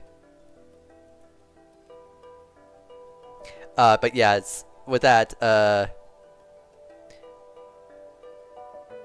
yeah, no problem. So yeah, with the subscription, you don't see ads. Yeah. It's very funny. It's like it conveniently gifts all the people in this chat. That's nice. But anyway, now that we're here, let's just get back to business. Rodolfo looked astonished. Did you truly? Why, that's wonderful. That's remarkable. But his face suddenly fell. But Mario, you're missing someone, aren't you? Where's your Goomba companion? Whatever happiness Mario had felt at being reunited with Peach immediately vanished. He lowered his face to the ground, feeling tears springing up in his eyes. Goblain, he's right over there, Peach gasped. What? Mario whipped around and stared at where Peach was pointing. Sure enough, there was a Goomba lying several yards away from them, on the opposite side of the steps. Goblain! Mario cried, scrambling to his feet and dashing over to him, trying not to panic. He wasn't conscious. He wasn't moving. He couldn't be. He couldn't.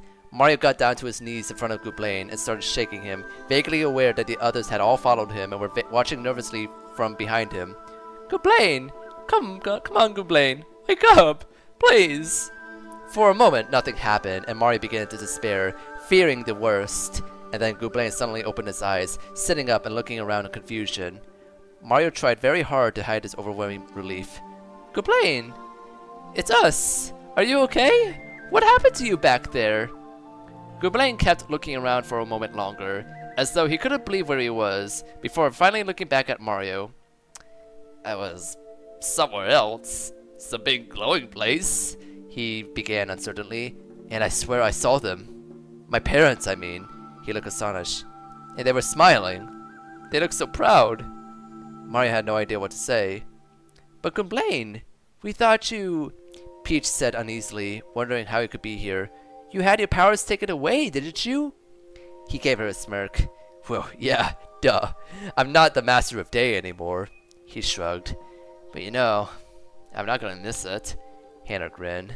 That's the spirit! Who needs that stupid guardian stuff anyway? She cheered. Sweetheart, I don't think you should be saying that out loud, Maisie said softly, making a small pointing gesture up above their heads. Everyone looked up where she was pointing, and several of them gasped.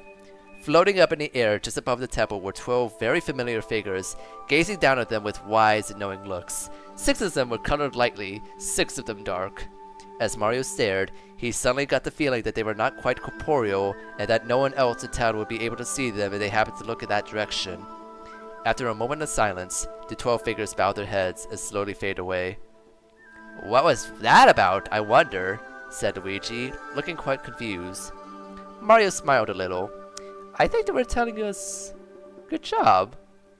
And as if that weren't enough, dudes, said Ferdinand. Check it out. Mario realized Ferdinand was pointing over at the clock tower. He turned and looked, and his face flooded with excitement. For the first time in living memory, it seemed, the clock read just after noon, and it was growing later still as the minute hand continued to crawl away from the top. You really did it, Mario, Peach whispered joyfully as they watched the clock together. You brought Chronoside back to normal.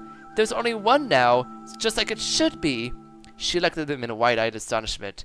But Mario, time is moving again. What does that mean for us?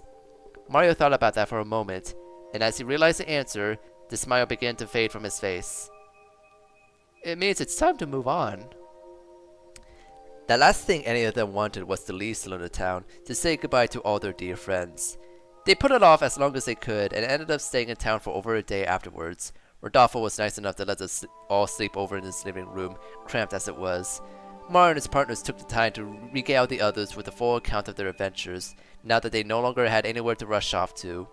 In the meantime, everyone in town was extremely confused that they all of a sudden seemed to have two separate memories of the past few weeks, and so of course Mario and his friends explained the truth to anyone who would listen. Most people didn't believe them, though Mario could hardly blame them for it. Things like this only happen once in a great while, and some people were more open to them than others. But they couldn't put off the inevitable forever.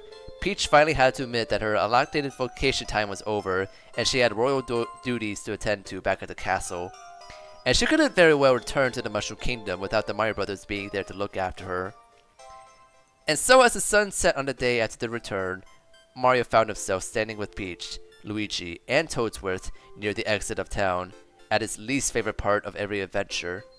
"Mario, why do you have to go?" Stubba asked sadly, looking ready to start tearing up as he stood with all the other partners. "Can't you stay longer?" "I wish I could, Stubba. I really do," Mario sighed, getting down next to him. "But I have things I have to do back home. I've already been away for too long." "You all had to put your lives on hold for me," said Peach, her hands folded in front of her. "We have to leave now, but I'm sure you all have important things you have to get back to as well, don't you?" Satchel had been holding hands with Maisie, and now he immediately started grinning and threw his other fist in the air. "Shoot, I say we do. Your sheriff's head getting hitched." Everyone gave him weird looks. Maisie raised an eyebrow. "Honey, I think maybe we should take it a little bit slower than that." "Oh, forget that. I'm a man of action." "Peach is right, though," said Mario. "You guys all have your friends and family waiting for you back home. I'm sure they all really want to see you." Suddenly, he turned to face a certain one of his partners. "Although, Gublain, are you really sure you want to stay here in Selena Town? You could go anywhere you want to." "Yeah, Gublain. We'll let you stay with us if you wanted," said Hanner. "Oh, yes, the circus can always use a few more helping hands. Or whatever Goombas have," Julia giggled. Gublain just shrugged and gave an unconcerned smile. Thanks for that. But I'm cool here. Place has got a lot of memories, you know? And all the gold and silver doesn't bug me like it used to." "I'll make certain he's well looked after, Mario," Rodolfo promised him. "It's the least I could do for you after you all saved us." Mario smiled. "Well, you know, the Guardians are the ones you should really be thanking for that." He sighed, suddenly feeling his gaze drop to the ground. "So, I guess this is it then. This is goodbye." "Hey, come on, Mario dude. Don't be so bummed out," said Ferdinand, walking over and giving him another pat on the back. "Goodbyes are only as sad as you want them to be. Don't be sad because it's over. Be glad because it happened, right, man?" Mario looked up and grinned at him. "You know, that's what I really like about you, Ferdinand. You always say the smartest things, and it always surprises me. You really are a lot wiser than you let on, but you still know how to relax and have a good time. And that's something all of us could really take a lesson from. I hope we always stay the same as you are, because the world really does need poor people like you." Ferdinand beamed at his words, but it was then that Mario realized he had things like that to say to all of his partners. He looked away from Ferdinand and found the next person he wanted to talk to. "Maisie, I can only imagine what it was like for you before you come to us, but somehow you made it through. That amazes me. I admire you so much. You're the biggest heart I ever seen, and you remove mountains for the people you care about. I know that because I saw it myself for you more times than I could count. I'll always be grateful I had the chance to meet the real you, because she's wonderful." Maisie just gave him a warm smile in response, looking happier than he ever seen her. He felt like he should say more, but he knew how to keep on going. "Julia, you really are one of the most talented people I ever met. You keep on amazing me with all the things you could do, and I think not even you realize all the potential you have. Even if you're a little shy, you're incredibly brave and strong, and no one can always count on you no matter how hard things get. You have such an amazing future ahead of you, and don't you forget it. I just wish I could be there to watch you every step of the way." Julia was blushing furiously and hiding her smile behind her hands, but the look of gratitude she gave him was unmistakable. Mario gave her another smile before she went on. "Satchel, sometimes I feel like you were the real leader of this group. You never once doubted yourself. And you're the one who always kept our heads together when things get rough. You're the one I could always turn to when I was lost. and I knew you always have the right thing to say.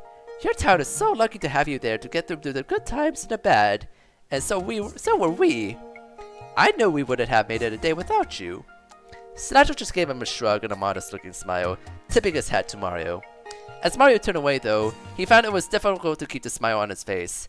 Why was this getting harder and harder to do the further he went on? Saba, you really amaze me the most of all of our friends.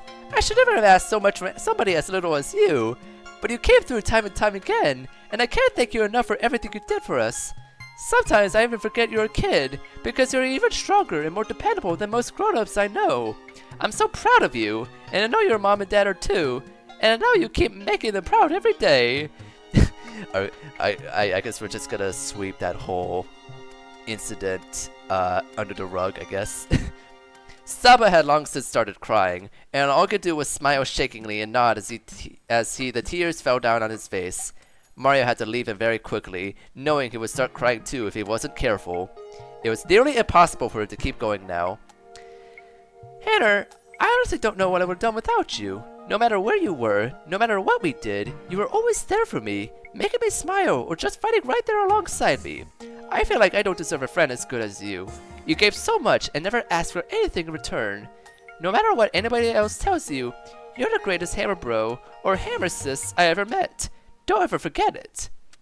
Hannah was crying too, her hands folded in front of her face as she smiled at him, her eyes bright with sorrow and joy.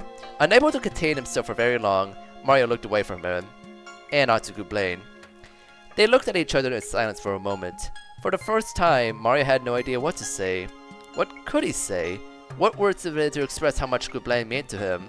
How much they had to come through together? How much he had changed him forever? Finally, Gublain spared him the trouble and just shrugged. You don't gotta say anything. So Mario didn't. Instead, he got down and hugged Gublain as hard as he could. As well as he could without arms, Gublain hugged him back. Group hug! Hannah cheered, and Mario yelped in surprise, and everyone else started cheering too and threw themselves onto him, burying him under a sea of arms. As much as he wanted to last forever, he knew it couldn't. They all let go and said goodbye, and Mario, Peach, Luigi, and Toadsworth turned away and made a very long walk out of town. Several minutes later, their pink plane was soaring through the air just above Saluda Town, and all the partners of Rodolfo were still standing in the street and waving at it as it flew by. Bye-bye, Mario! We'll miss you! Shouted Maisie.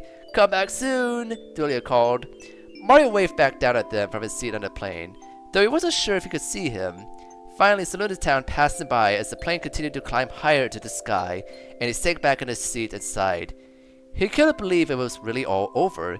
He just finished another amazing adventure, one he knew he could never relive.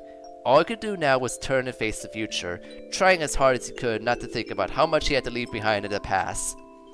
All the friends were still back there, watching after as he went away. Mario, are you crying? Asked Peach, sounding amused. No, he lied, quickly drawing away from the window. Well, I guess this is the downside of making so many friends. You have to say that many goodbyes. Peach just shook her head at him and gave him a smile. Oh, Mario, you don't honestly think that's the last we'll ever see of them, do you?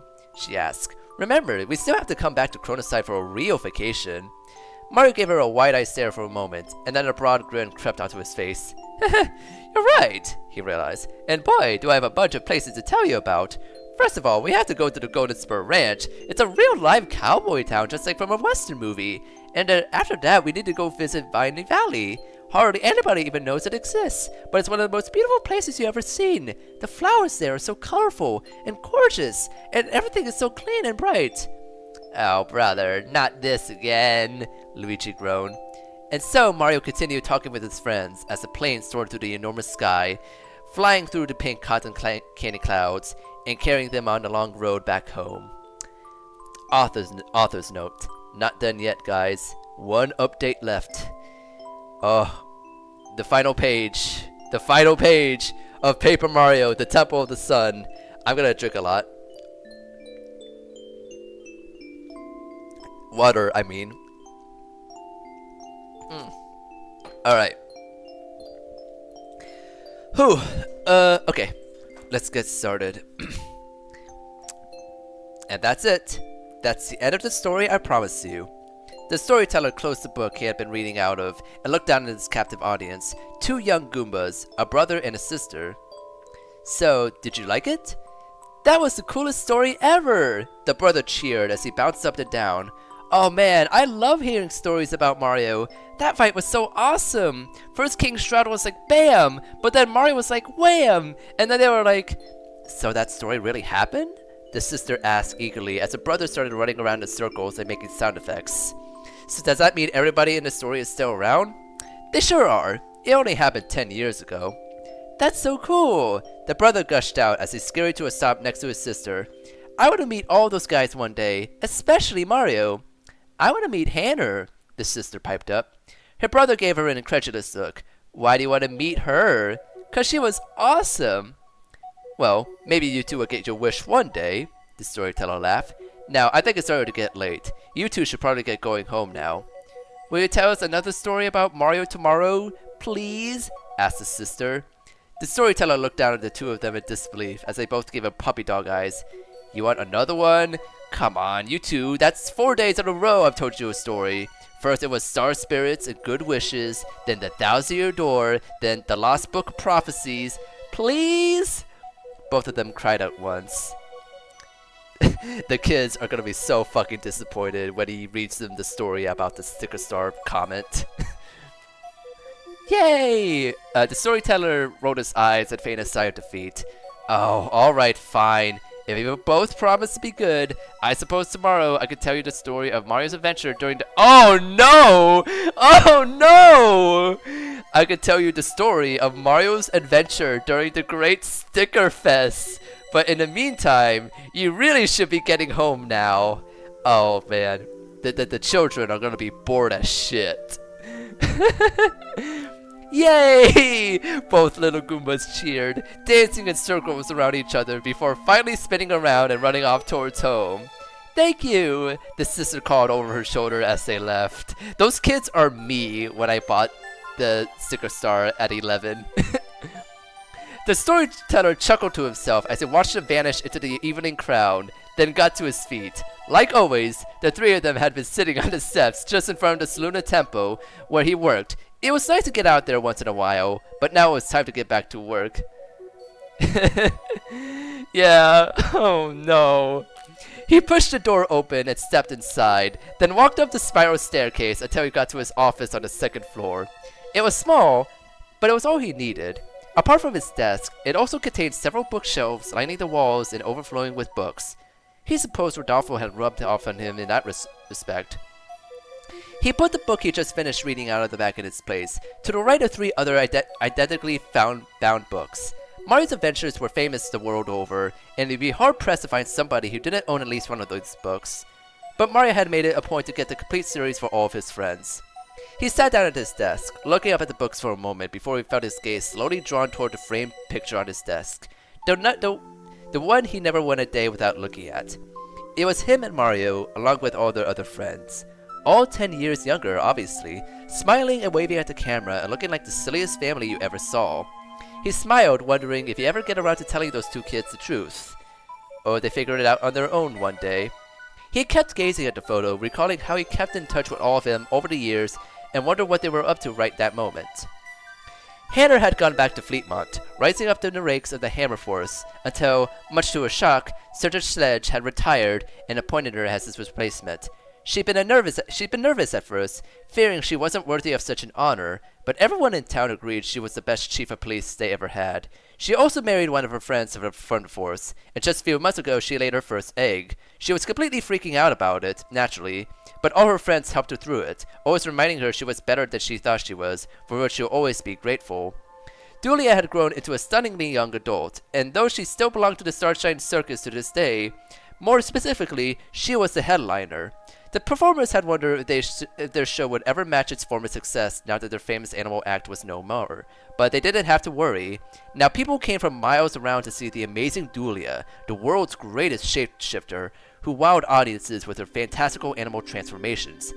But she still liked it best when she was just with her friends. She and Benny were still happily together, and of course Imogen still watched their backs for old time's sake. Even Stubba, the baby of the group, was a baby no longer. Now he was a teenager, And by all accounts, he was quite the heartbreaker. He was a bit of a sports hero at his school, but of course he never let it get to his head, and everyone agreed on what an upstanding young man he was. And that wasn't all. Just a few months after getting back from his adventure, he became a big brother. Now he had a sister named Nubba. Oh, I love that name. Who, according to him, was an obnoxious little brat, and the biggest thorn in my side. Of course, that was only what he said to her face, since everyone knew that he would make a world of hurt for anyone who messed with her. Maisie had gone back to living a quiet and peaceful life, content with retiring from an adventure and just watching Damien grow up before sending him off to study abroad at UGoom. Ah, UGoom shout out. She'd been offered the position of mayor of Vining Valley just after she got back, but she turned it down, deciding that sort of thing just wasn't for her. At any rate, she was still universally admired and respected in her hometown, and even if she wasn't as young as she used to be, she still hadn't lost a touch of her beauty and grace. Just about everybody agreed on that, especially her husband. Speaking of whom, Snatcher was naturally still sheriff of Golden Spur Ranch, running as tight a shift as ever. After his adventure to help save the world, he practically reached folk hero status in his town, and nobody even dreamed of running against him. He counted himself lucky for that, since there was no job in the world he would rather do. Once Damien was off at college, he and Maisie were finally able to get married, several years too late for his liking, and she moved into town with him, and the place just became that much brighter with the two of them together. Ferdinand and the other Bumpty Boulders had finally opened up the surf shop not too long after the adventure was over. Now, 10 years later, it had expanded into an entire chain, and a wildly successful one at that. Ferdinand was actually an amazing entrepreneur, even if he didn't look it. The Bumpty Boulders were still as close as ever, spending their off hours surfing the waves by Palmy Balmy Beach. Unlike most of his old teammates though, and much to the disappointment of the girls on the beach, their leader had never found himself interested in a romance. He always said his one true love was the surf and sand. King Shroud and the Dark Striders were still around, but they never caused any more trouble. Shroud had lost his power as the Master of Night, and so was in no position to try and take over the world anymore. He and his minions had to settle for living in the world as it was, with both day and night. They were highly reclusive and were naturally never seen during the day, but every so often, a wary nighttime traveler would enter a nearby inn with a wild look on their face, swearing they had just seen the swishing of a familiar cape and a group of dark blue or green creatures slinking around in the shadows. No one ever knew if those accounts were true, and if it was possible, Shroud liked it better that way. Mario still took the time to visit his old friends whenever he got the chance, and even so, it wasn't often.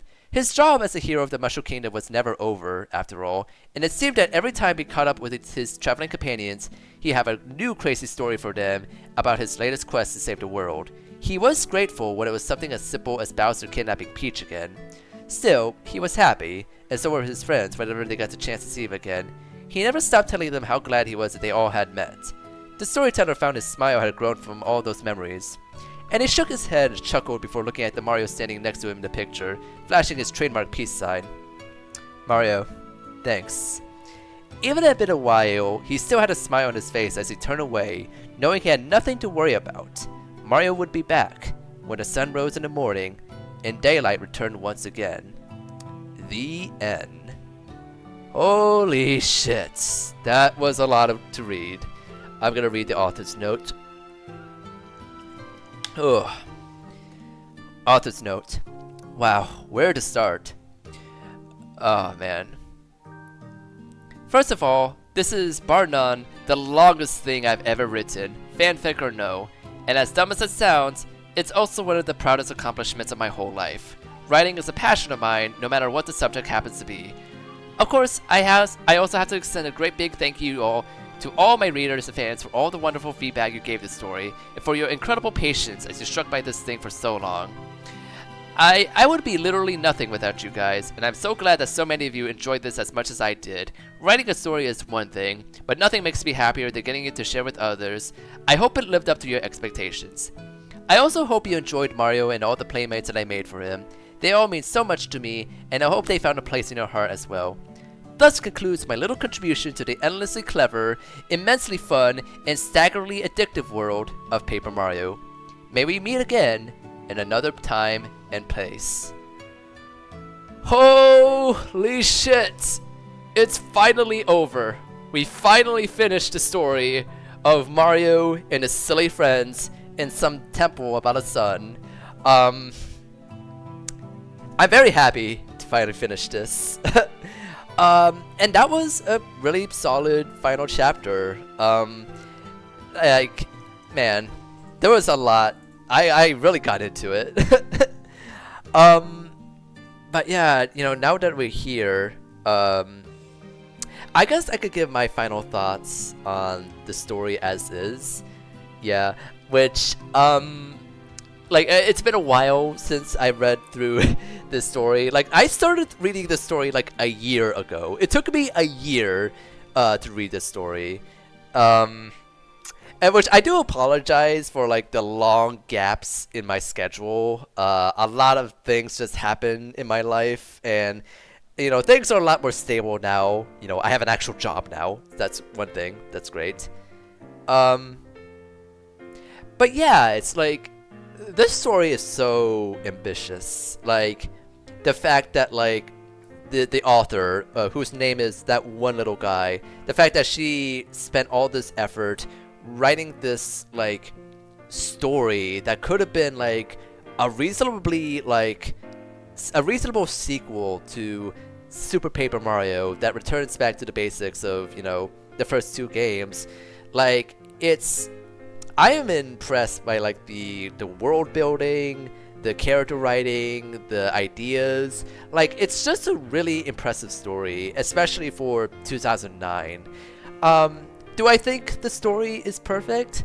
No, I don't think the story is perfect. Like, I do think how Mario is characterized throughout the story is kind of weird to me.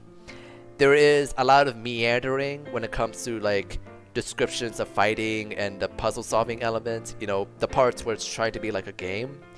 And for sure, like, the writing isn't always the most professional or the most, like, tightly written.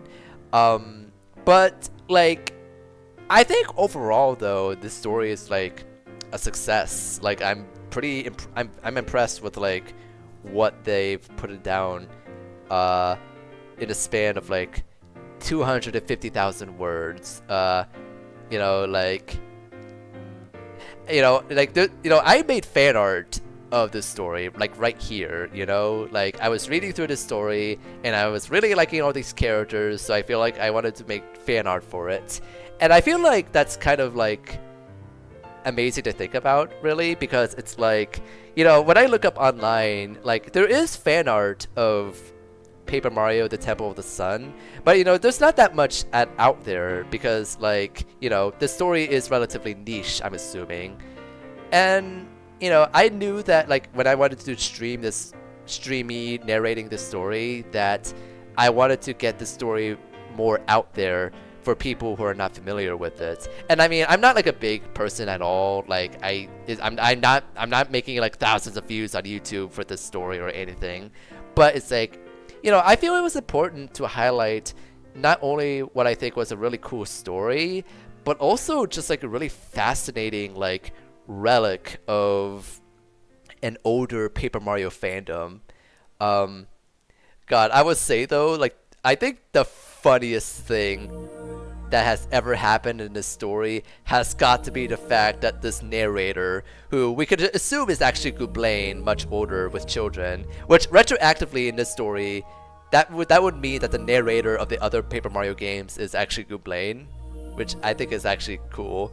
But I love the fact that the kids are wanting to read another story, and it's fucking Paper Mario Sticker Star. Oh, and that is so funny to me. But yeah, like, it's just a really interesting story to read through, and especially from a historical context of where the Paper Mario fandom was at that point. So far, I'm quite interested in how the story starts, and from you reading this, I'm sort of getting inspired to write and make something from my own ideas. This fanfic is quite good. Yeah, and like, this fanfic, it's the same thing for me. Like, this fanfic has also inspired me to want to write my own Mario story in the future. Like, and you know, it's like, the big thing for me is that, like, if I were to do my own Mario story that's like multi-chaptered, like Temple of the Sun. I do think I want to make it like a traditional story and not like, a story that's trying to be a video game. Because I think that's ultimately like both a strength and a weakness of Temple of the Sun is that like, it's committed to being like a video game in its descriptions and stuff, but that sometimes doesn't necessarily translate well when just reading through it. I also feel like, if anything, though, like, that could also be the result of the, like, me having to narrate it all, because I imagine that if I'm just reading by myself, like, these descriptions are not so much of an issue, Have they made any other stuff? Oh yeah, like, they made a bunch of stories, not beyond Paper Mario, like, they also done, like, a lot of, like, they did like Danganronpa, Digimon. They did a King of the Hill story, Pokemon, Legend of Zelda and Pokemon crossover, a bunch of them actually. Kingdom Hearts, Kirby, Despicable Me. They did a Despicable Me story. That's funny. And they even did like an essay for the show Lost. Man, that's fascinating. And here's Paper Mario, Temple of the Sun. Wow. A Twilight Tale. She also did a few other Mario stories. It actually seems like since Temple of the Sun, she hasn't done like another like Mario story like it. Which, I mean, that makes sense because it's like, it's a huge effort. Actually, let me look at what is like Temple of the Sun has like a total of like 58 chapters, and I don't think any of her stories reached that amount, which, I mean, that's understandable because well, this one, the Pokemon and Zelda crossover has 40 chapters, but I mean, I'm not much of a Zelda and Pokemon fan, so don't expect me to read it, sorry. But yeah, like, this author is still writing to this day. Like, her most recent story came out in 2023, so like, yeah, she's like, her work is pretty prolific. Even if I'm not much of a writer, this fanfic became pretty important to me along the year. Yeah, it's just inspiring stuff. Oh man, if I could message, is that? Oh, I can send a private message. I'll do that off stream, but I'll probably like message her saying like, hey, I read this Paper Mario fanfic and I really enjoyed my time reading through it. I just want to say thank you for all this. I'll just say it on stream right now, like, thank you to that one little guy for this story. It was really ambitious and really impressive, really inspiring. And while I have my critiques, like, I don't think those alone should deter from the fact that this is a really remarkable story. So I'm very happy to have read it. But yeah, I think that'll be it for this stream. I'm gonna see if anyone is streaming right now. Nope, no one's streaming. Alright, well, I think that'll be it for the stream. And, yeah, thank you so much for joining me in this journey of reading this massive fanfiction. And, as I've said this again, like, if you want to watch my previous streams on the story, it's all on my YouTube channel. I will be uploading this VOD. I'll be uploading the VODs for Chapter 8 sometime this week. And in addition to that, I'm gonna do a re-upload of Chapter 7 by combining both parts together. Because I did decide to just post those two VODs separately, and I feel like, nah, I want to make them both together, just for playlist purposes. But yeah, I think that'll be it for the stream, and I hope you all have a wonderful night, and take care. And Ether, do you have any last words to say?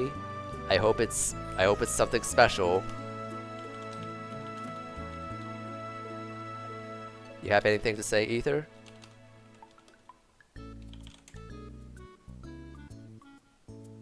Where is my food? Well, it's like 3 hours until dinner time, so you'll get it soon. But yeah, you all have a good night and take care. Bye bye.